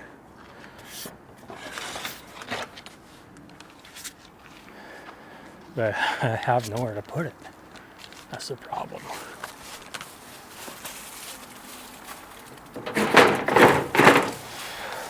Dumpster's full.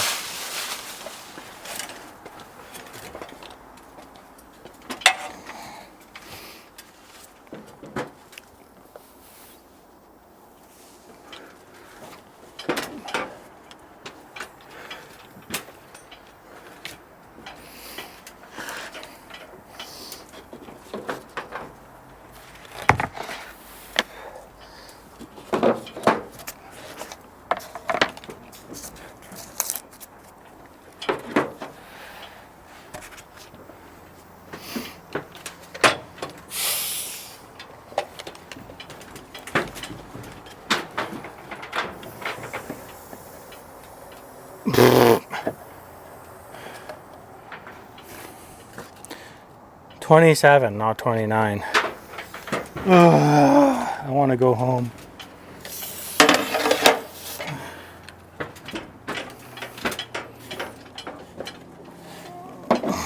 After all that, he goes and cuts it wrong.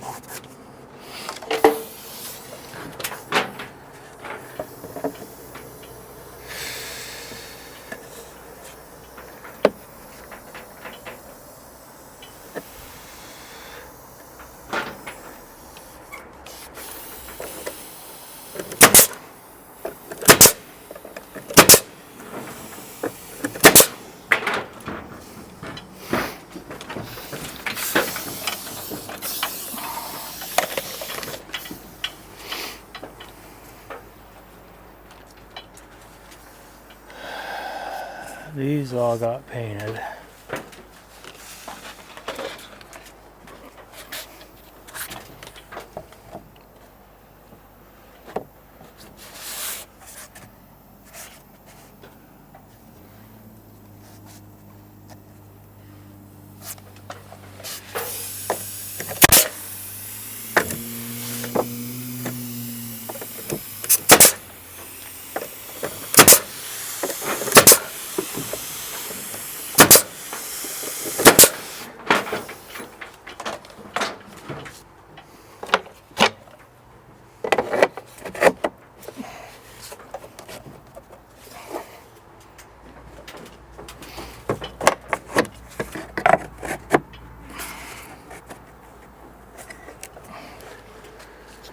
Alrighty, we shall see here in a second if those boxes, well, I'll see, I don't know if you guys will, till GoPro works out their low lighting thing. Actually, it's not just GoPro, it's every digital camera. The low light isn't so great. Oh, it's right on right there.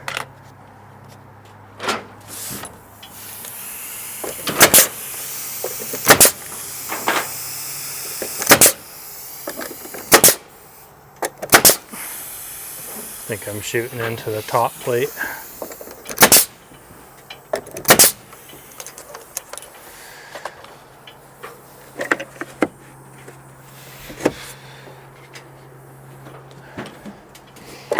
Alright, so I'm going to go up a bit and then I'm going to show you what I was talking about these boxes being a little funky. And maybe they changed things on this gable end, but I kind of doubt it.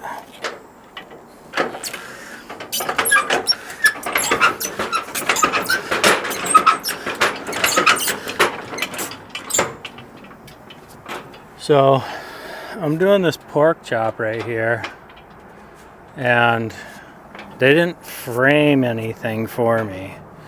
So what I had to do was had to actually form a back leg on this thing, and this will go over on this side. So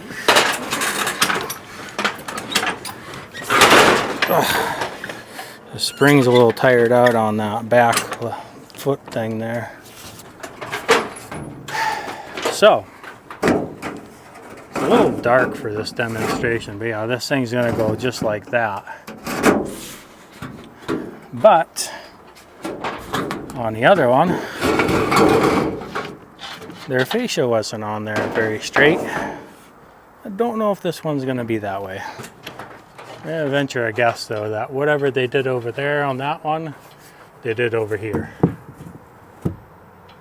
Actually, it might be okay. It's not looking so bad, actually. This one might turn out good. The other one, when I put this square on the wall here, there was like a 1/2 inch gap at the top here.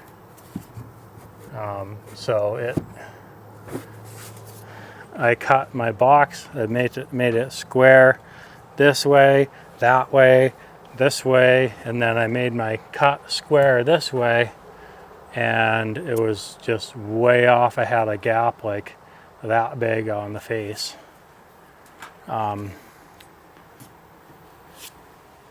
This might be this will be a tutorial for Monday, I think.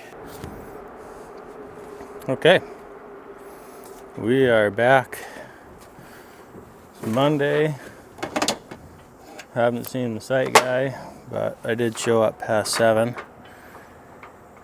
at about 8 o'clock. Here's what I like to do when I have to leave my material overnight. Just wrap my hose around it so it doesn't blow away,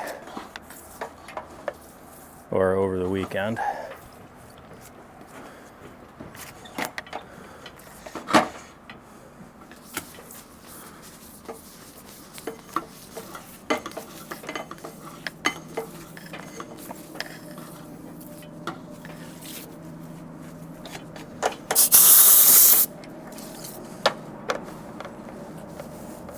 And I was saying I was gonna show you guys how you can do these bird boxes without having any framing here. Again, not my favorite way to do it, but that's the way we're doing it on this house. So,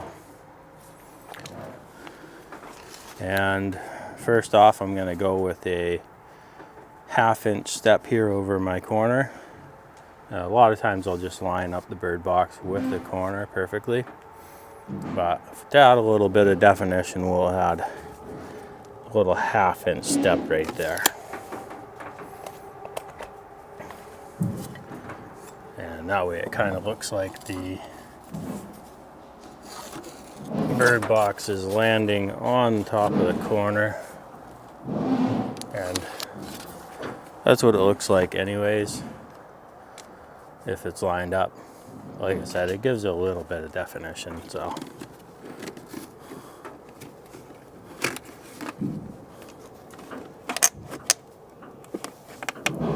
it's pretty cold out today, and luckily We're not cracking up yet.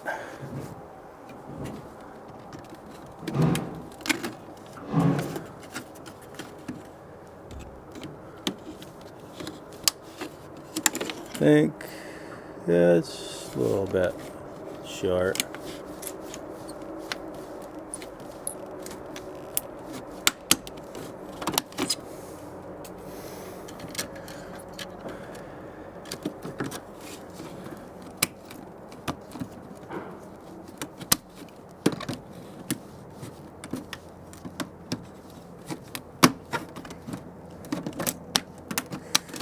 This doesn't have to be a pretty cut. Just going underneath a 1.5 inch bend. So you ain't gonna see it at all.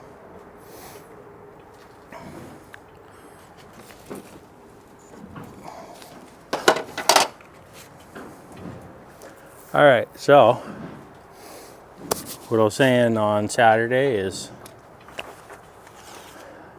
we need to make sure that this is square relative to this wall here. And if it's not, like I said, the other one had a 1/2 inch gap there when I put my square up. And I actually had to cut this back leg like this, at an angle this way. And I cut it square first, thinking, well, it's just going to be square with here, and that threw everything off. Because my goal is to have my bird box square off the wall this way, and level across the bottom, and plumb going up this way. So there's a lot kind of left to the imagination there. And it's a little bit tricky to do this. So right there I marked my 1/2 inch. And we're gonna plumb that up.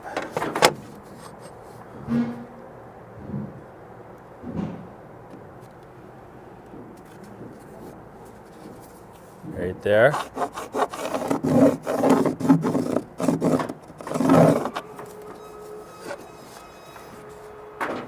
And now,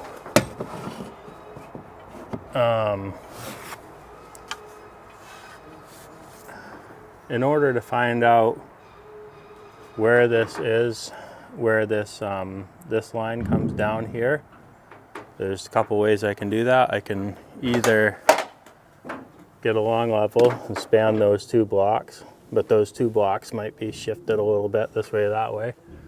I could string a line all the way from the top to ensure I have a more accurate thing. Or I can check the thickness of the block here, which should be 5.5 because it's a 2x6. 5.5 up there as well. And I can just measure down from this plywood, making sure that I'm keeping my tape perpendicular to the plywood. And then I can just mark where the 5.5 intersects that plumb line. Right there.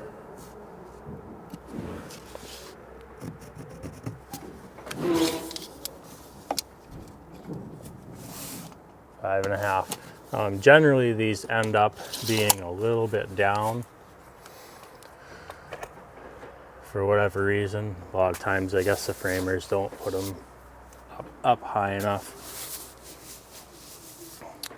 So now we know that we already leveled this soffit in here. So if we check that back here, we did that earlier. It's pretty level. I guess it's maybe tipping up an 1/8 inch. Oh, I was pushing it up with my fingers. It kind of reminds me of that Adam Sandler, Happy Gilmore there. Oh, it only seems that way because you got one shoe on. Okay, so that's level there. So we're good there. If that wasn't level back there, we might have to match this front so we wouldn't curl it up. But we're gonna run the level on that. And what we're gonna do, we're gonna measure the back first because we already know the back is level. And we're measuring to the lower point. We're gonna measure to the bottom of the soffit. But we need to allow for the thickness of the gable soffit, and that gable soffit is 3/4 of an inch run at an angle. And when you measure on an angle, it's gonna get longer. So right here, if I mark 3/4 perpendicular, that's 3/4 perpendicular. Now when I go this way, it's gonna be about 1 inch. So we need to account for about 1 inch of thickness of material, even though the material is only 3/4. So I'm going to measure right to that point where they intersect. And it looks like 12 inches will do it. Maybe 12 1/8. We'll go 12 1/8. Doesn't have to be super exact. If anything, I want to be a little bit up. That way I'm sure that this leg of the metal is going to contact the soffit and there'll be no gap. So 12 1/8 should work just fine. And now we're going to check this outer edge. But first we're going to square that out. So holding this flat against the wall here, against that mark there, and I can pivot. If I was down here, I think I could, as long as my square was level across, as long as I wasn't like this, I can kind of use the zip sheeting because that's on square and level. If I was down a little bit, I could just pivot it up and that would be the correct connection point. But I can also go to the higher mark and you can see that it's dead on that mark we made when we pivoted the square up. I don't know why you'd want to hold the square down. Oh, I had to on the other one because this block was down here and it was pushing the square down. And I knew as long as I had the back leg of that square level, that when I pivoted up, it was going to contact the right spot on the fascia. Okay, so now we're going to, this is a little bit more difficult part of this. We're going to hold this level and then measure up to that point.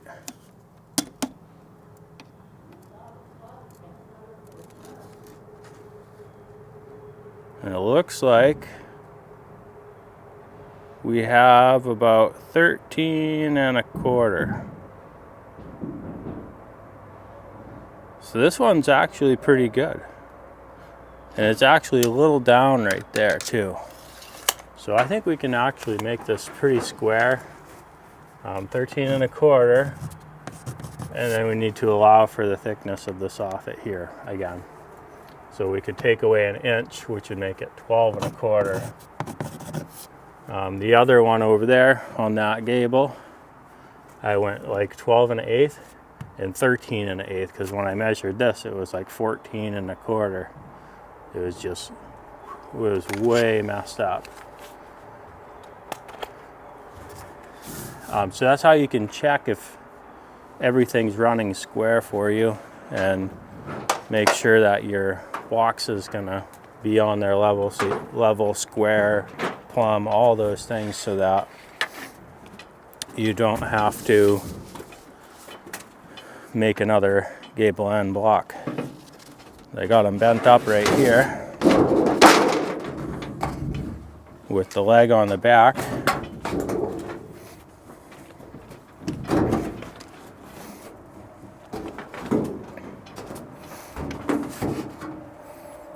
And all we need to do is against the wall is where this is. That's the first one we did, the 12 1/8. And then out on the outer edge here was the 12 1/4.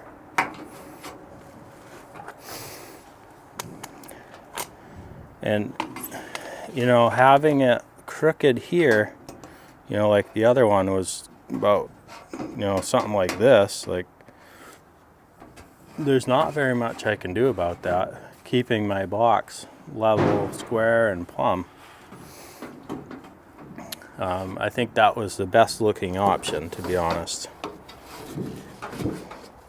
So we had the 12 1/8, and then I like to give myself 1.5 inch leg to cover the soffit on the bottom of the Gable soffit, Gable fascia. 12 1/4, 13 3/4.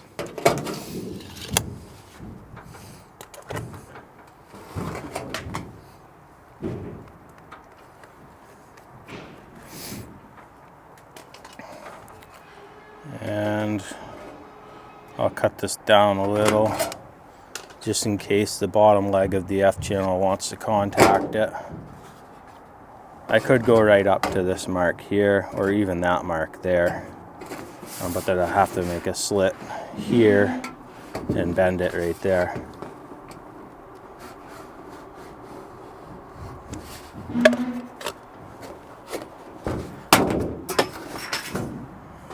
Got rid of that. Now I can do this 2 different ways. Usually I use my tape measure and I just hold it as a straight edge. You gotta hold decent pressure, and I get that corner down nice and tight, and then it's a little bit harder to do, but just trace that. I was a little off, but I'll account for that when I cut it. And then obviously we have a 2 foot square already up here. A lot of times I don't have a 2 foot square with me, or a 2 foot level,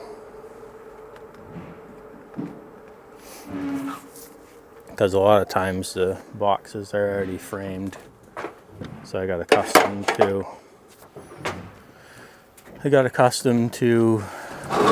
marking that with my tape. We're cutting that top mark. That's our 1.5 inch leg, and I'm wandering off the mark a little because I marked it a little bit off. And I can, if I care to, I can get rid of that pencil line with my eraser. An eraser is a pretty handy thing to keep on you, in case you have any overmarks or some weird dirt or grime or something on a piece of siding. You can actually a lot of times take it off with an eraser. And right now I'm just rounding that edge. It'd be real nice to have a pair of hand seamers, but I've grown quite accustomed to just doing this by hand, just by working a round bend and then squeezing it tighter and tighter and closer to that mark. And that's pretty good. Now I'm just holding it kind of even pressure, and that's it. You see how I bent it back. If there's a part that wiggles down or up, you can see it's not a perfectly straight bend, but once you put it up against the soffit, it'll actually flex. That's why I'm over bending it a little up. This angle is like it's not a 45, but I pretty much have this bent to a 45. beyond, a little shallower. So now the soffit will contact the whole back leg there, and it will actually take out those little variations. Okay, so now I'm making sure that I'm up tight against this over here. And I'm kind of just eyeballing that somewhere in that, in between the strapping line and the bottom of the fascia. As long as I'm within those margins there, it's going to be good. I got about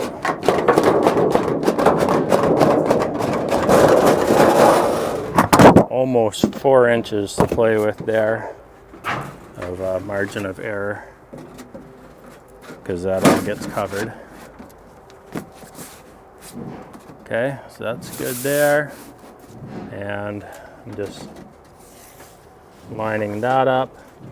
Just go down a little, down a little.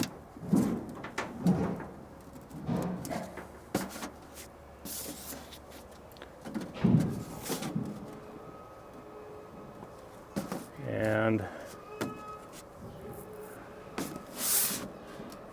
up tight against that. Look for our 3/4 perpendicular there.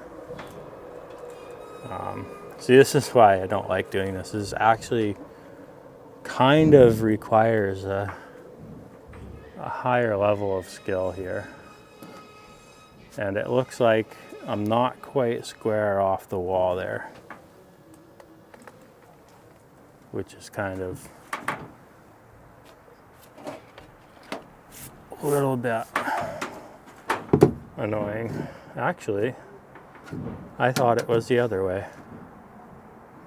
See how your eyes can deceive you. So that's square right there, and I could, if I wanted to, measure off that 1/2 inch mark to over here and mark a plumb line on this. So I know where I need to put that back leg, but I can see the top of my mark right there. I know I'm pretty close.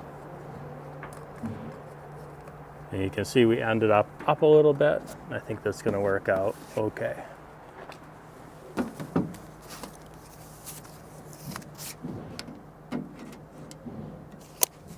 That's like 7/8, so it'll be pretty close.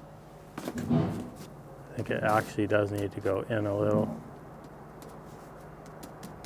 And one thing that's imperative when you're doing this is to ensure that you have the right distance off the wall. That way it's not flexing in a little right there. I thought I was pretty close with my measurement, but apparently I could have went a little shorter with that distance from here to there. It's only an 1/8 inch. I think it'll look okay.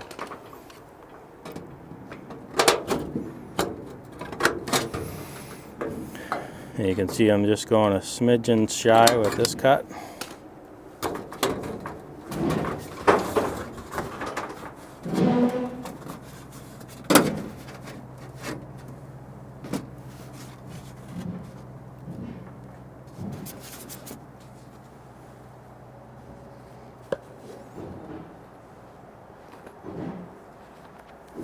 Now we're going to hold this right on. And look that we're about 3/4 down right there.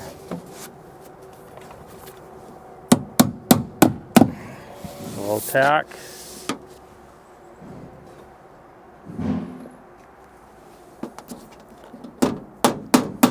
A little tack there. And now, just so the wind doesn't blow this thing up, even though it's pretty good right now, I'm going to add a little piece of Hardie to that. A couple little pieces of Hardie just to weight it down. so that it never gets blown around on me.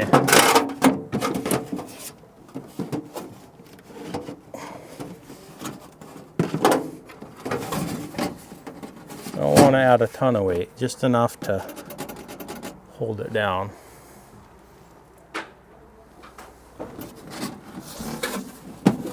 And I want to put it kind of the long way, that way it's spanning across a lot of those ribs.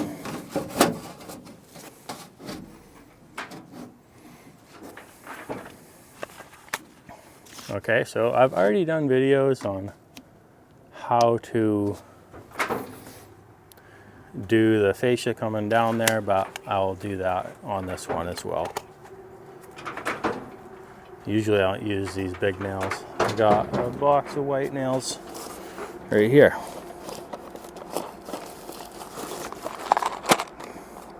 I'm doing so many different procedures here that I don't have enough room in my nail bags for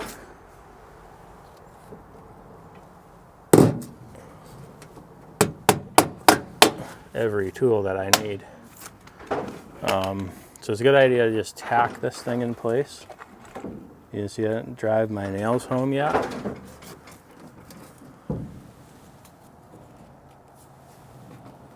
And I can lean this a little this way if I wanted to.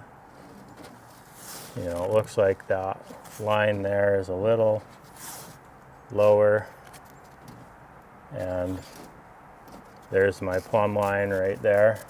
So I can kind of go in between those and it'll kind of make up the difference there.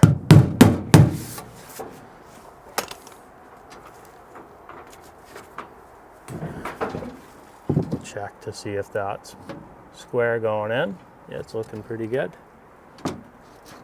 That's square going in. And can also check that we're plumb heading up. And just like I thought, it is leaning ever so slightly in. Like, it's not much though. So again, I think that's looking pretty good.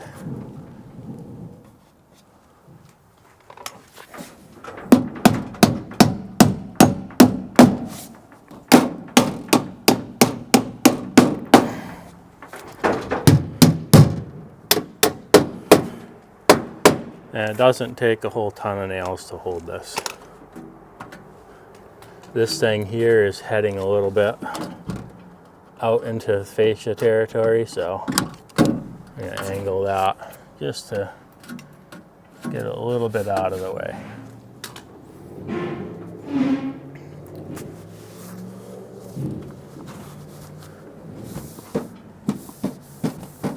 And you probably noticed that I angled my nails away from each other. That way I wouldn't create a bubble in the middle. If I pinched them in and drove them in this way, that would create a bubble in the middle.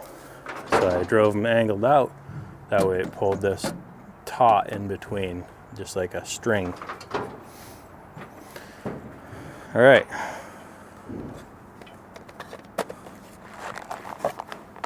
We have one more to do, and I'm gonna go through this one a little bit faster without so much explanation.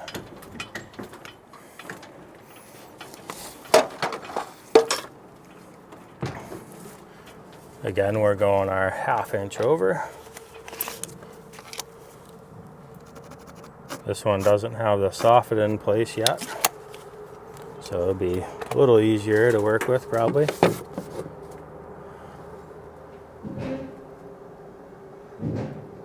Plumb up with our 1/2 inch over mark.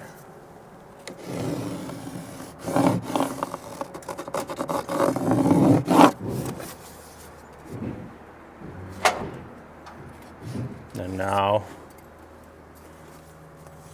we're gonna make our 5.5 down again. I can check where this is at. That one's right on. 5.5. where those intersect.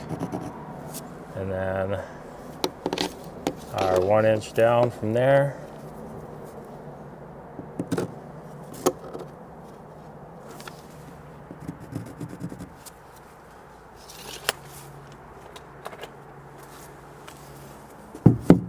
Keeping this thing level.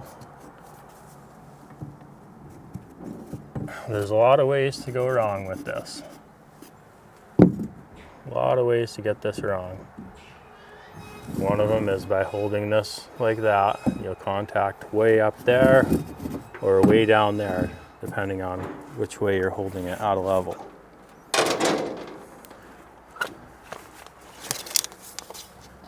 And we're measuring from that bottom line to the top of the corner. We have 12 1/4 a little strong.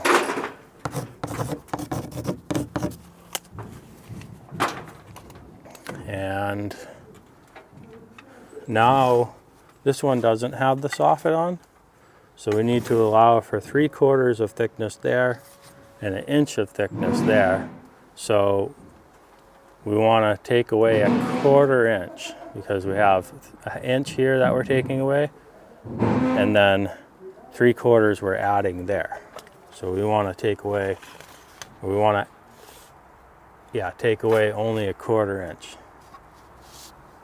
And I can kind of use my finger here to help hold my level.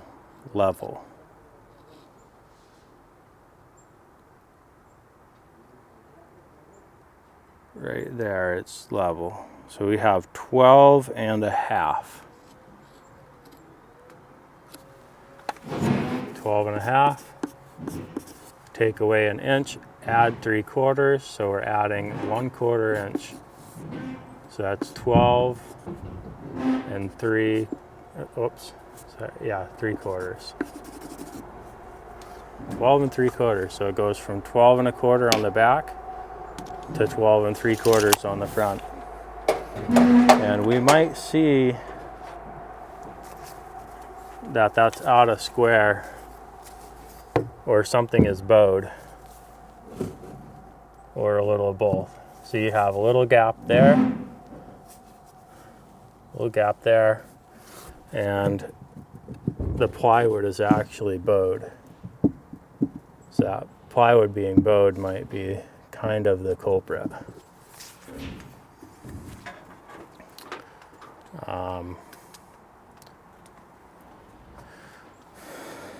Let's see where that contacts there. Should be square, and yeah, we're just rocking back and forth. So I think with the plywood being bowed, I'm gonna actually go in the middle for the measurement. So I'm not gonna go exactly to the 12 3/4 because I think that's gonna tip our box a little bit out more than I want it to be.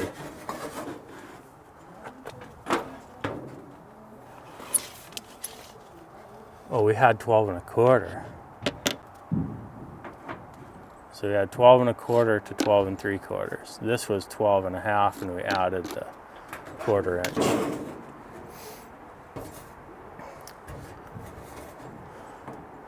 So I'm gonna go 12 5/8, and hopefully it works out well. 12 5/8, 14 1/8, and that back side was the 12 1/4 strong. So we'll go even a little bit more strong with that. So we'll go like almost 3/8. 12 1/4 strong, 13 3/4 strong. Get our 1/2 inch.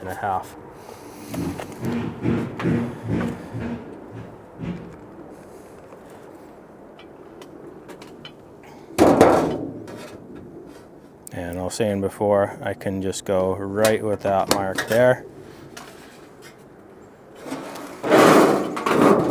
Just lightly score this here.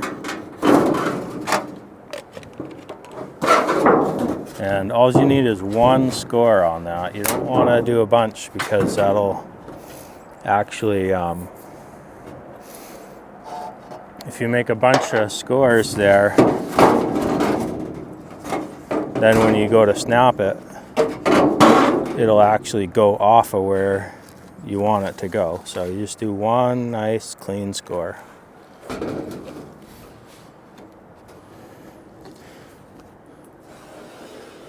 And a lot of times on this inner mark, I like to make it nice and light. That way it's not very visible.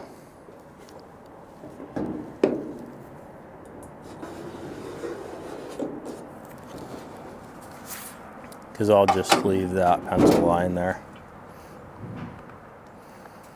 And you don't really see it. Especially not when you're 20 feet in the air. Down here is a little bit closer, but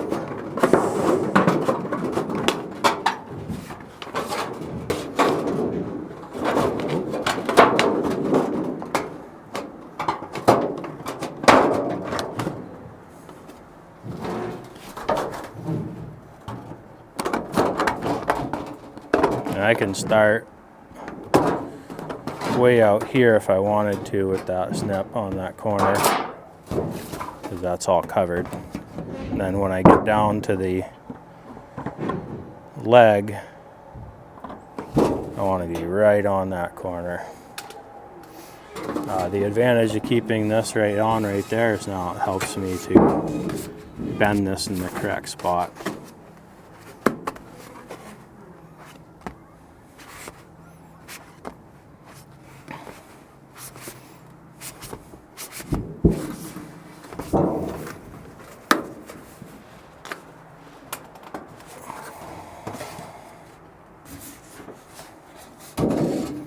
And like I was saying before, as long as I have this back thing bent straight,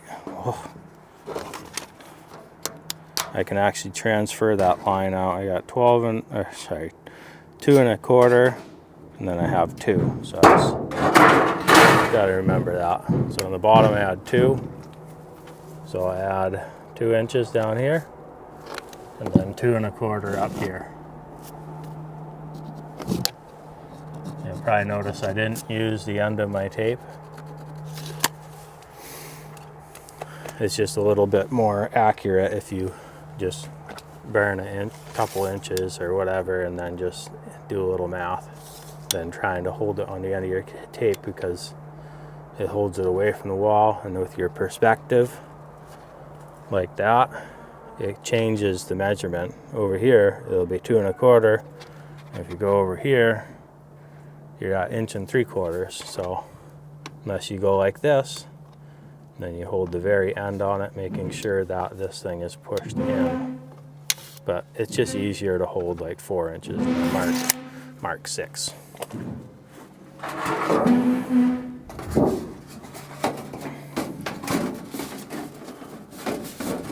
And now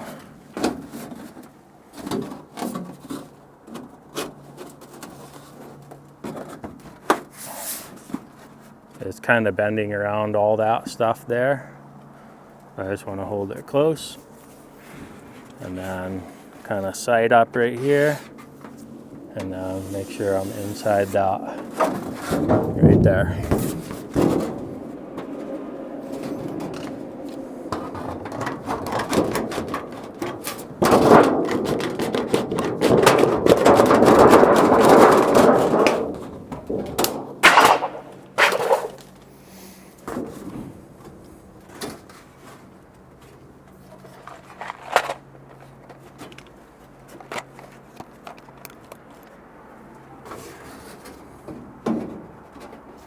Holding it on that mark there, on that mark there, and down at the top of the corner. And now I need to be down 3/4 on there and there. So here and here, now I'm holding it down to 3/4. I'm kind of using my fingers as a guesstimation. You could use a spare chunk of 3/4 stock, which I actually do have, so I think I'm going to do that. It'll make it a little easier than trying to hold it because it keeps slipping around on me. So right here, I happen to have a piece of 3/4 stock on me already.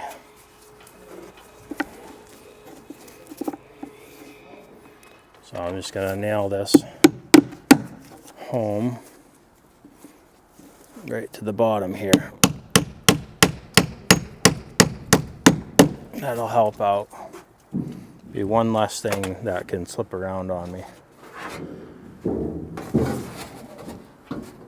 So we're on top of the corner, holding it on those 2 marks there on the back.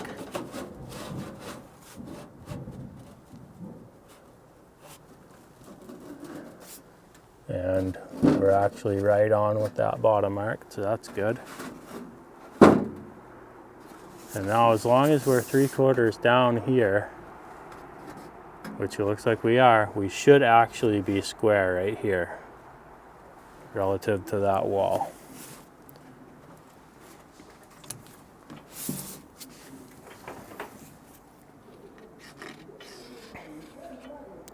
Now you just keep in mind that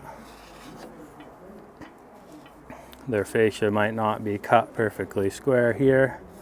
Sometimes it's in, so you have to kind of use your pencil as a straight edge and make sure you get with this outer layer, because that's where the metal on this side is going to sit. And just for sanity, I can check this and see if it's square off the wall again. I moved that a little. Right there. That's pretty close. I might cheat it out a little when it comes time. A little bit here and there isn't going to be the end of the world.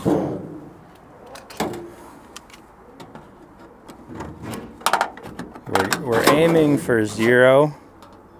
That way if we're off, maybe we're only off by a 1/4 inch. And nobody's going to notice if we're a 1/4 inch out of square relative to the wall here. Okay, so this thing has to come off now.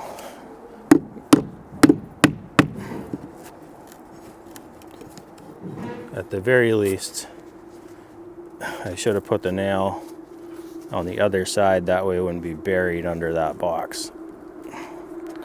So that's what I'm going to do. That way I can take it off when I do this soffit over here. If the nail was under the leg of the metal, I wouldn't be getting it out.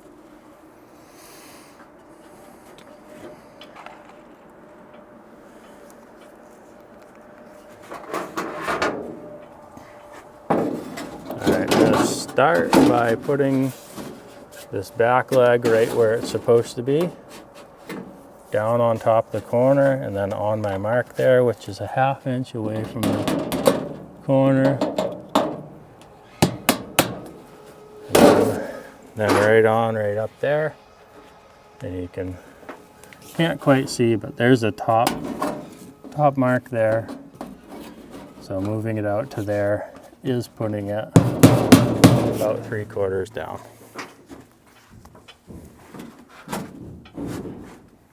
And then, if you want to, you can check this with your square or your level, a little torpedo level. Make sure you're not sticking out. Right there, I want to go with that bottom edge.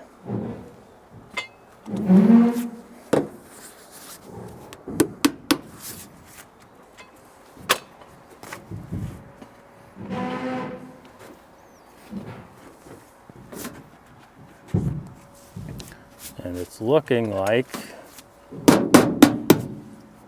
we're about 3/4 down there. This is tighter up there because we have it overbent. Yeah, 3/4, right on.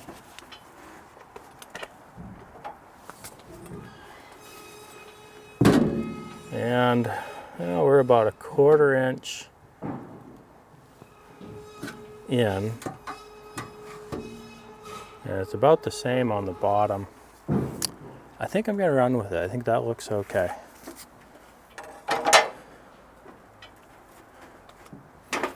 I can move it out a little. Actually, I will split the difference.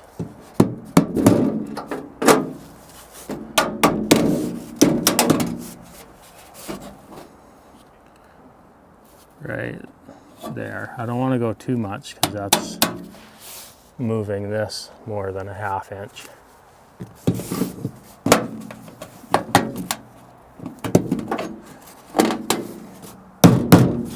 There's that mark there, and right there. About 1/8 inch. We got a little closer.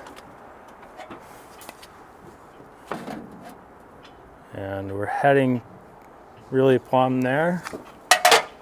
And now we're a little bit more square off the wall. We're only 1/8 inch off.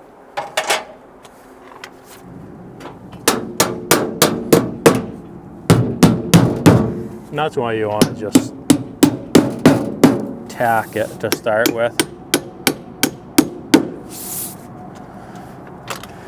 And there it is.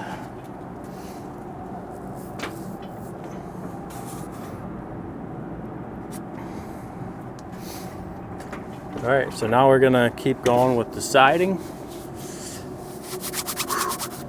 And I believe, yeah, we already have the starter cut. I just need to notch it around that.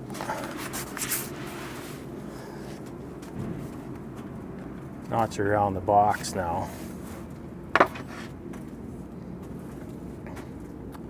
And I can actually, oh no, I'll cut those ones with the saw.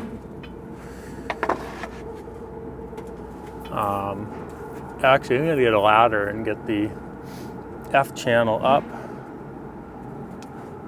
That way now I can just run my siding into the F channel, and then we're putting a 1x4 on top of that.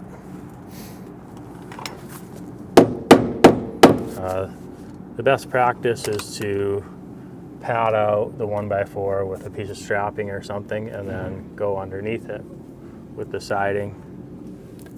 And then you can tuck it into that pocket. But for this scenario, we are just going to screw that 1x4 directly onto the Hardie. It's a little bit faster, and I did that on my parents' house, and it's held up just fine. It hasn't caused any problems. Okay, so we're going to measure to the bottom here to there and minus 6 inches. So we have 9 and 1/8. We'll go 9. So that'd be 3 inches. And then we should have our 1/2 inch, should be 5/8. Yep. So we have 5/8 out. So 3 inches. And then we had 5/8.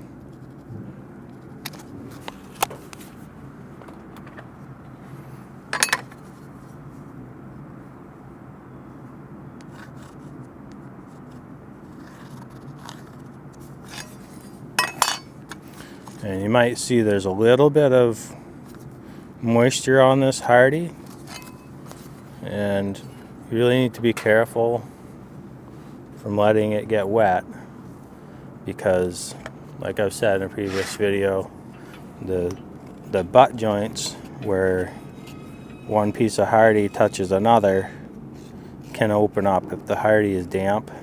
If it's wet, it can cause that to open up. Like I said before, I had silver step flashing in between, and you could see little little bits of silver in between them. It didn't look good. They might have sprayed a little paint in there to cover it up. But yeah, so you need to be careful about that, and you want to keep it nice and clean and dry.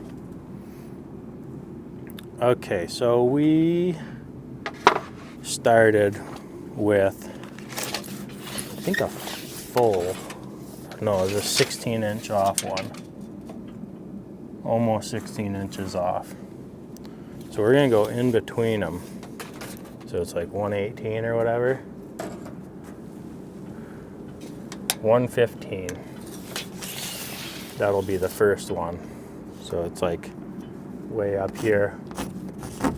And then we're gonna minus 4 feet because our layout on our trusses is 2-foot layout. So it's gonna take to right there, 1'4". So that's 3 pieces to get up there. And we already have one, the small one. So we need the 115 and then one that's 2 feet smaller. And that'll get us up into the F channel.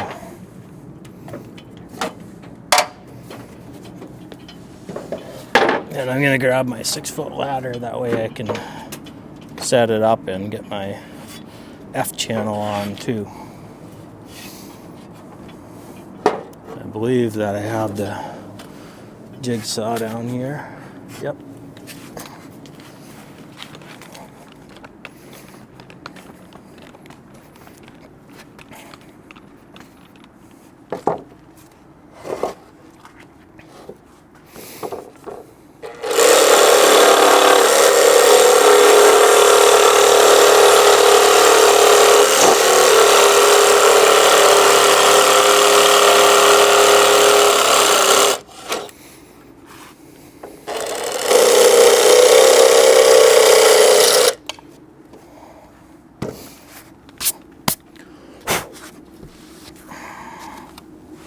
And you might be noticing now, again, just how useful this little setup is, and how useful that little jigsaw is. The first couple Hardie jobs I didn't have one of these with the carbide blade, and man, did I struggle. If you don't know about that, that's a lifesaver right there, making all these little cuts.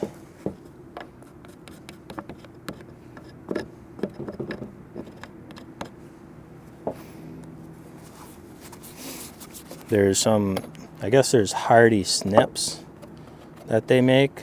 You can kind of nibble.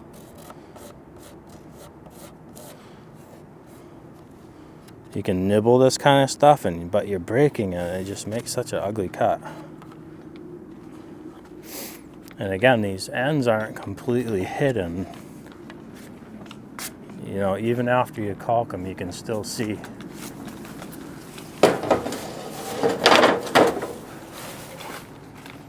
So we had 115 for a starter.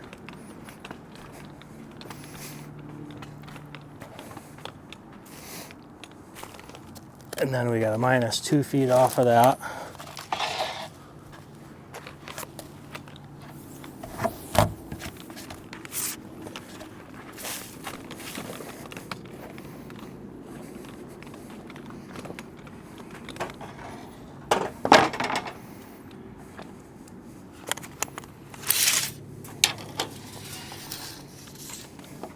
Making sure that I'm keeping the factory end on the left side.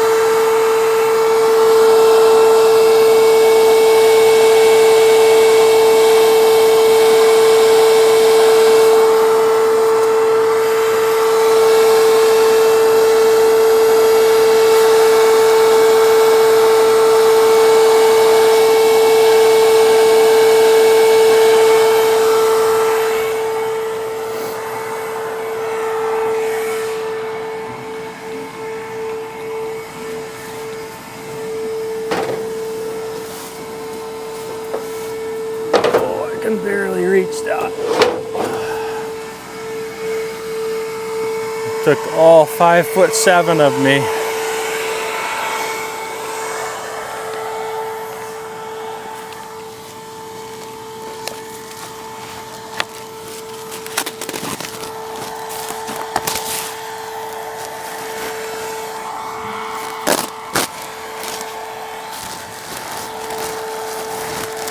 Again, they say to keep this on until it's on the wall, and then peel it off. And I've tried that, and honestly it's just a pain in the butt.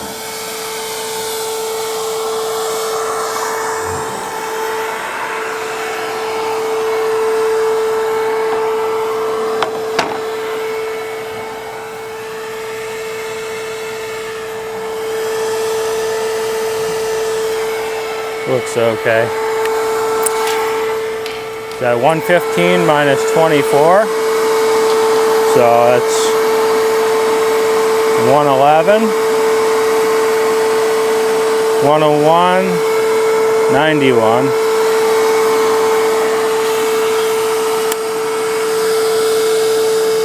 And once we're up in that gable with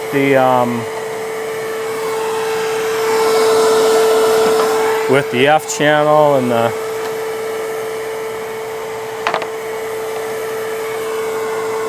one quarter or 1x,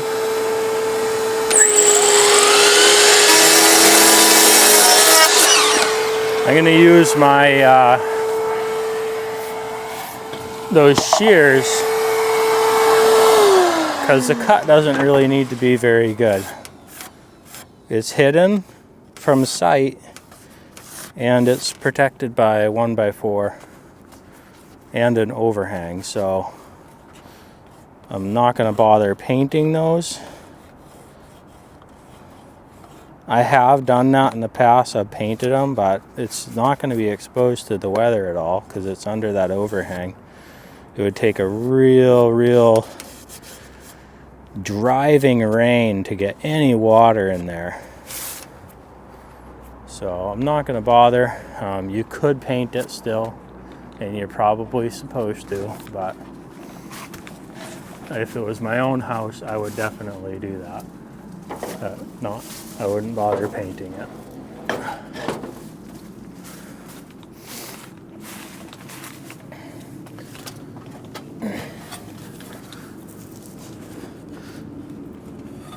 If any water is to get in there, it's going to be very minimal. I just got to go drive in sideways here and then get in underneath the top of the trim. So it's just highly unlikely.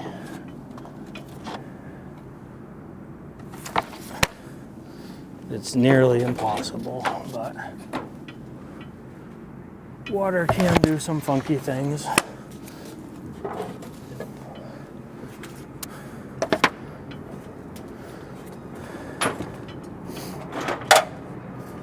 Somebody mentioned capillary action on one of my videos, and I looked it up, and it was pretty interesting to see just what water can do.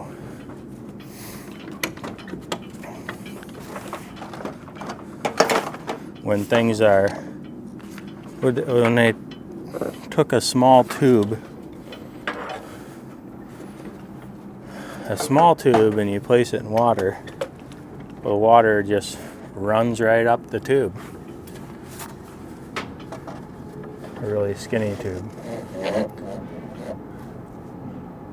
And a really fat tube, like a 1/4 inch, it barely even goes up into the tube when you put it in the water. So it was pretty interesting. So when things are close together, when things are tight together, water will defy gravity.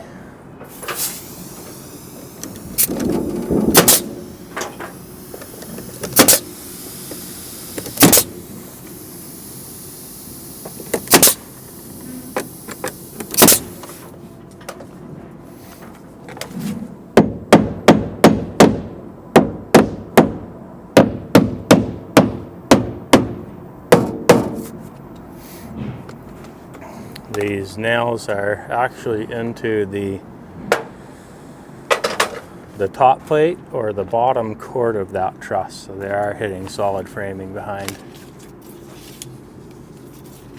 And I'm gonna have to make 2 more trips up and down the ladder. We have 123 and 5/8. 123 and 5/8. And we should have 3 inches over here. Yeah, 3 1/8. And then it should be a 1/2 inch there. So 123 and 5/8.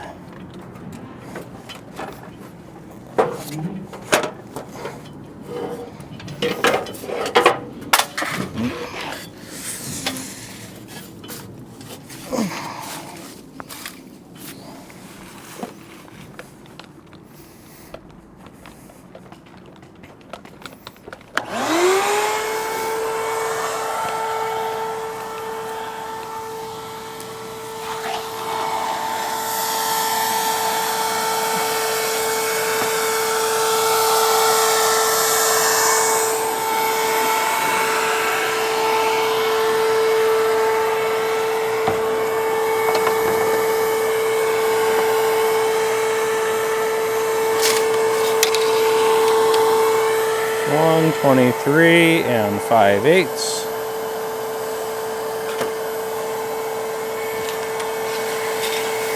That's going to be up 3 inches. And it's going to come back and it's a 1/2 inch.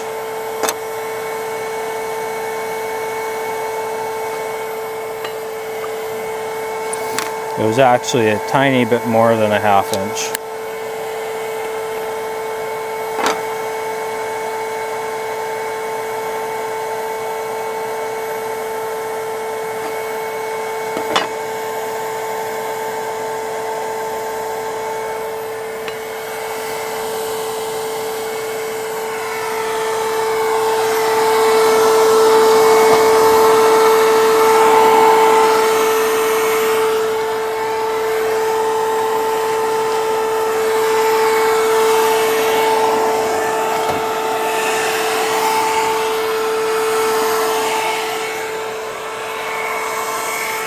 Give this a little bit more support.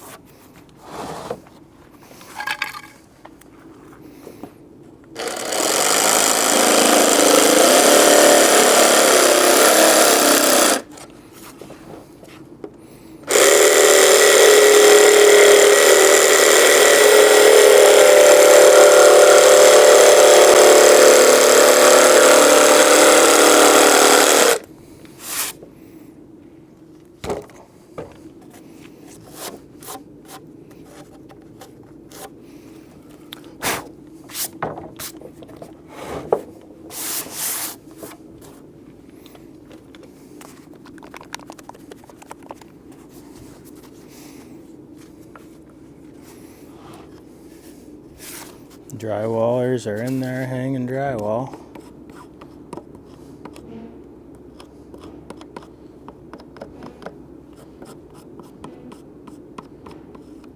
Couple of Mexican dudes, hard-working guys.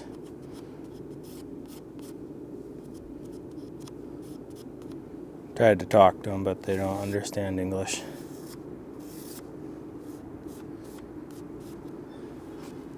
I was gonna ask them if my metal brake is in their way.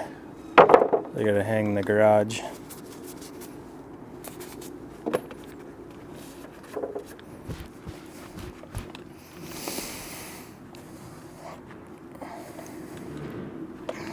All right, we have one more trip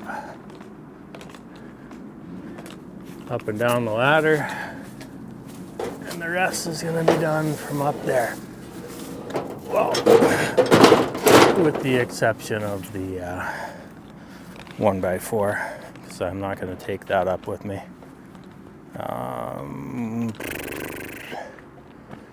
Ladder. Where's my 6-foot ladder? There it is.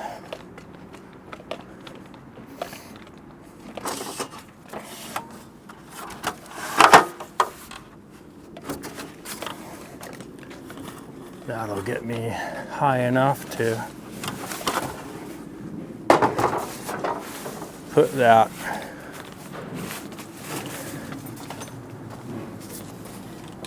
F channel up.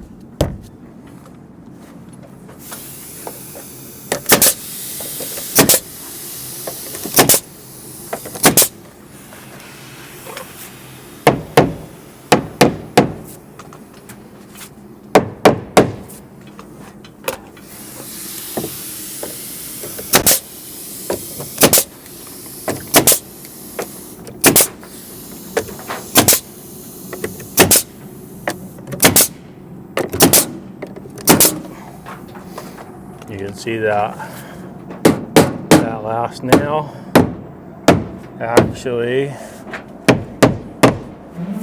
went into the box, so that's also holding that box.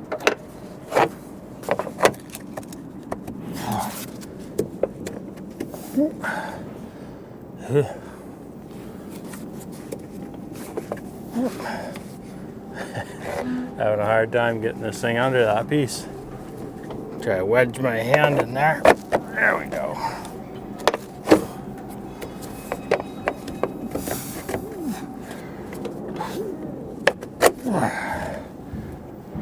Whee! That was a lot harder than it usually is.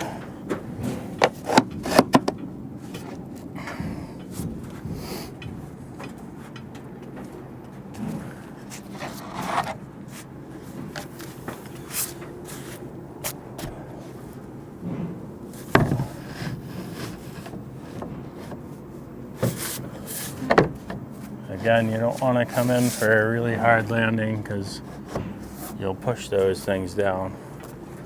And I did kind of thump this one a little. It didn't move down though. And you also don't want to slide it too much on those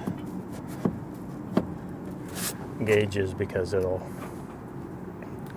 they could potentially shift the gauge and throw off the siding course.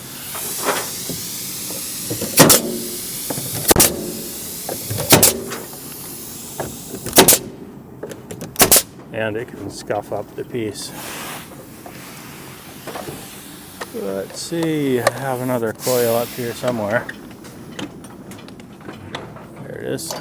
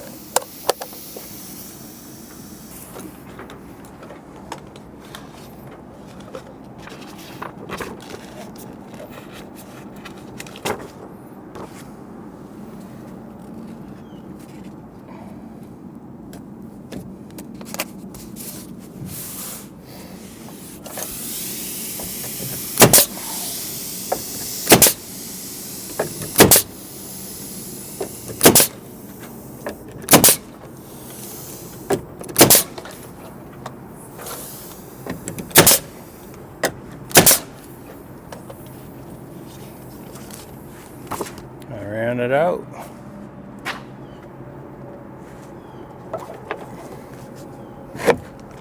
And we're back. Oh, we only went 2 feet. I meant to go 4.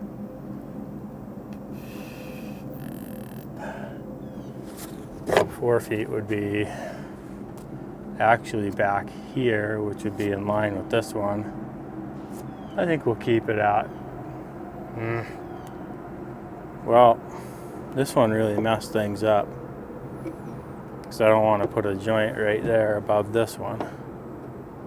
And 2 feet's over there. Maybe I'll do the 2 foot, and then I'll go 4 foot, and then 4 foot again. Well, that's not 4 foot. That's 4 foot. And that would be, wait, 2 foot? 4 foot would be right here, but that's too close to that joint. Trying to plan out my joints here so they're not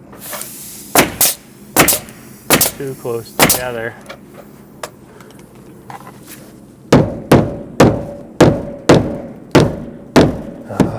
These guys, they didn't nail their stinking plywood. There was a little bit of a bump right there.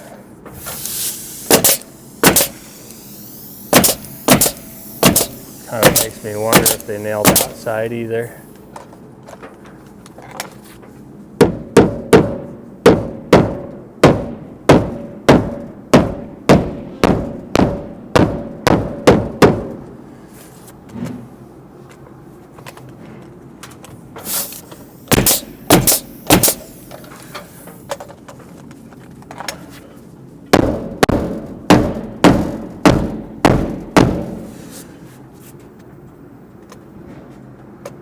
When they did nail, they nailed it sparingly.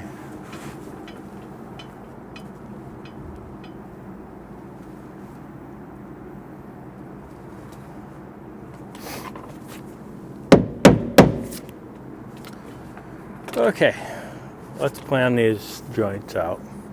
I don't want to put it there because it's too close to that one. It's only 2 feet across, 2 feet away. Don't want to put it there. So how about if I start there? It's a small piece.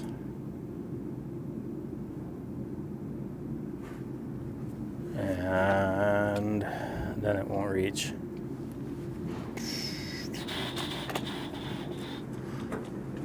If I go 2 foot, 4 foot, 4 foot, I think that's actually going to give me the best look, because there's no seam like directly below those. Okay, that's what I'm going to do.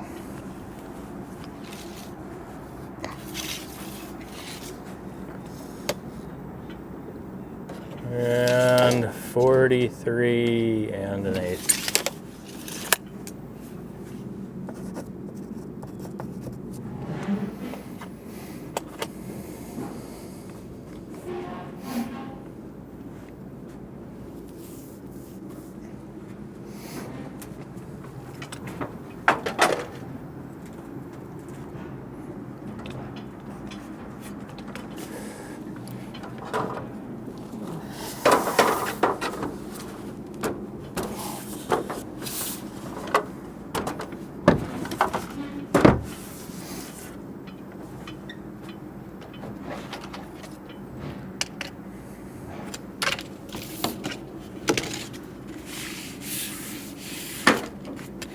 I like to cut out this bottom leg here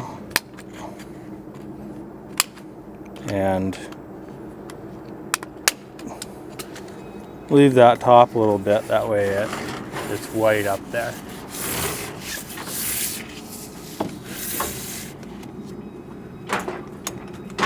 And this is going to get longer when I put it in. I guess I can go to the outside edge here. This should be pretty close. Go tight up against the fascia there and side up with this.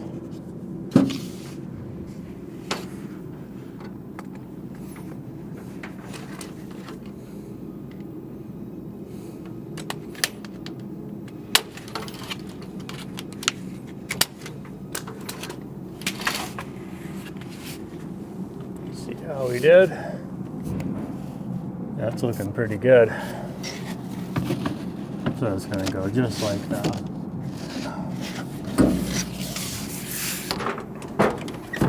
We'll be able to get a better look at it off of this thing. You want to be tight against those blocks, and you don't want to bend it. Don't want to bend it up in between them. You're just letting it lay flat in between those blocks.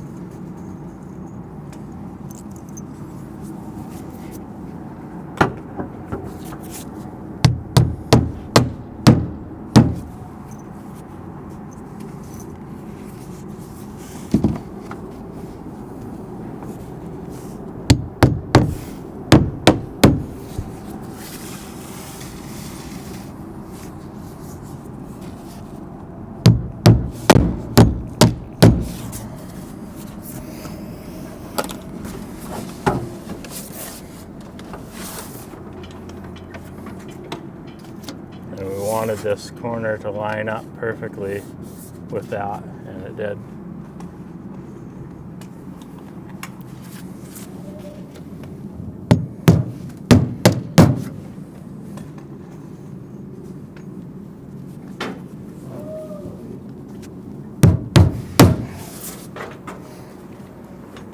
Do the same thing over here.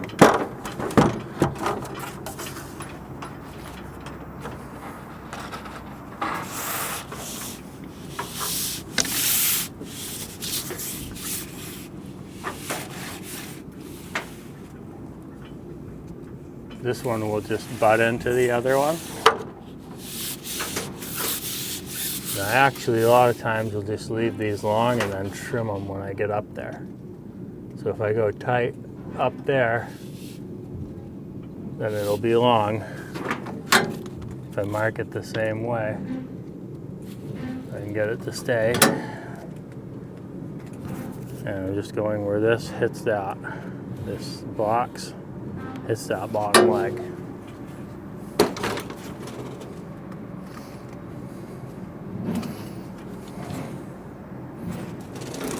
I thought that was my mark for a second, but it's not.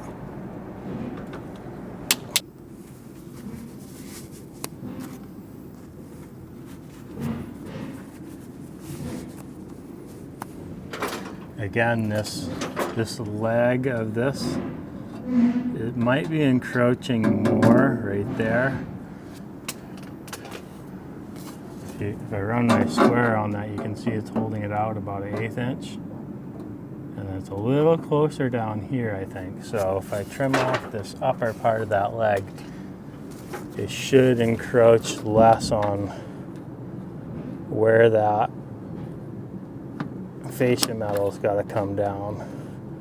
And I could go back an inch if I wanted to, because my bottom bend of my metal is 1.5 inches. So it's all covered. Okay, we have our F channel cut to length. My GoPro battery died when I was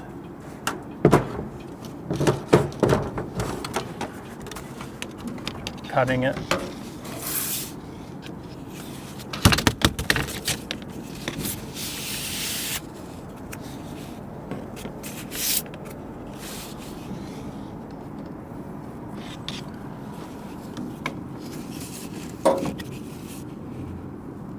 And that's gonna push it down a little bit up top there, having it long.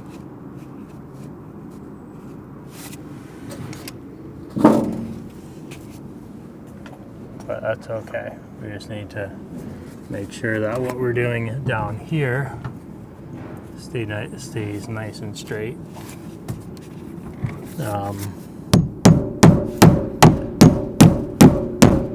When you're bending it down like that up there, it tends to flex it up in the middle here. So generally you want to sight in between the blocks here and just make sure that it's not really crooked. And a lot of times I'll just kind of give it a little bit, put the point of the nail at the bottom of the slot, and that pulls it down just a smidge and straightens it out.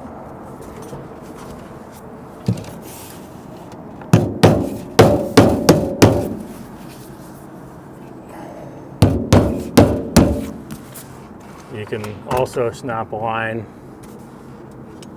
in between, or snap a line all the way down for the bottom of the F channel.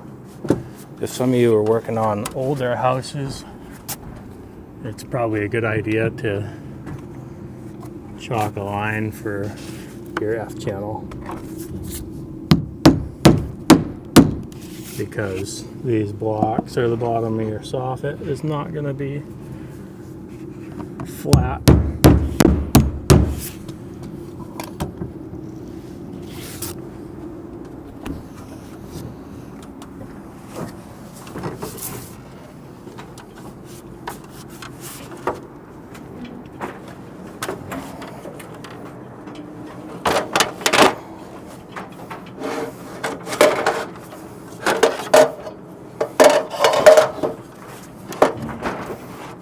Have too much stuff.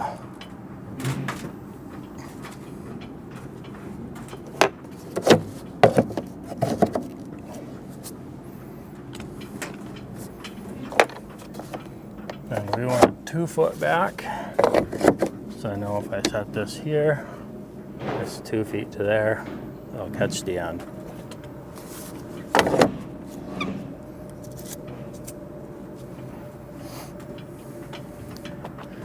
And now I have 3.5 inches covering here. So as long as I'm within that 3.5 inches, I'm good. I like to go pretty tight to there, but right there we have 2 7/8. And I don't know what angle this is.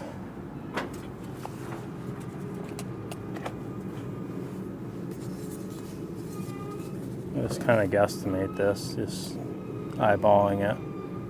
Looks like it's a 10 pitch probably. There's a commons. See, it says common there, 10. Goes 2 7/8 up.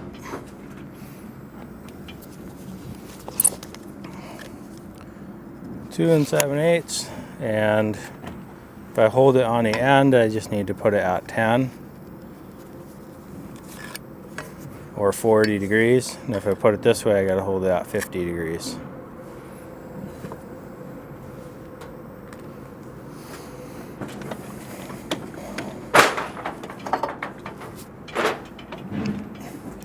And you'll see just why I don't like to use these for a finished cut, like a nice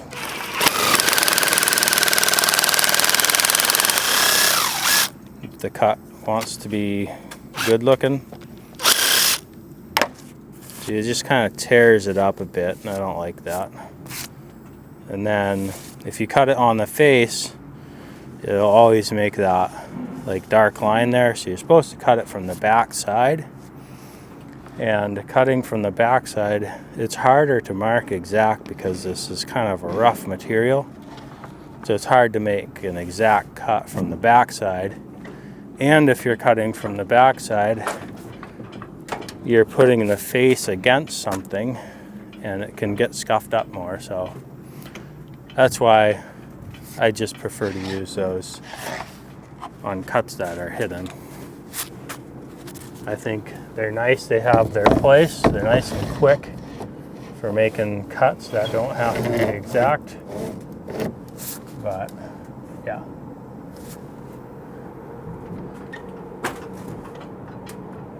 Looks like the 50-degree angle was pretty close. And I ran myself out of those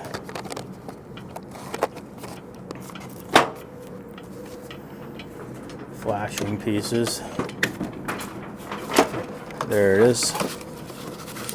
There might be enough there to finish this.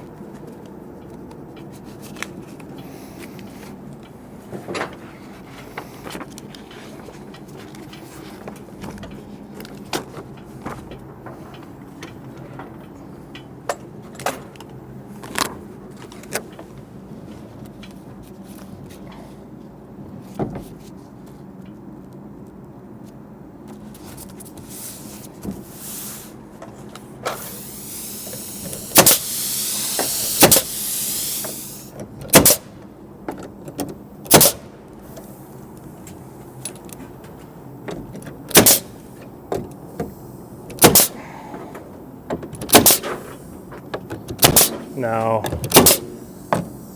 I could just nail this only to the 2-foot layout, but I don't know. I like to add a nail here and there. Since you can nail it to only 7/16 OSB, I figure adding a nail in between the 2-footers, 2-foot layout is also good.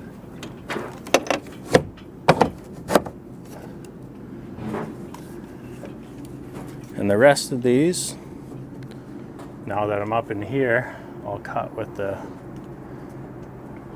snippers, with the exception of these two, because those are going against that block, and I want a nicer cut, 67 and 1/8 shy.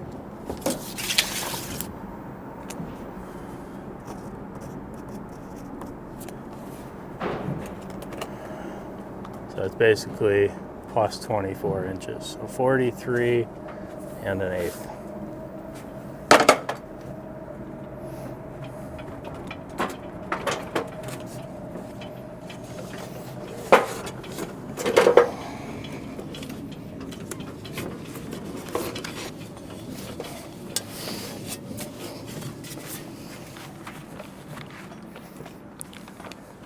This looks like it's long enough. Yep. Factory end on the right. 43 and 1/8.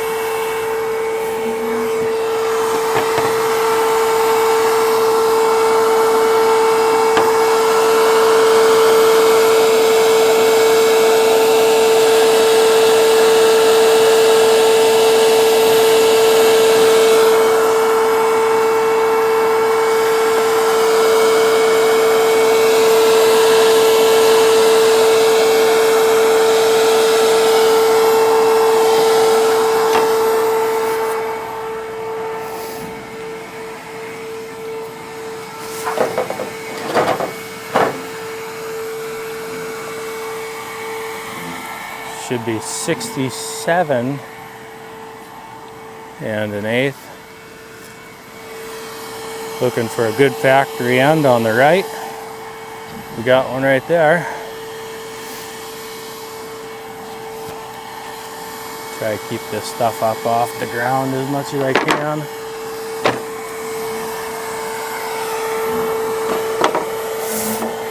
Looks like a good piece. 43 plus 24 is 67. So we had 67 and 1/8 shy.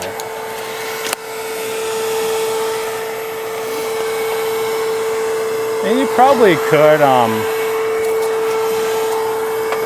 just do these kind of things by doing math and adding, if all your cuts were perfect and your corners were heading in the right direction.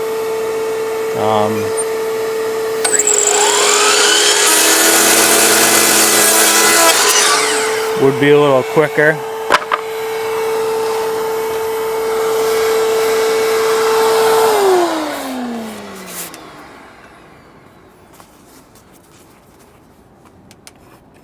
I know that I'm only really painting this bottom 3 inches, and that is also covered by the 1x4.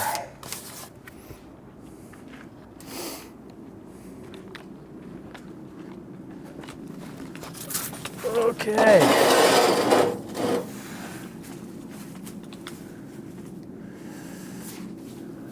Now we're off to the races, guys. You're gonna see how quick this can go up once you're not running back and forth to a saw.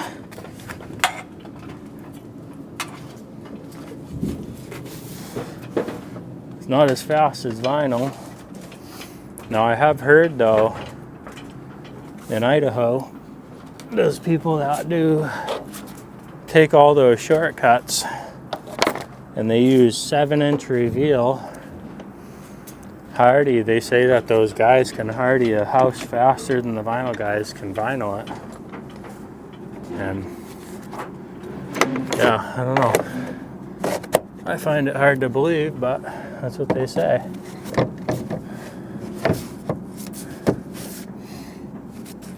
Whenever you hear stories like that, though, it's like you're always missing half the details.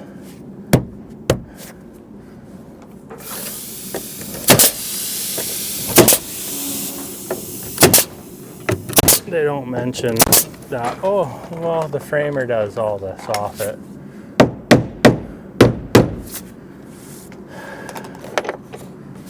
The framer does all the soffit and fascia, so all they're doing is putting on the Hardie on the walls, you know. It's like well, okay, that's a lot of time right there. Yep. 2 7/8 again.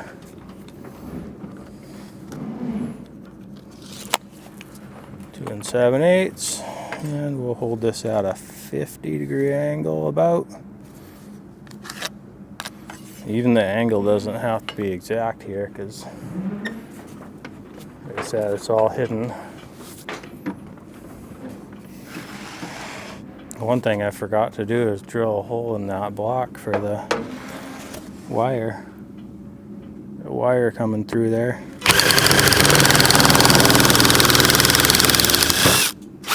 Oops, off my mark.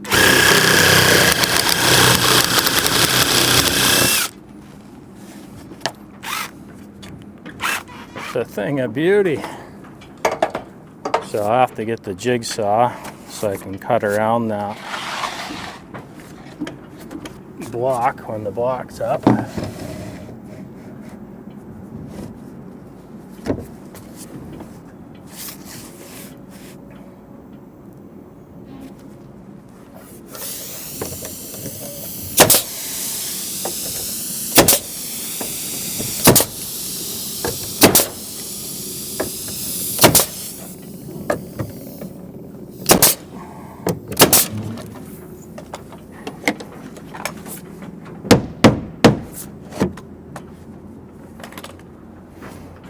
We were going 4 inches back, or 4 feet back with that next one.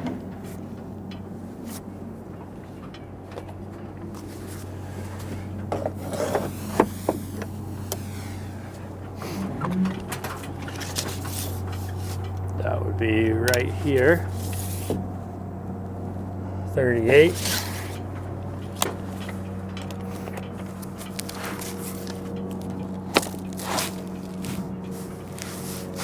That's off this left side.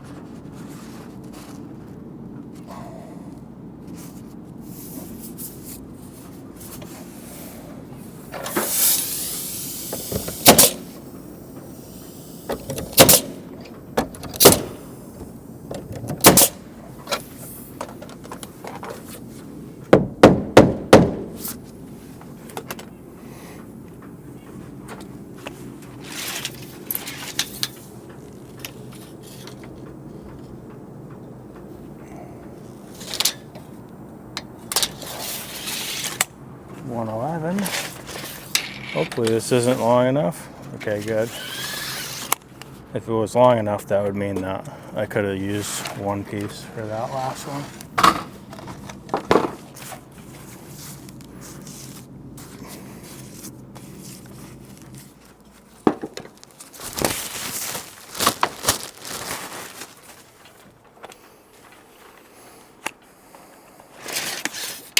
But knowing it was that close, the next one I know will actually be one piece. No more joints in the middle.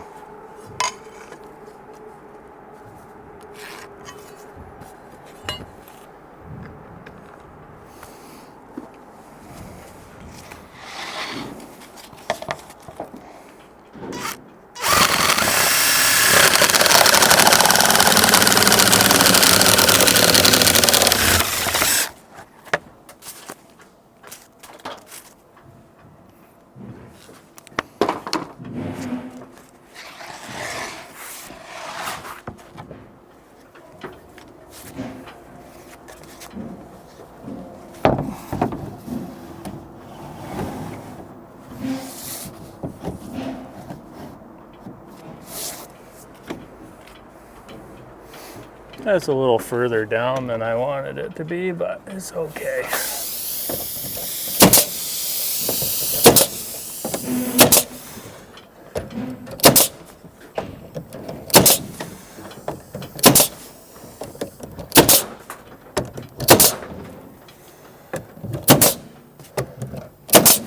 Like I said, we have 3.5 inches of coverage, so it's going to be way down here. It's going to be plenty covered.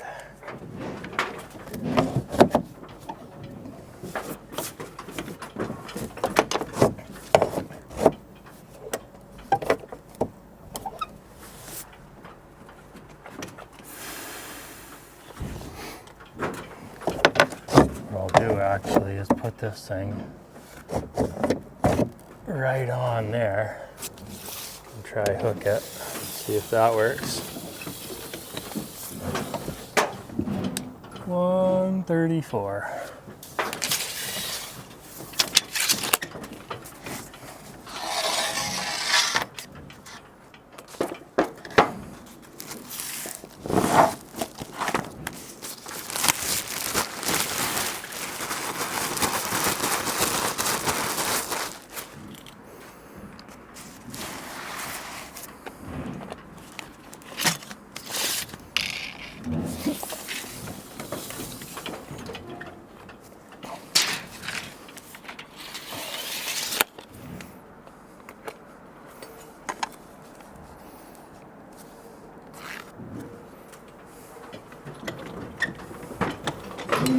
Let's see, I can kind of cheat a little bit here and figure out something.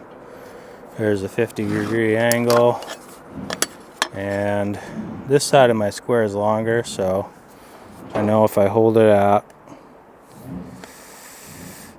in between 5/8 and 3/4, so 5/8 strong, 3/4 shy, that's on a 50-degree angle. It'll get me a longer mark, so I won't be guessing with the top so much.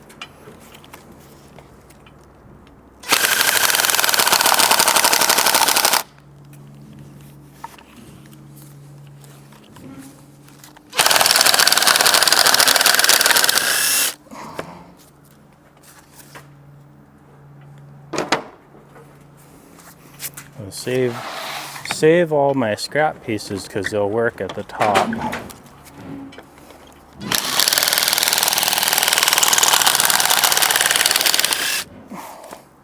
Except for the very end that I cut off. That's good for nothing. Good for nothing. Good for a weight to hold this off it down.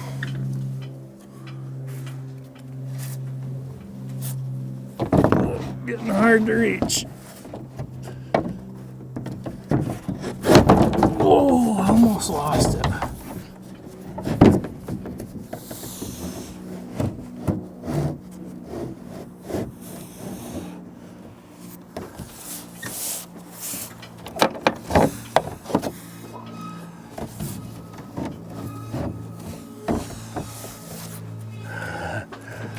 It's even, it's not too bad.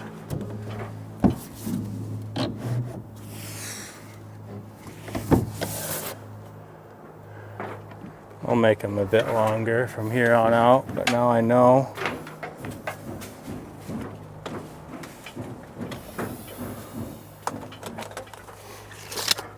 Again, guys, this 1x4 is all the way down there, so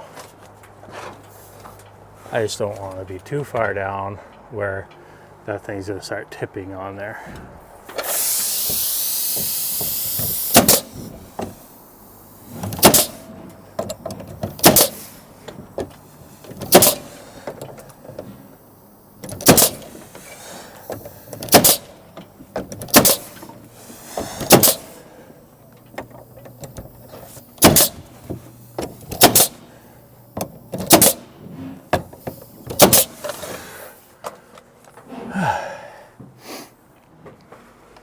Okay, so I cut that at 134,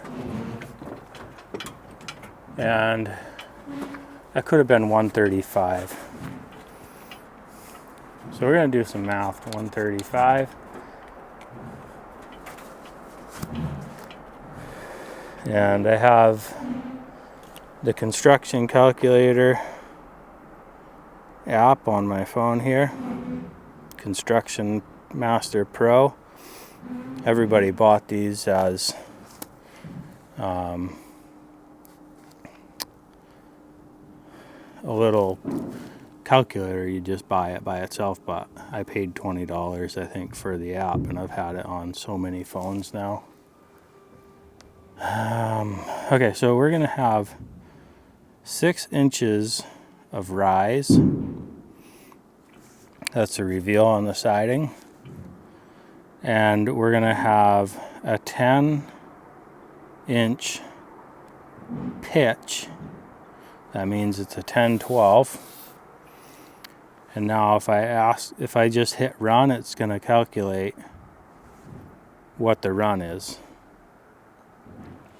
So it goes for every 6 inches of rise, which is a piece of siding, it comes back 7 13/16 on each end.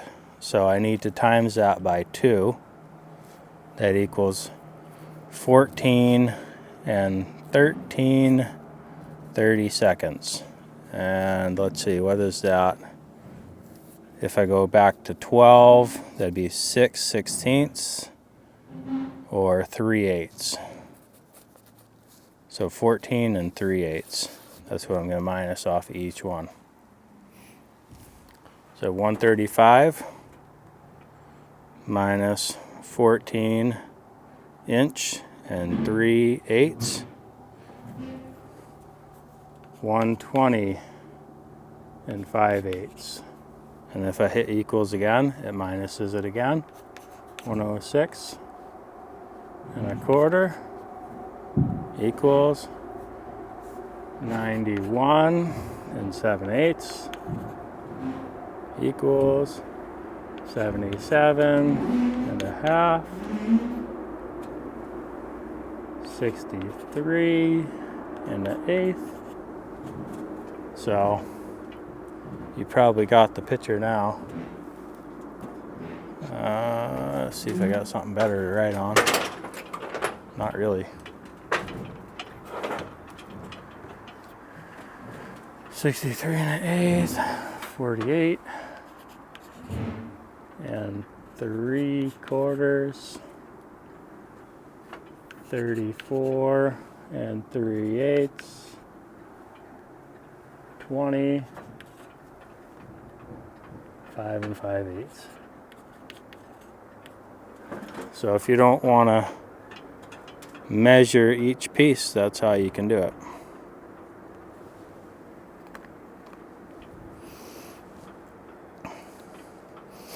And I'm a 32nd off with each piece, so near the top they might get a little bit tight, and I might have to start deducting a little bit.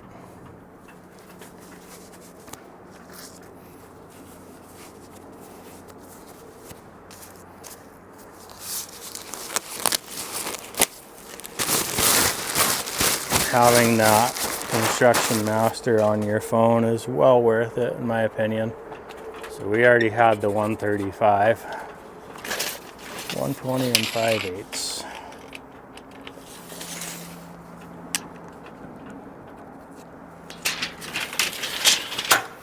And for some reason it seemed like it was off on that end there. I don't know what I did. Maybe I didn't hold it at a 50. Let's see. Yeah, it's supposed to be in between 1 inch and 5/8. So, or 1/2 inch and 5/8. So it's actually supposed to be at 9/16.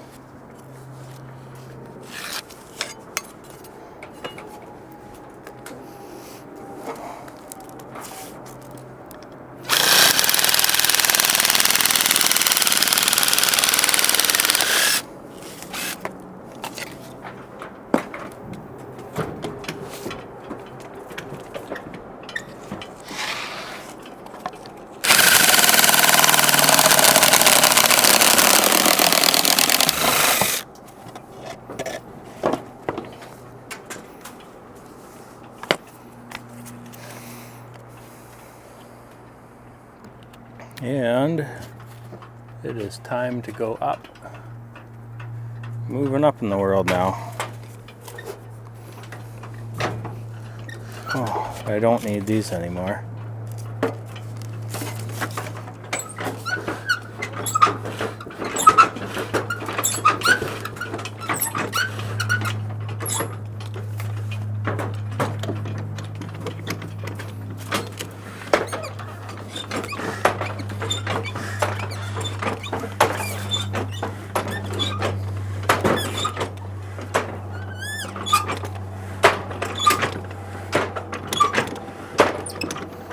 I need the jigsaw, and I need to drill out the hole in the center of this block.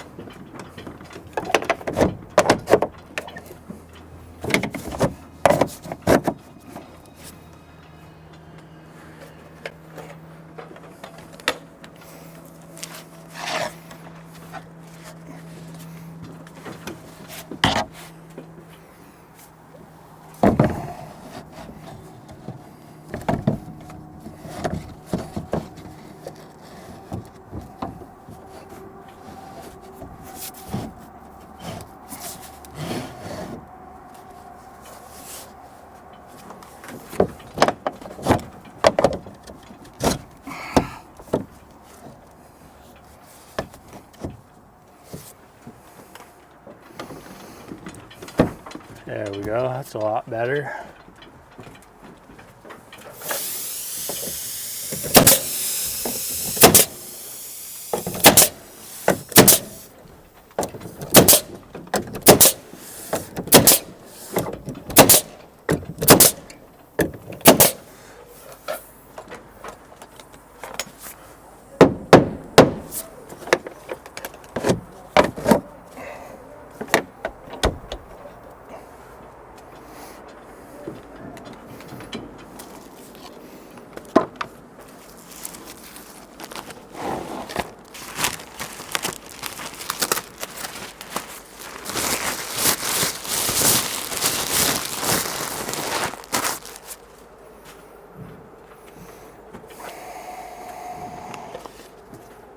$106 1/4.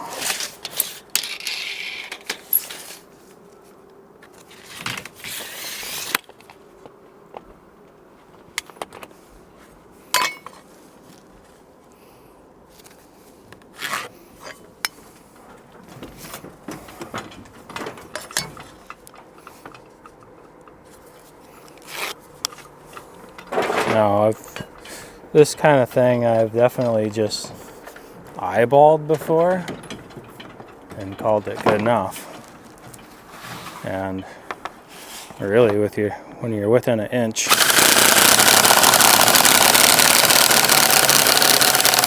Or in this case, if you're within 3.5 inches, you're generally good.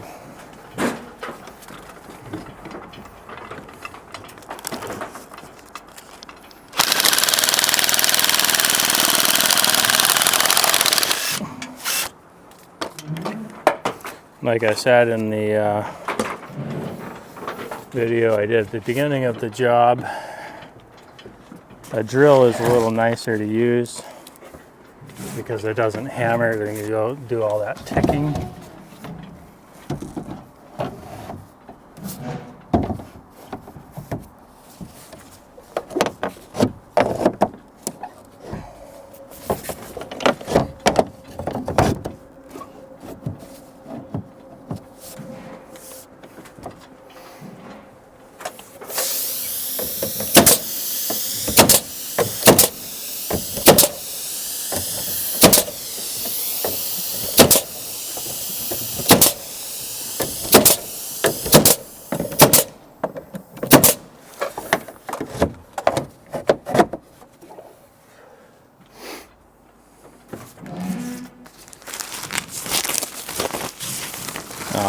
I think the ticking might actually damage the piece a little more. It ain't much though. 91 7/8.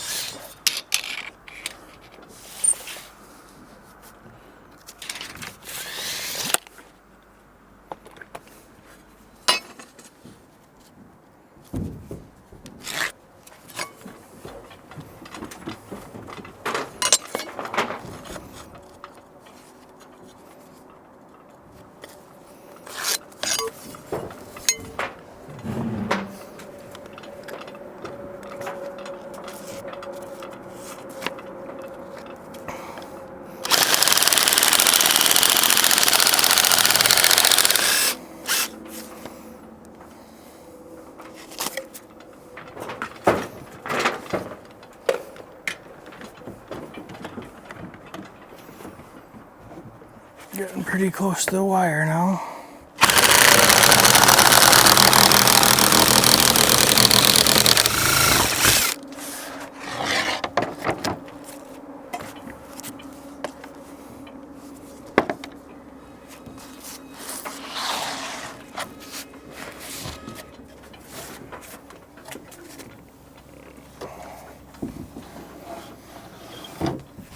And I'm going to try and move that so that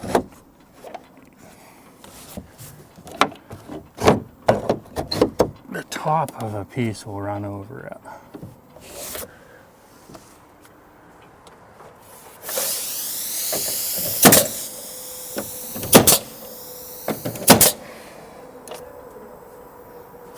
Seems like I must have nailed on either side of that one. I did.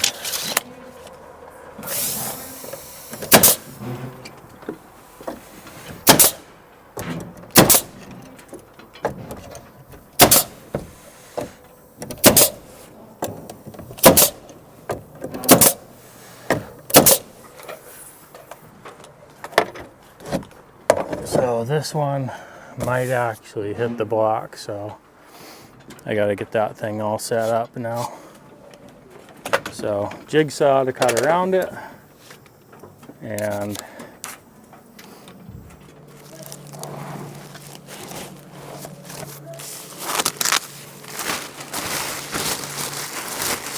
drill the hole in the block.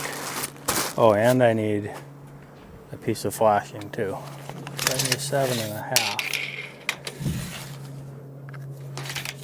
And get this one cut first.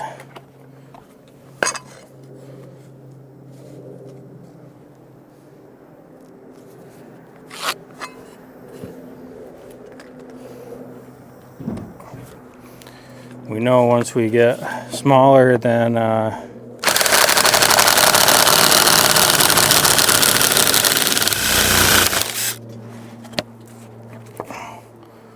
144 divided in half, which should be 72. Once we're smaller than 72, the scraps will start to work, and we won't have to cut out of full pieces. So after the next piece, the 77 and a half, I'll actually be able to get the 63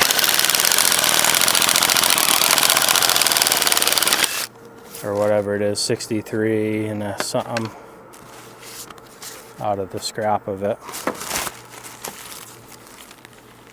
and then I can start pulling off that backside.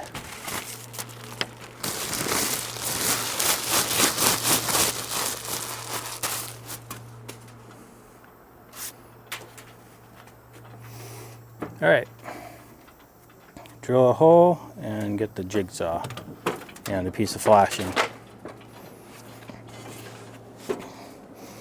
3 things I need.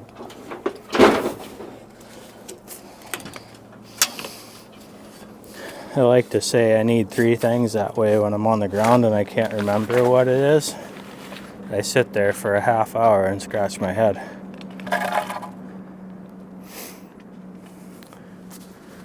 Drill the hole.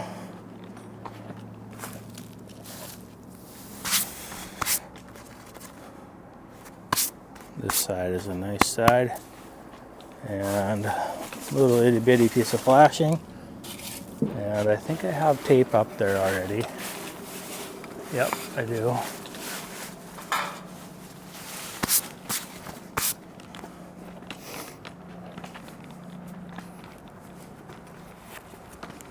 Center this. We have a 7 1/4 block, so 3 5/8 is the center. Right there. 3 5/8, 3 5/8. I don't need to take that drill out, so I'm just gonna drill it out over there.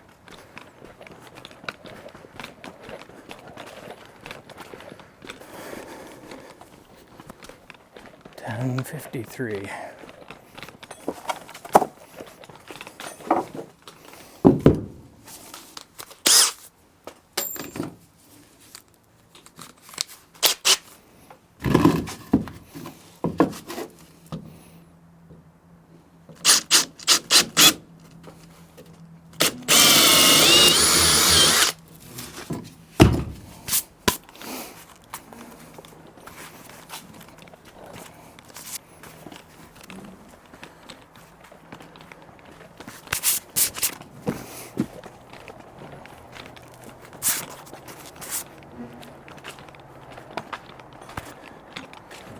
Got my 3 things.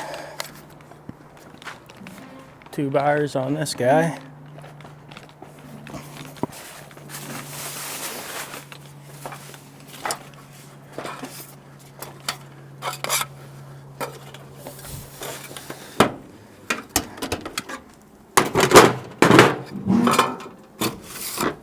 They're gonna paint that drip edge in this block, actually.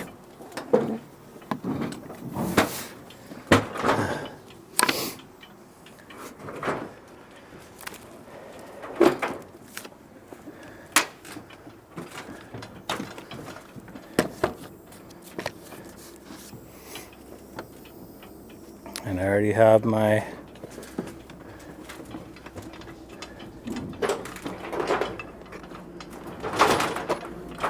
screws, and I believe I have the buttons too, so we're good to go.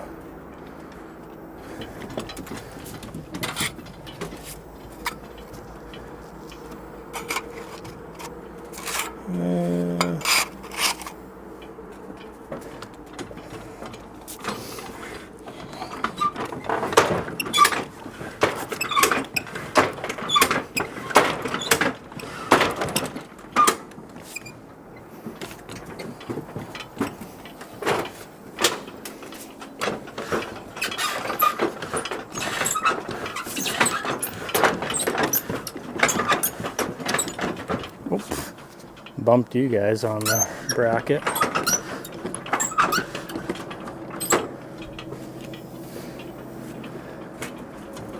Hopefully it didn't mess up the angle too much.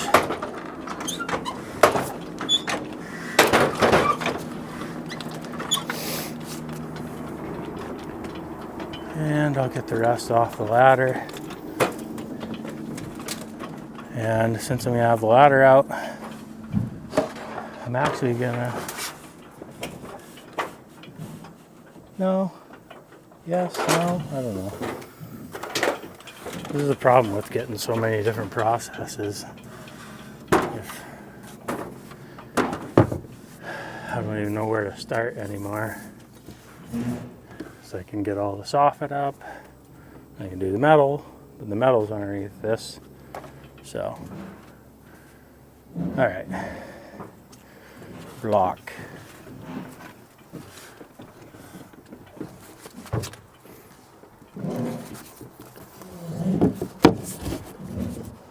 And I actually want to make sure this thing is nice and centered. So I can drop my string down from there,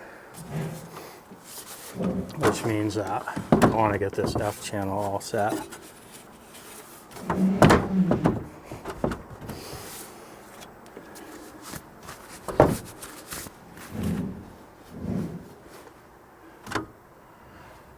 Okay, I'm gonna hand nail that. I ran out of staples in my staple gun that I like to use for vinyl trim.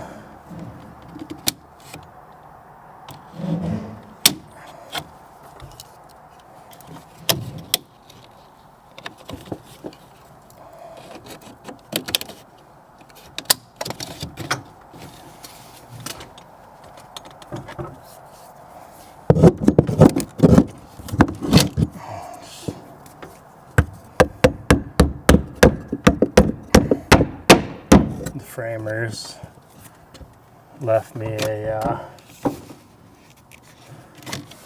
the block that they cut out so they could pick it up, but there's nothing to nail it to. So I guess I'm just going to tape it on there. I've just taped over the hole before, called it good.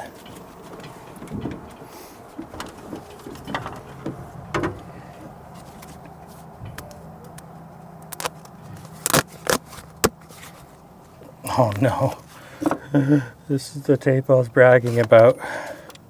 Oh yeah, I got tape. Yeah, 4 inches of tape.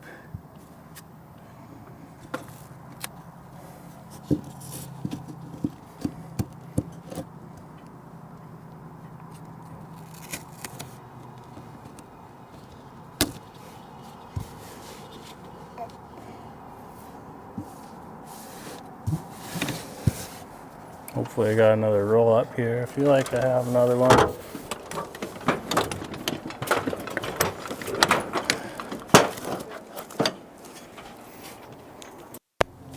So I just put a screw in there to hold that thing while I taped it. So now it's taped on. So it's all sealed up. We'll put a little bitty piece of tape over that screw hole, even though nothing else is done like that.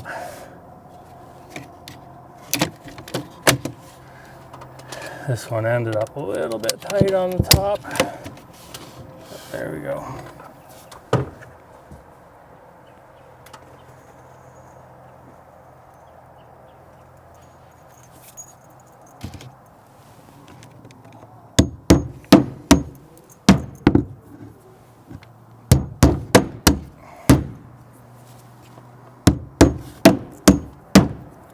And for the most part, that piece of plywood is doing absolutely nothing.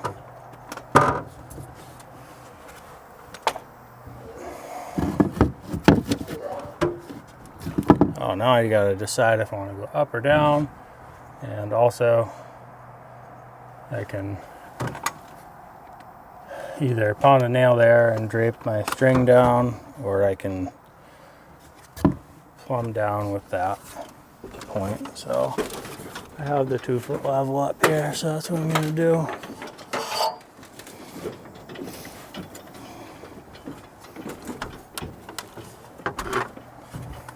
Make sure that electrician put his wire in the center.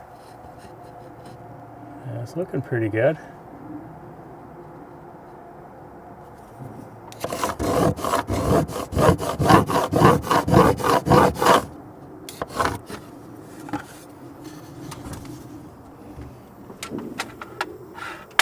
I mark 3 5/8 on the top of this block. That's the center of it.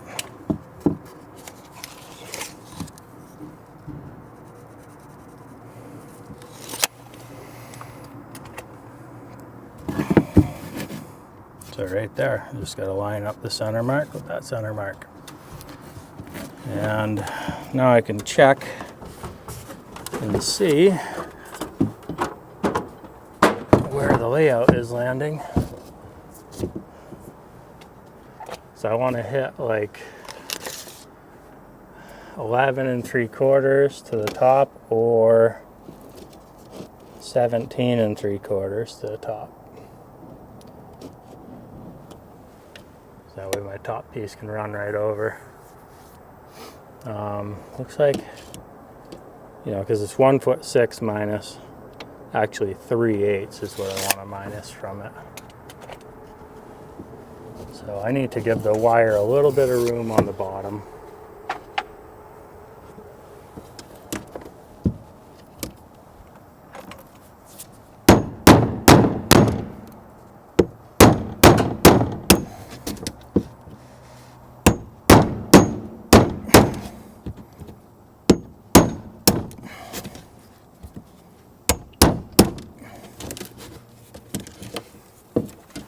That should do.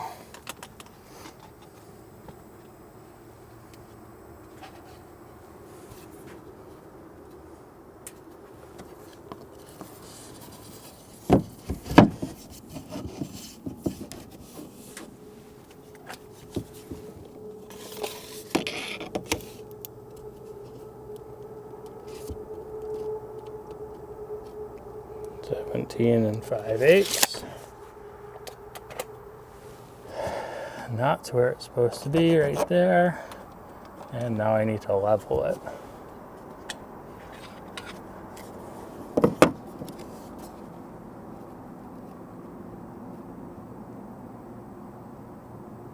Right there. I'm still on my mark. And I just need to check that top. Make sure that we're on our center mark, and we actually are.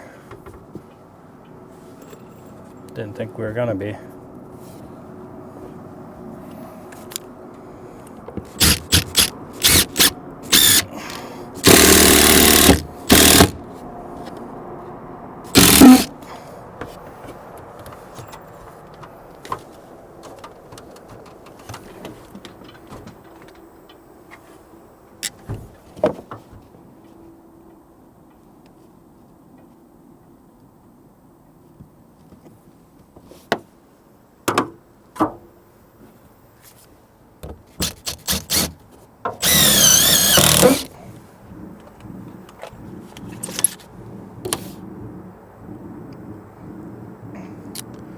That should work well.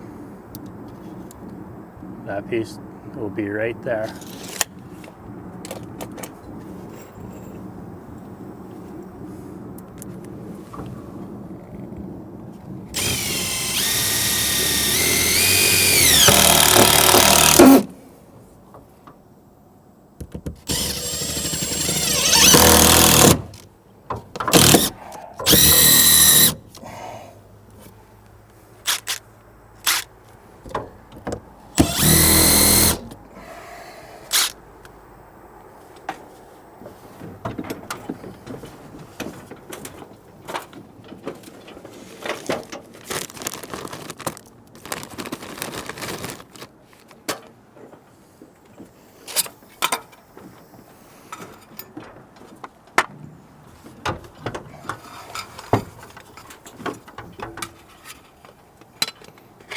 Try not to leave things on top of ladders like that.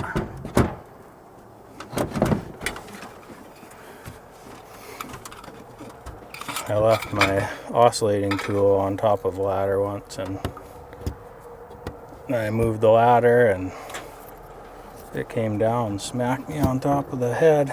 Gave me a pretty good cut.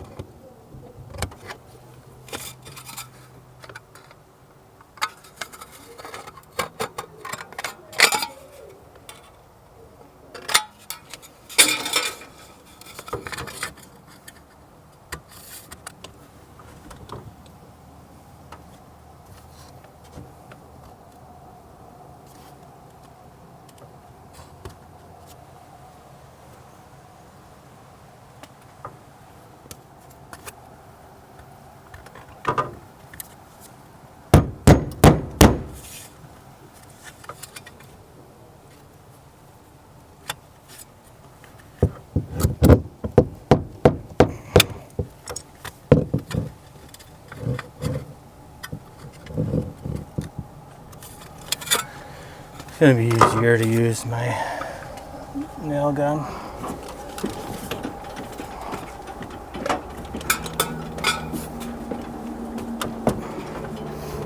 Nail gun tends to bust through the grains and not get pulled around by them so much. So it's gonna generally stay where I put it.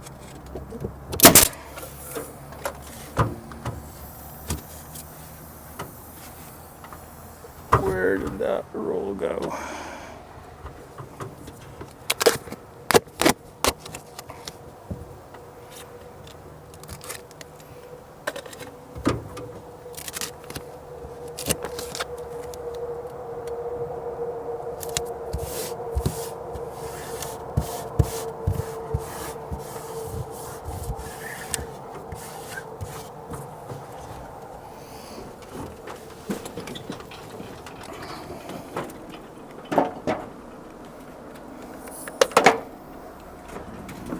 All right, since I got my ladder there, I'm gonna put the soffit on.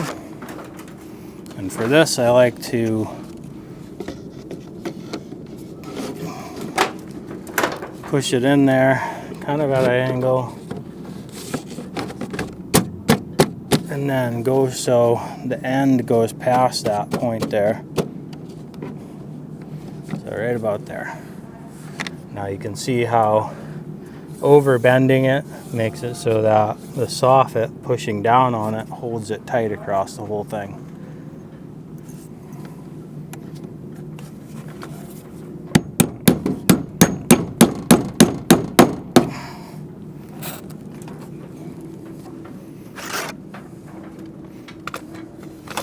And this soffit is kind of a little difficult to put in. Doesn't fit like perfect inside that F channel.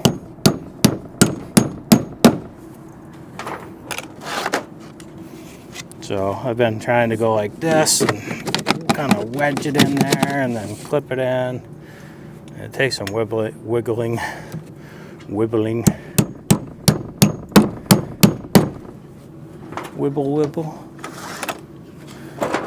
I think I found that it's easier to clip in like the last inch and then kind of pull on it a little bit and stretch it out and then push it in as you're pulling on it.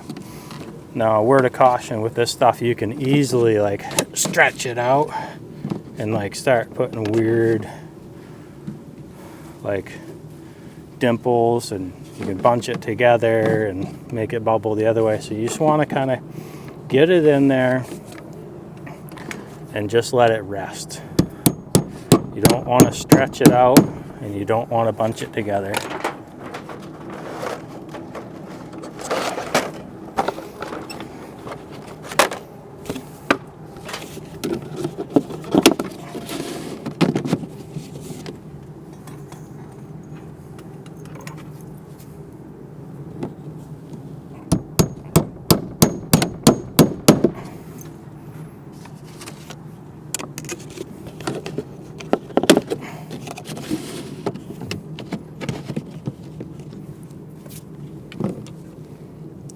Yeah, so now you'll probably be able to see a little better if I stretch it out. See what happens on this back here? Creates a little shadow right there. So you want to just put it in there and just let it rest. Maybe put a little positive tension on it, but not much.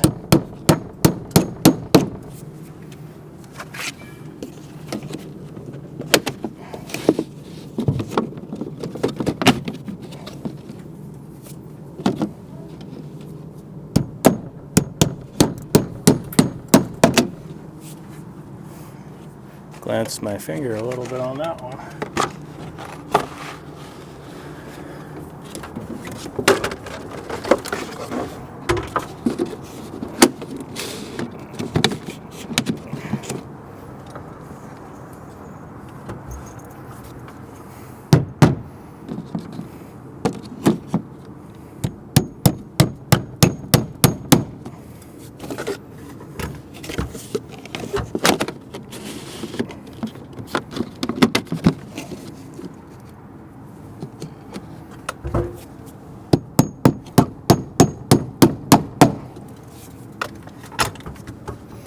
Couple more pieces to get to the top there.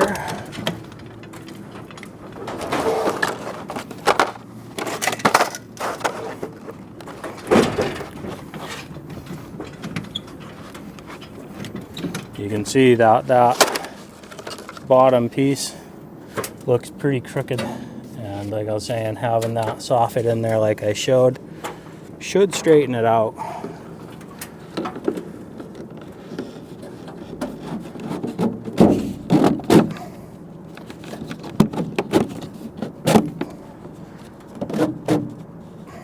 See that? Looks nice. And I'm going about the same as the other side. I think I left about an inch there, between there and there. Try to keep things even.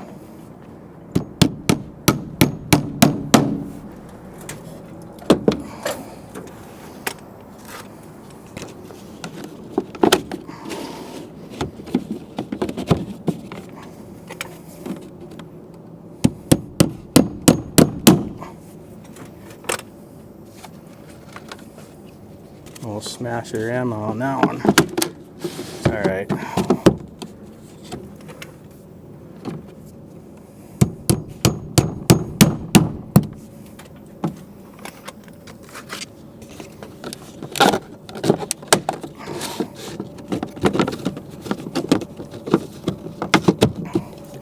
This is their premium soffit. And you only get 10 inches out of a piece instead of a foot.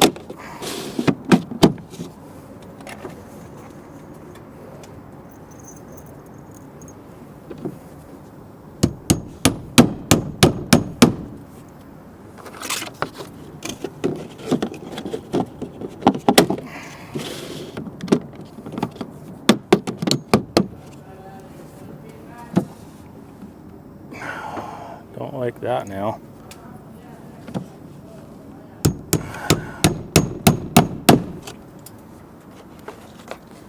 Hopefully the Mexicans aren't cursing in Spanish. I will have no idea what they're saying.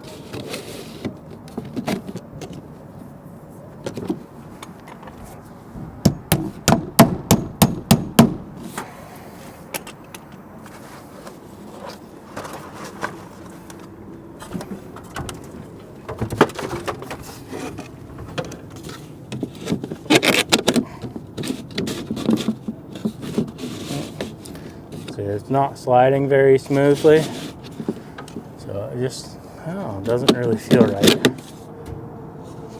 I guess the clip's just a little deformed right there. So if it's not smoothing slightly, then you need to make sure that you're indeed clipped in.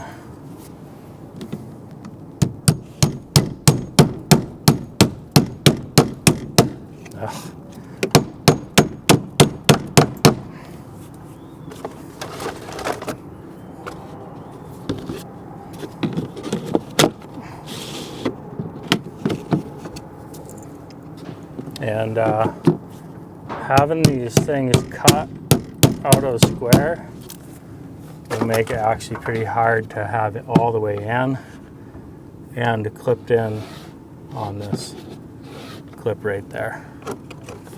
So make sure your cuts are nice and square. Otherwise you're going to have to let it kind of creep out of the soffit a little bit. And this piece is no good.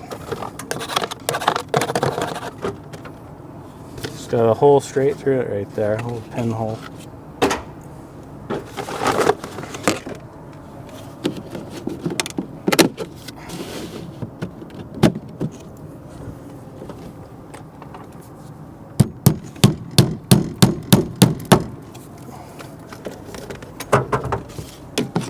I guess I probably could have used that to end this.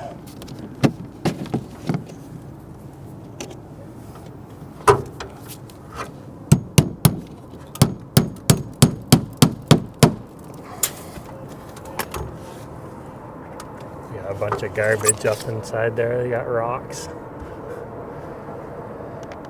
Okay, 5 inches. 5 inches.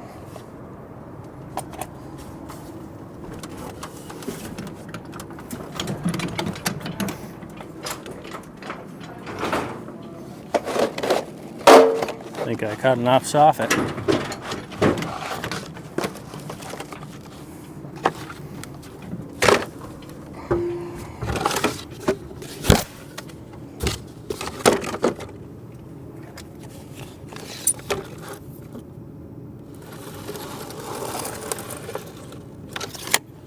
Somebody had mentioned doing this, and I actually think it was a pretty good idea. And that was just to cut it long and then return, kind of make a return leg.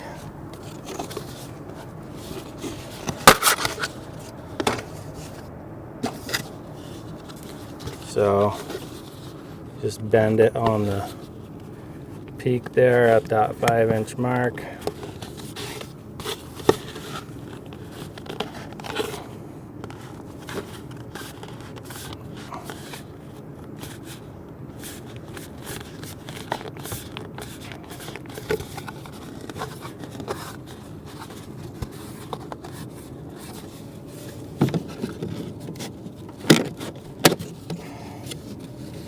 That way if I end up with a little hole, it's going to be white behind it. And sometimes it doesn't work out too well. This time it looks like it's working out really well for the placement.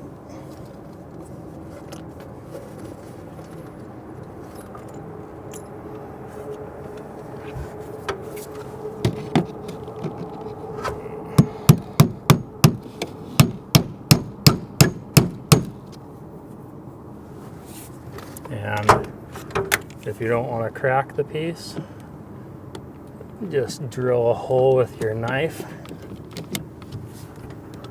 and that'll save you from cracking a piece if you got a nail through the face.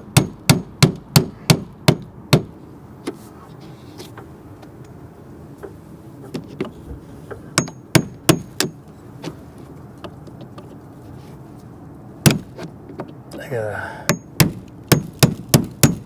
a nice nail set.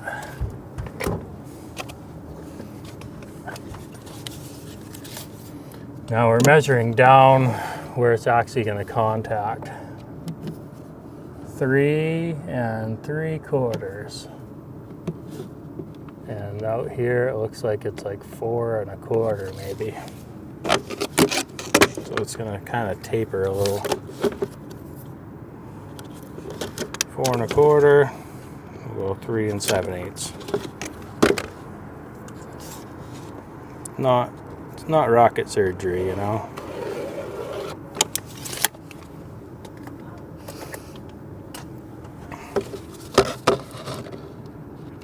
Be a little bit different than what you measure. Kind of split differences here and there.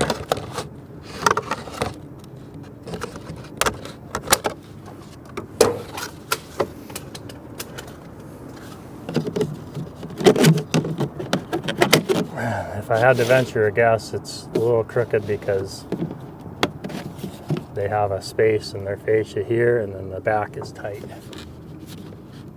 So there you have it.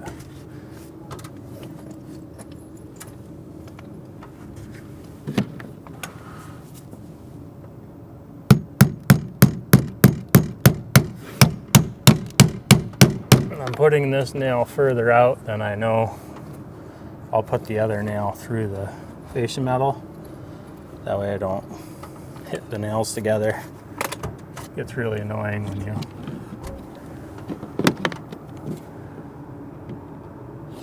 when you hit another nail with a white nail. Yeah, it got a little big. I think it'll still work though.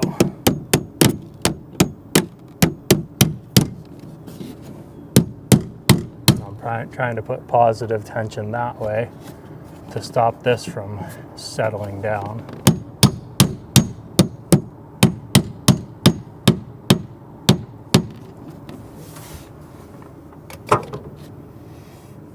There it is.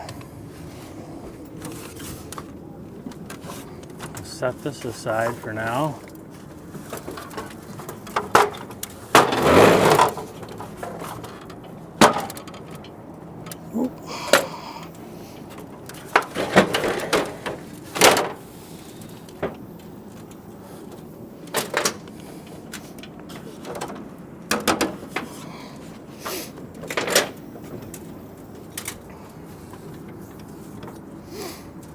And we have this one already cut.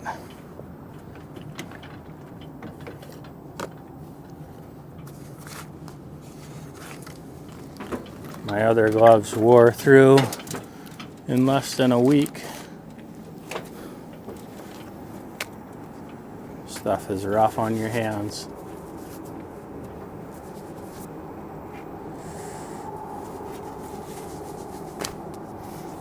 So I'm going to let it ride out on top of that.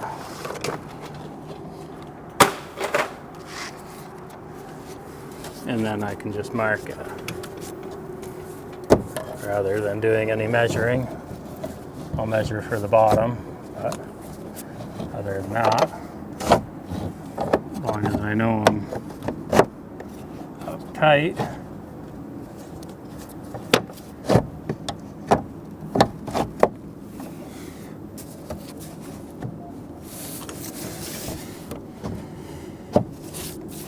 right there, could go a little that way.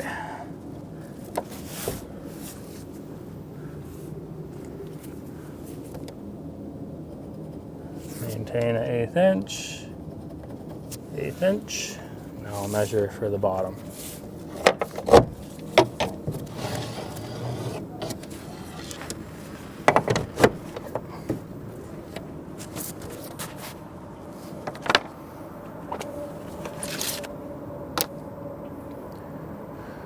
We'll go 10 1/4, so that's 4 1/4.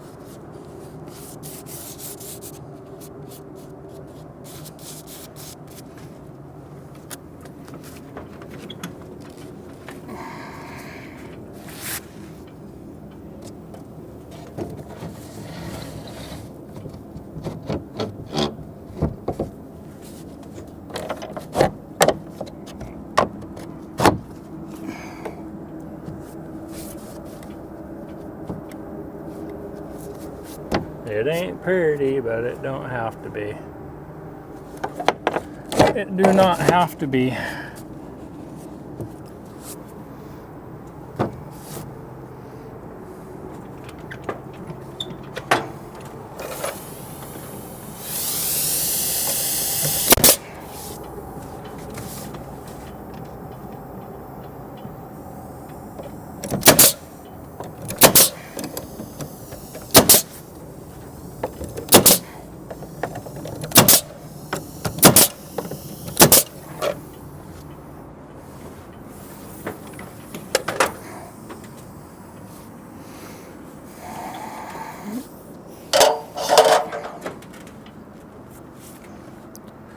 Okay, so now we need a 77.5, and then the rest will be out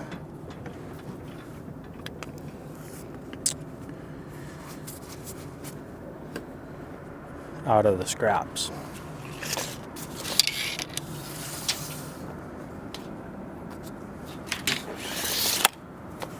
And then 63 1/8. Yep.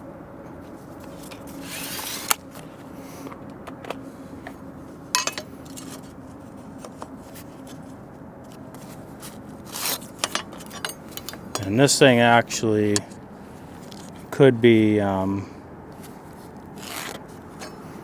2 pieces, because it goes to both sides of that block. But I'm going to cut it to go over top of the block. So I'll get it out of one piece. And really, as I've said before, I don't think I really need anything over the block, since it's not going to flex in.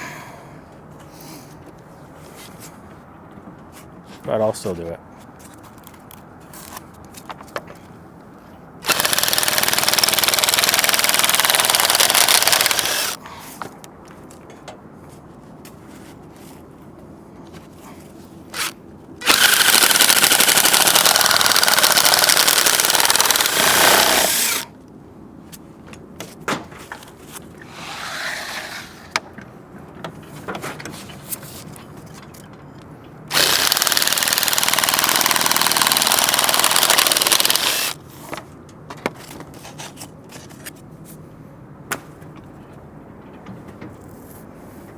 Okay.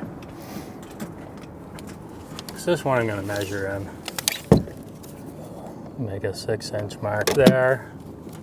Hold my tape on that plane till it kind of bumps into that F channel. And we got 27 3/8. 27 3/8, and that block we know is 7 1/4. So if we go 7 1/2, that'll be right. And then we know that we made that block to go to the top of the bottom of the next piece. So the bottom of the next piece is 6 inches up. So I'm going to cut this actually at like 6 1/8. That way I know that the bottom of this top piece isn't going to hang down below the bottom of the piece over it.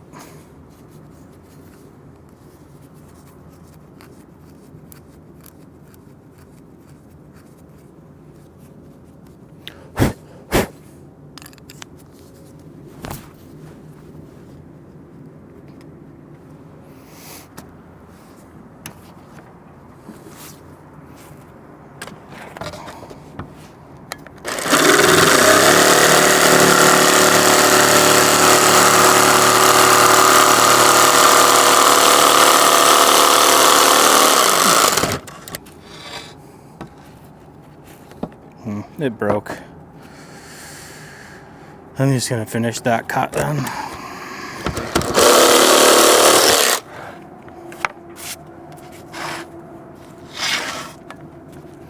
It's okay.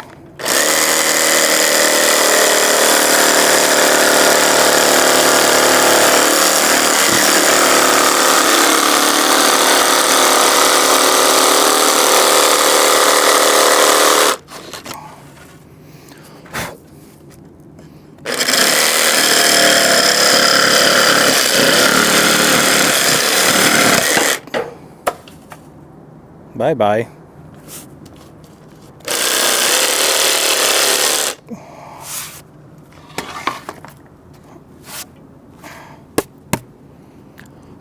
Well, I guess I'll just make that top piece a separate one.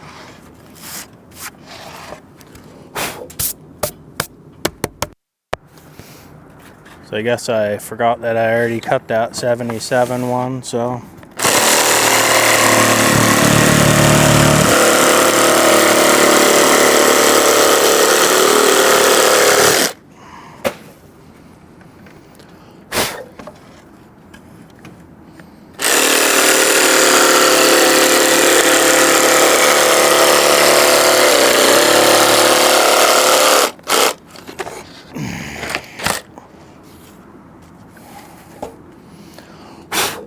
Again, it works a little better if you cut the lengthways one first, and now this one will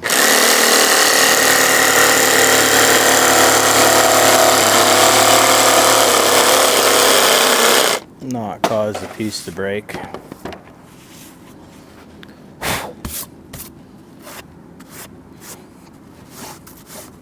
And again, this is just a filler piece on the top here. Not really entirely necessary. And it's all gonna get caulked. This one's already painted.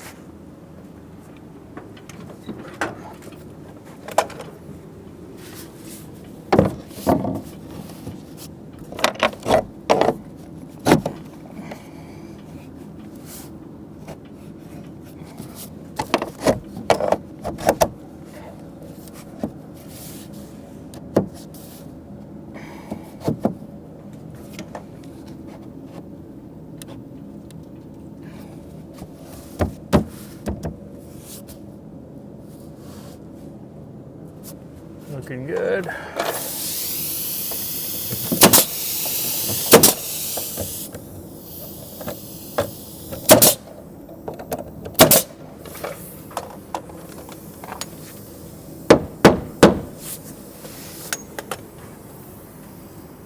Gonna test fit this.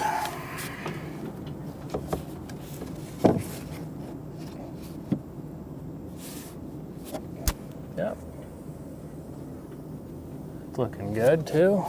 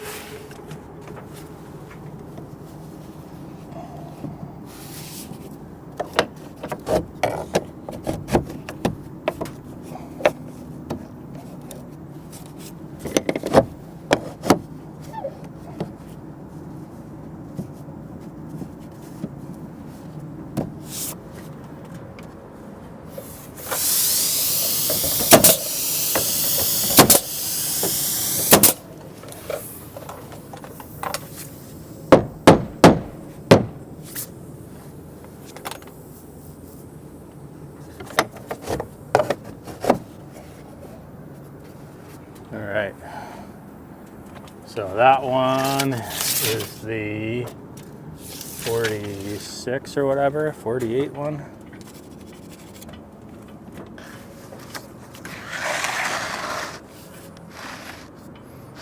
48 3/4.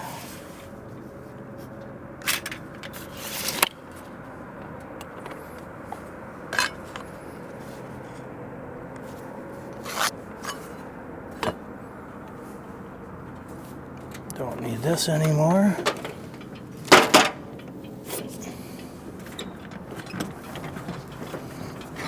I got way too much siding up here.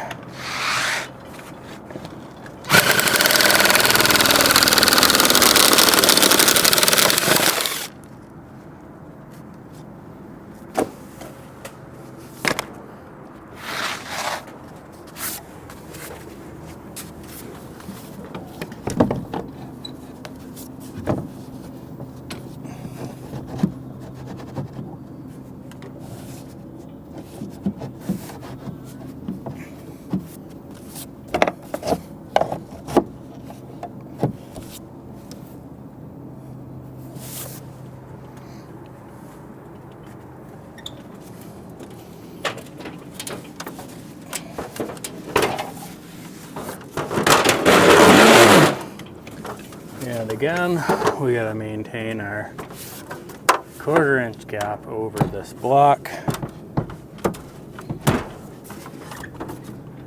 And we are up a little bit high. I'm actually gonna drop it down to close that up a little. I mean, a bigger gap is probably better, but for looks, all the rest of them are at a 1/4 inch, so I don't want to make this one too different. Even though it's, at this point, probably 15 feet in the air.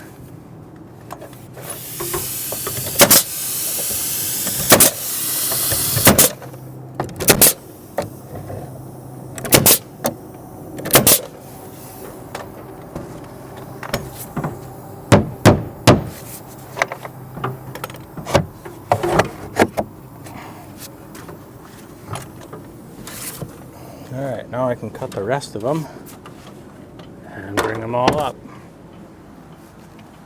I think I can skip this one because that one is plenty long. I already did the 48, so I need the 34 3/8. Oh, I can do that one.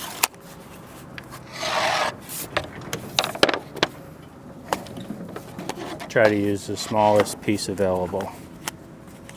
34 3/8. There.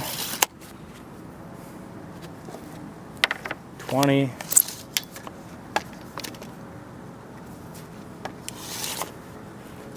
And then 5 5/8.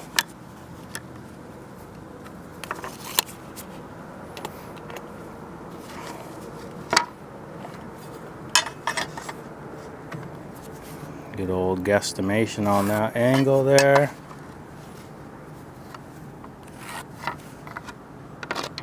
Good.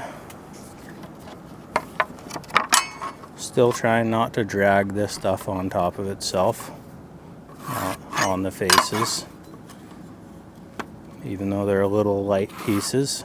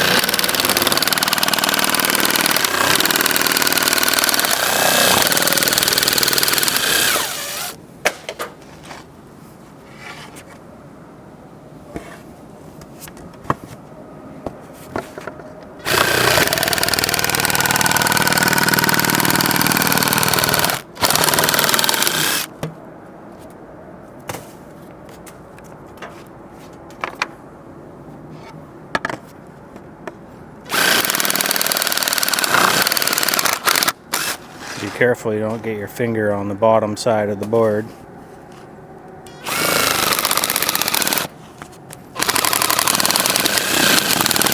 I'm sure dumber things have happened.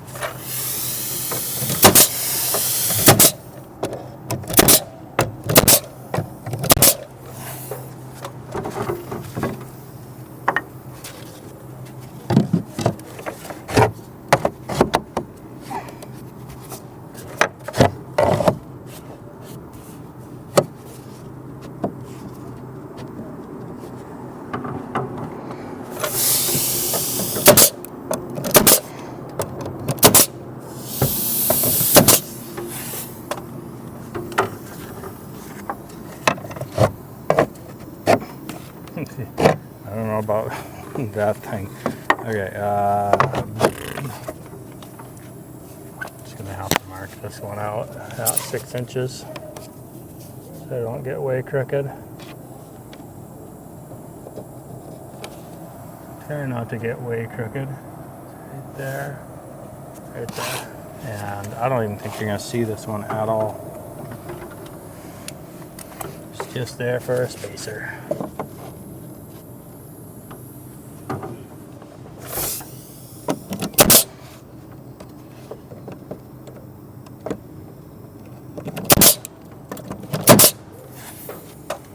Yeah, no, that's completely covered.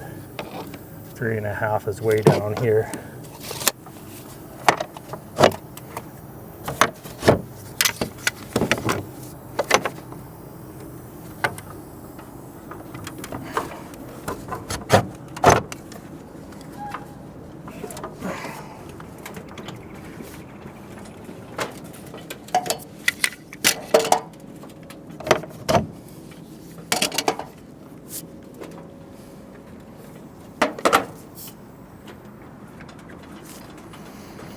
All right, now we just need the fascia metal and our freeze board. And let's see, their drip edge is 10 foot. So their drip edge doesn't reach. I don't think our fascia metal is going to reach either. Generally, they'll get it out of one piece if they can. Yeah, see, they cut a bit off because they didn't want to put a little 1 foot piece to strip edge.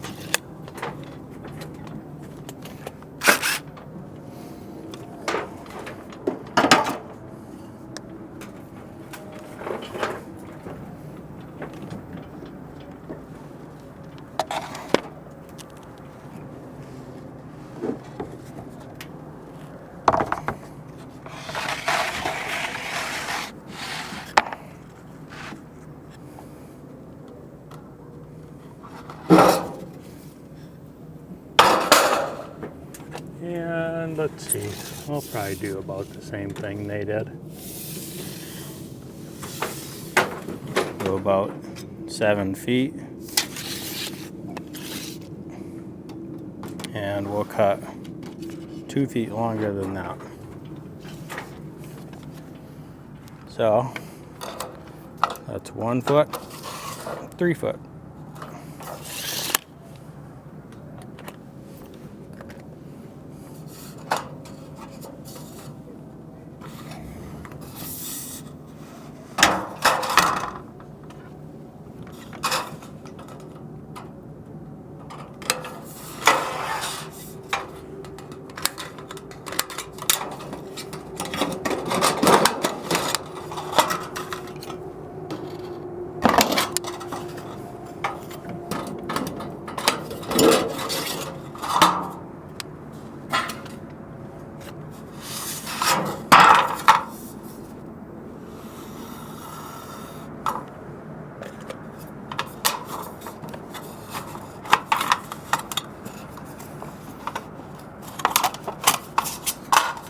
one nice clean score.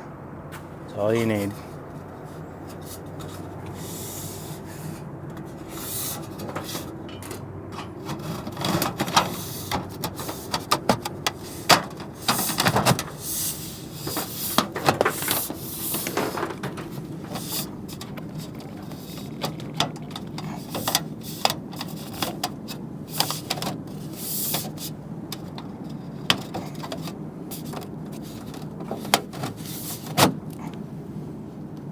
Oops, way up.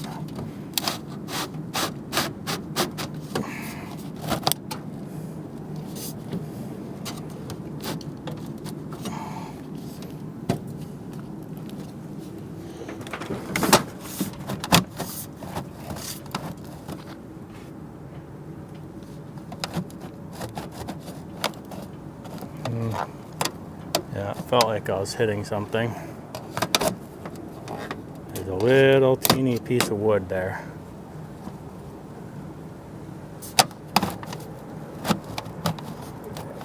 There we go. A lot of these things are done by feel, you know. You just kind of learn the way it feels when it goes in. It just felt a little too spongy. It didn't feel very solid. That's how I knew it was hung up on something right here. I was trying to get it up there. It just didn't feel right.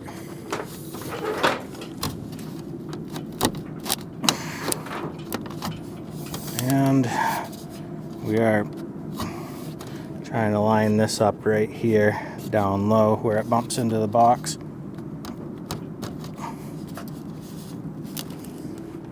Make sure it's sitting nice and flat, right where it's gonna go. And trace out this bottom here against that box. And now you guys are going to be upside down, tracing this bottom leg here. And then right here on this end. And then this little bottom. And then right there.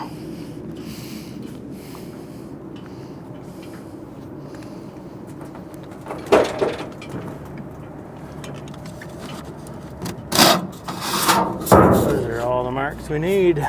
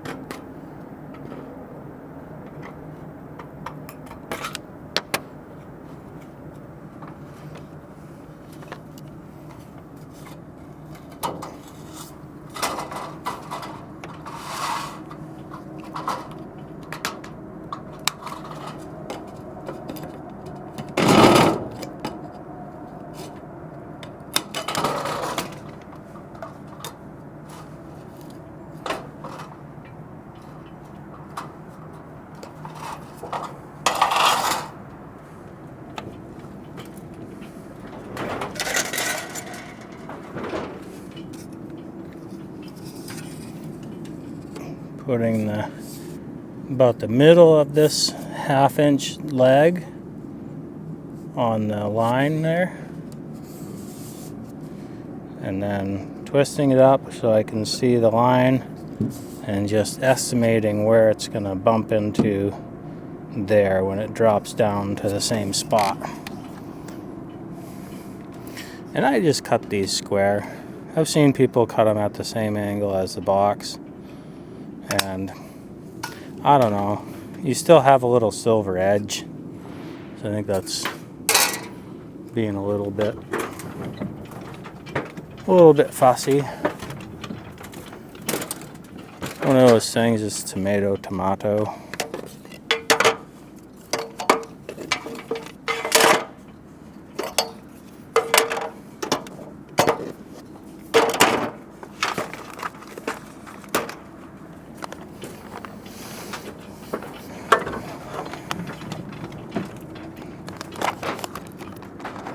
don't have enough room for these in my bags. I'm dealing with way too many processes to keep something for everything.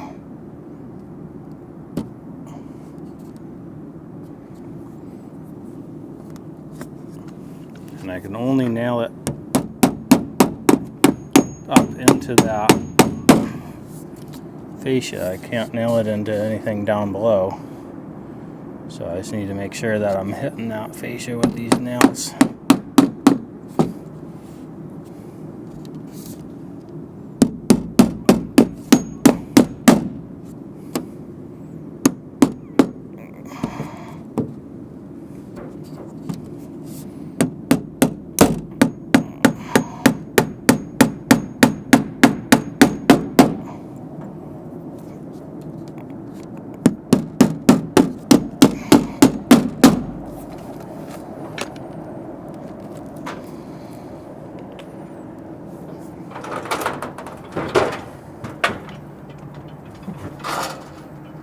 And I shouldn't have made such a big mark on that.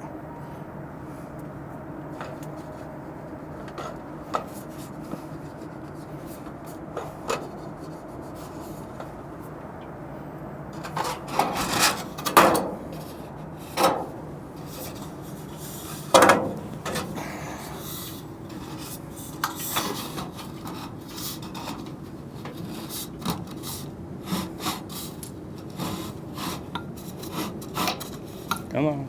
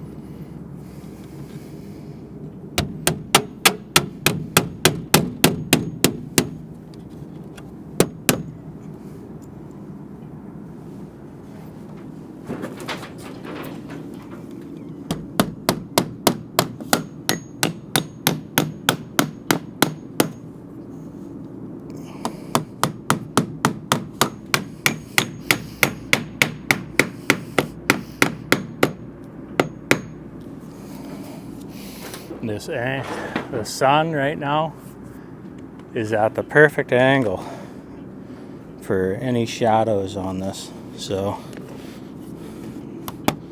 this is the worst it'll ever look right now.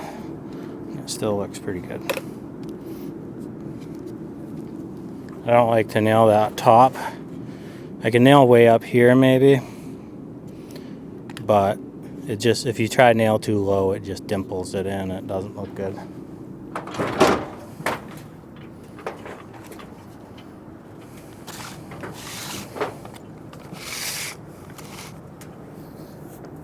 Okay, we're going to do the same thing on the other side.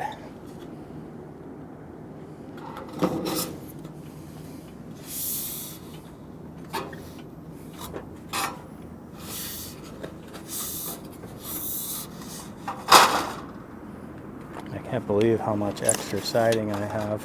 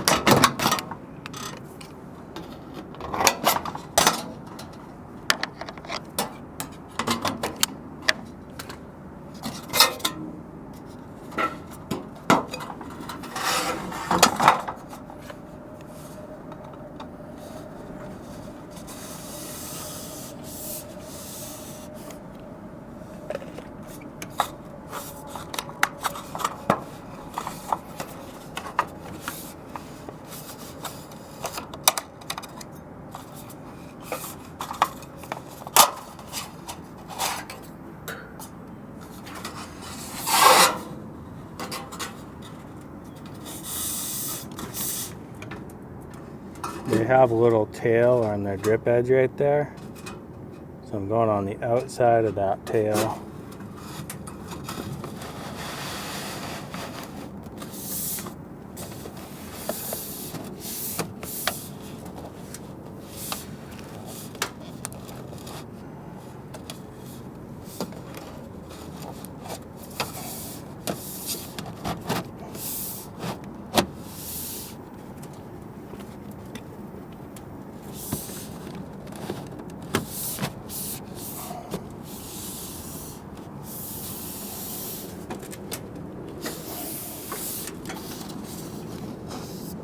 See, that's tight there.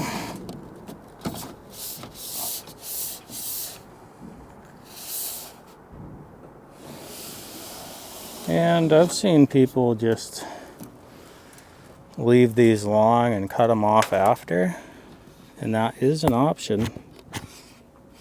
But I think it's not that hard to just cut them beforehand, because it can be kind of difficult to get your snips on the ends just right when they're against something.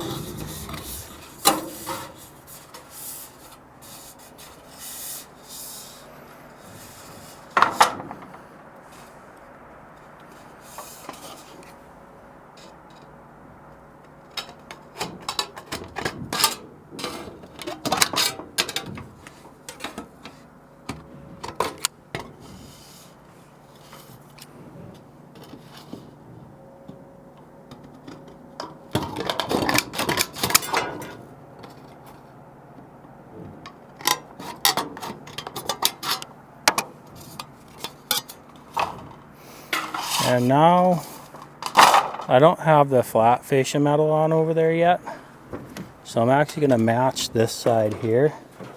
So I'm going to butt straight up against that, and 3 3/4 strong is what I'm going to do. So measuring from here, it's almost 4 inches. So just try to keep things uniform, you know. And this goes perpendicular into this snip here. It's going to look somewhat similar. It's going to look a little different though, because the bottom cut is actually in a little bit of a different spot. This one here. I think we had more cut off on the bottom on the other one. And you'll notice this thing went on the wrong side, so you're going to pull it down. Just flex this out a little bit and pinch this one down below it as best we can. There's no shadow bend on their flat fascias because they're going to be doing gutters everywhere.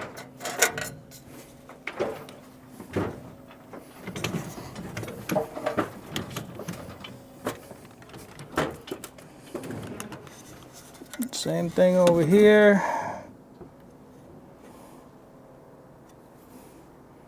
Marking where it's going to contact. And you might have noticed I didn't quite angle my nails out very much on the last one of these.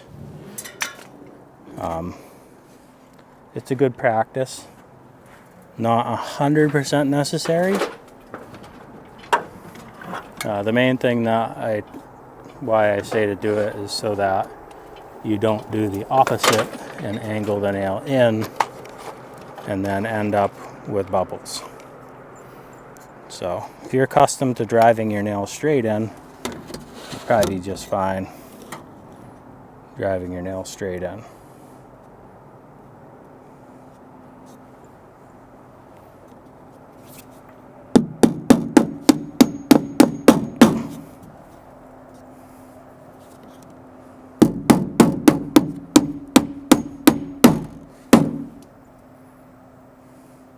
Like I said, all these shadows are like worst they're gonna possibly be right now.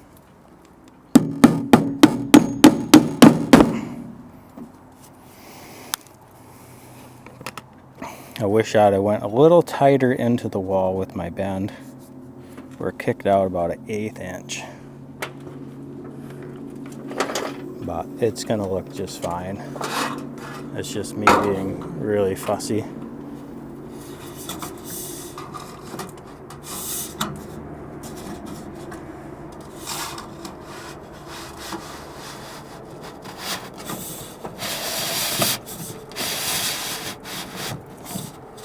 This time we'll go on the correct side of that little tab they made there.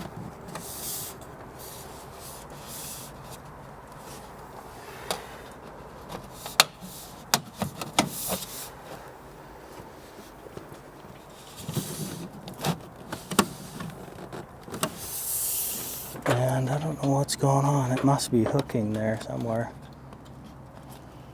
They made that tab super long for some reason.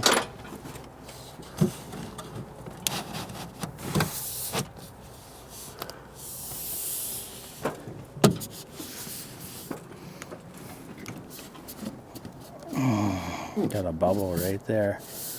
I think, oh, there might be a nail there. I'm gonna pull that out and see.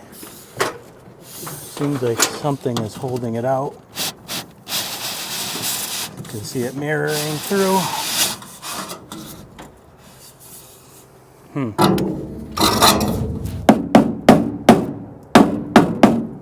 don't see anything.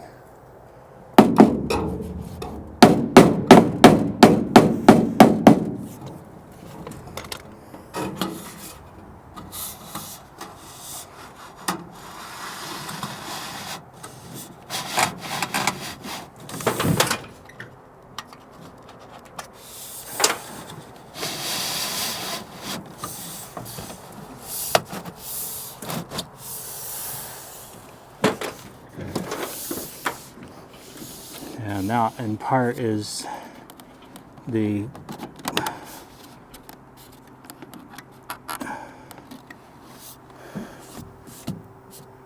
just the difference in having this a little too far out. It's kind of casting a little tiny shadow right here.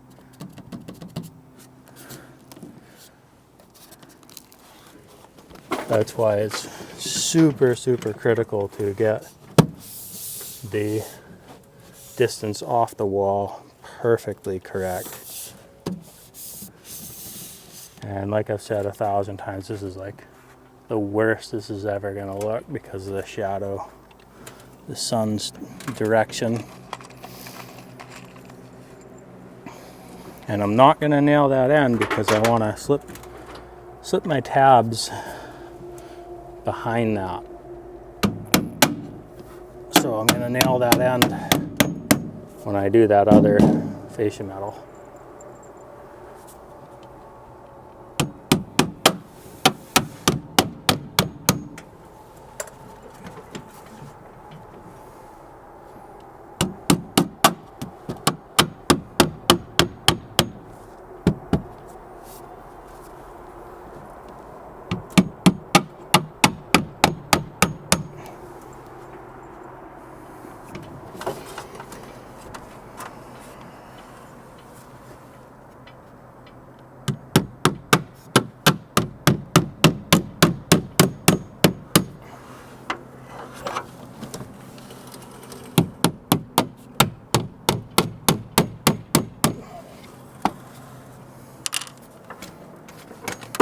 should stay the same on either side.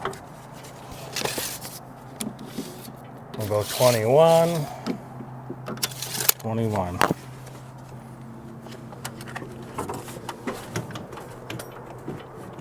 You know, I could try put a nail right here, but then you'd have a nail in the face. A little bump might actually do it some good right there. Yeah, that might actually help a little. It did, yeah. That looks better. What'd I say, 21? Yeah. 21, and this thing is plenty long for that.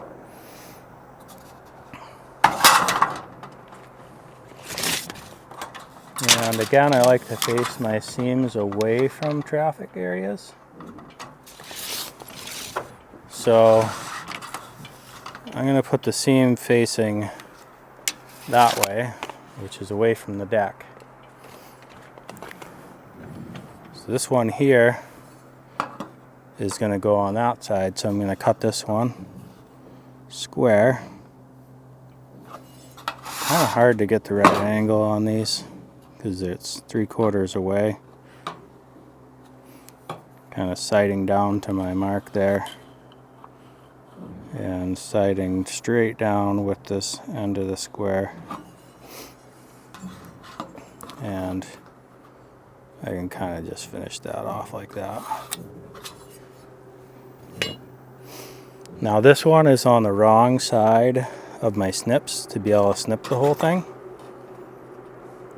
If I try turn this corner with my good piece on the left side, I'm gonna really bungle this up right there.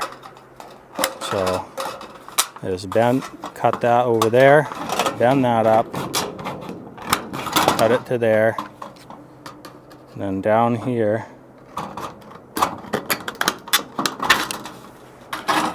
Now I can bend this, snip that strapping bend, and now this remaining bit right here, I still can't get my snips on it because they're going to hit there and they're going to hit here. So if you had left-handed snips, then you could get it, but if you don't, then you can just score that and just snap it off. So that's how you can get it when you want your cut to be on the right side. And on this one, I'll just bend the tabs like I do. And I guess I'll just kind of get this one close enough. So that should do.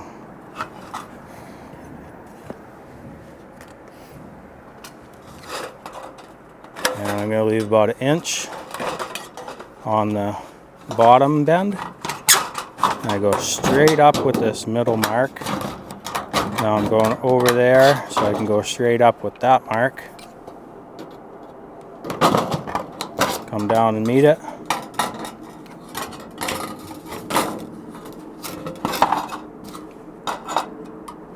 Get rid of some of that. Now I'm coming down to that mark there. And same thing right here. This thing gets bent down. So that gives us some coverage if our cuts are a little off. That thing gets bent straight down. And this one I like to just angle a little bit. That way it doesn't sneak out underneath the other piece of metal. Perfectly not confusing.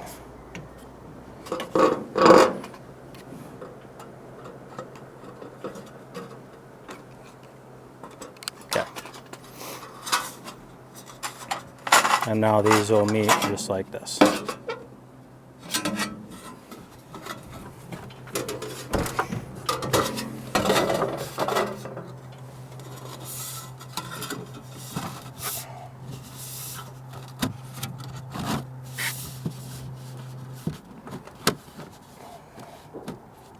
feels right. This is a 10 pitch. Make sure that's nice and snug.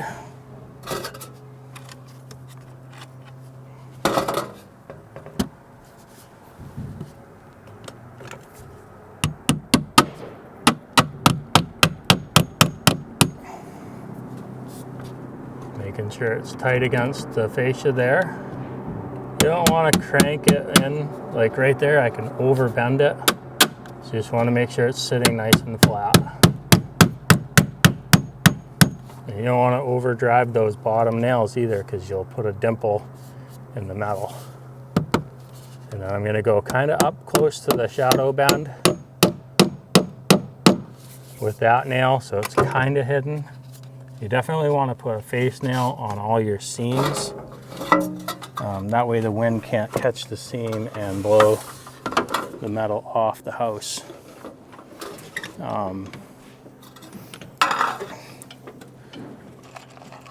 Because that will happen. If the wind can get in any seam, it'll just vibrate it, it'll wiggle it and wiggle it and wiggle it, and it might take 10 years or so, but eventually, with a little bit of wiggling, it'll tear that nail right through the fascia metal. So you want to prevent it from wiggling, and that's what the face nail does.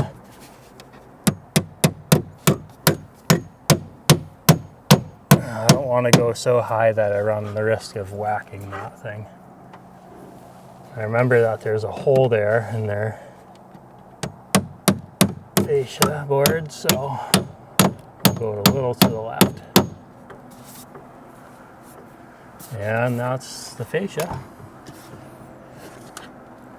I can put one more nail down low, but it ain't gonna go anywhere.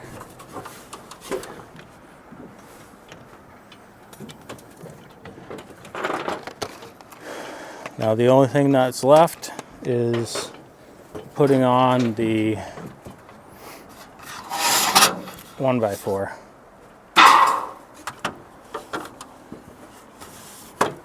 And that is 1x4, it's not 5/4 by 4. And that's just going over,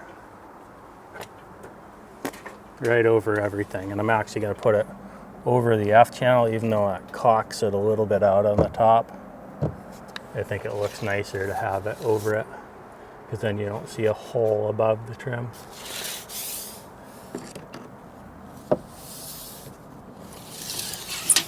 And we're just measuring from point to point there, right up against that soffit. And we have 103 and a car door. 103 and a car door.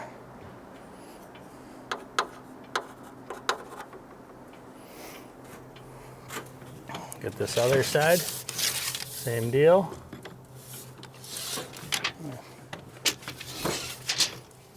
Get my tape ready to go.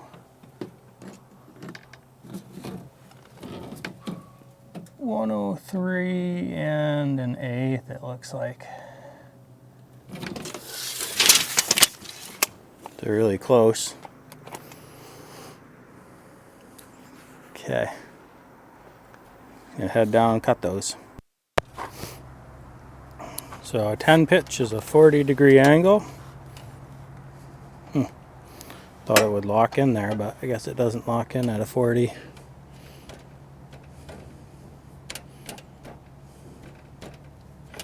Right there.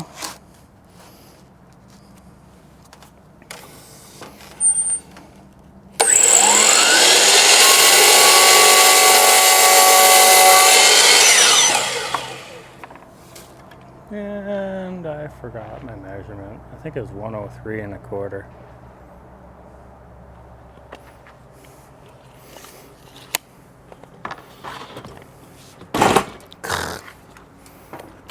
Be nice to this stuff. I gotta use the other side because it's like right there. Oh man. I guess this will have to be this way. That'll have to be the back.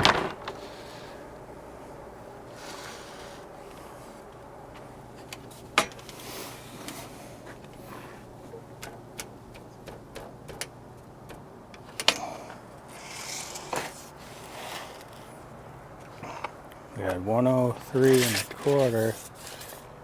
Something about that doesn't quite sound right. No, it's right.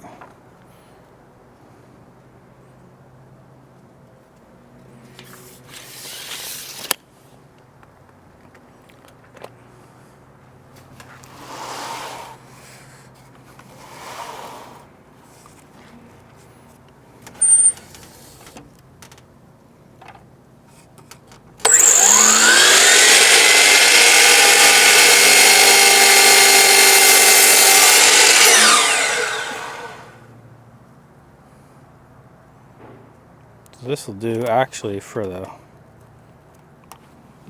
right side actually, so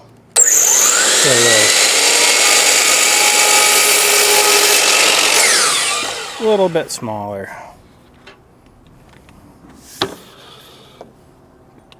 That's the right side, and now this is going to be the left side, so hopefully this looks nice. Yep, that looks good. You can see how it kind of tears the back side of the cut, so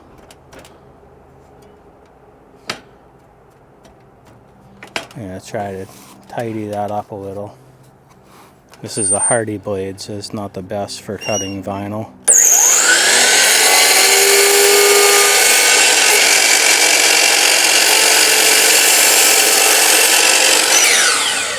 That's a little better. That was 103 and a car door.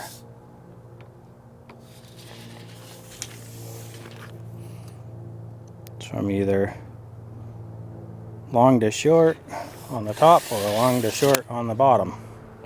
So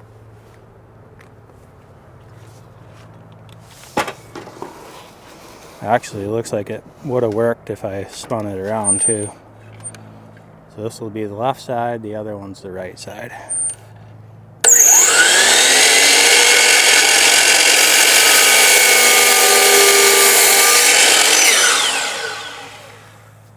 That's my scrap. That's pretty efficient. Okay, so this I said was my left side. I'll mark it on the back. That way I remember when they get up there. This will be the right side. I think I have enough screws.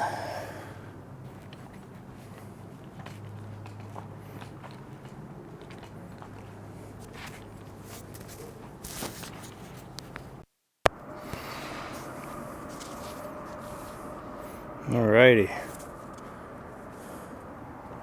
I think I wrote it on the ladder, but I guess I'll know in a second here if I did it right.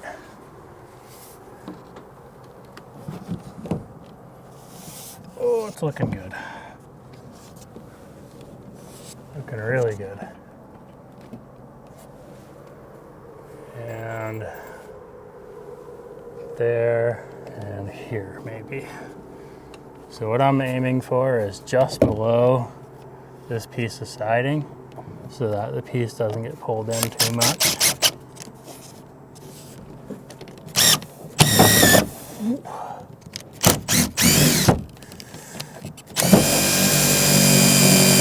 Oh, man, it's usually not that hard to go through this stuff.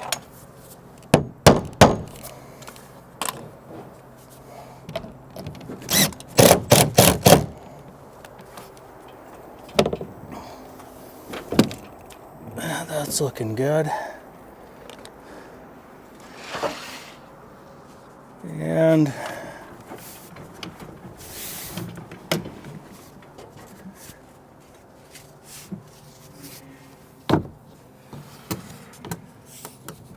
see how we did. I gotta cut a little off of that. Just a smidgen. Maybe not. Actually, no. Looks pretty good. If I put it up tight to the other one. And there.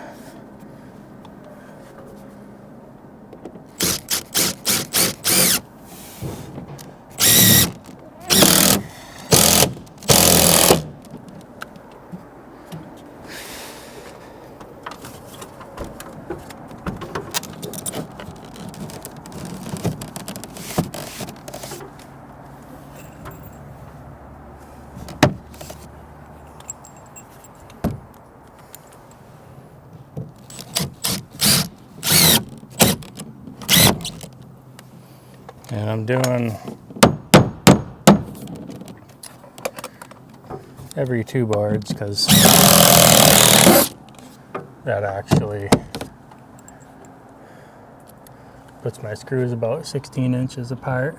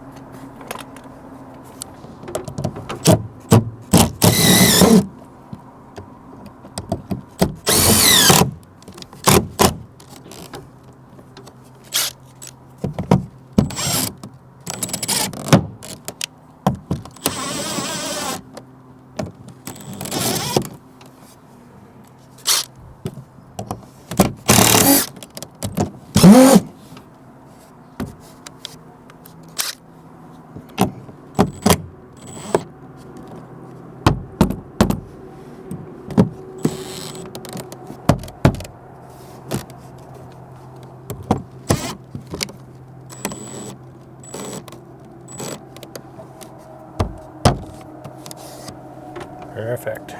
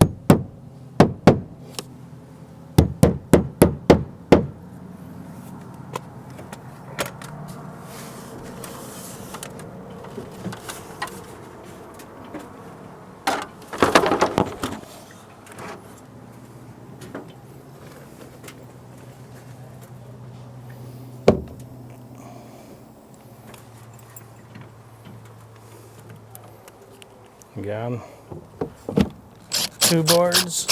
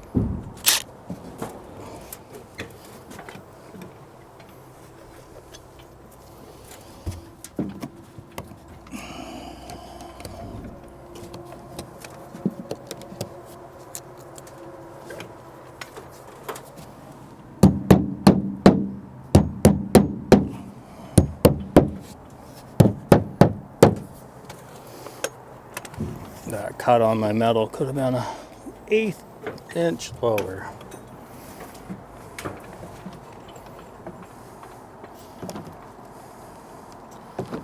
Little imperfections.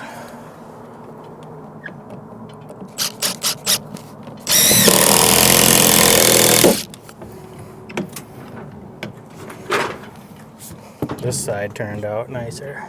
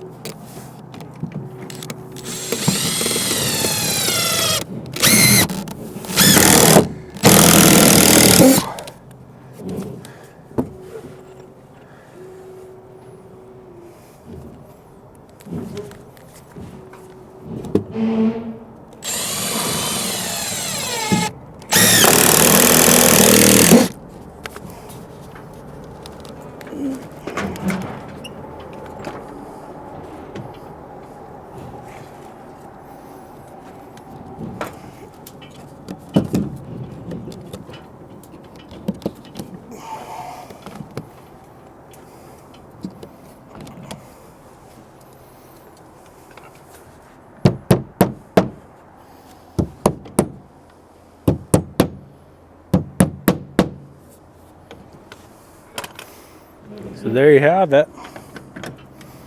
That is all done. Time to crank down, and I'll caulk things in later. I'm gonna pick a warm day and just go around with the ladder and the caulking gun and go bananas.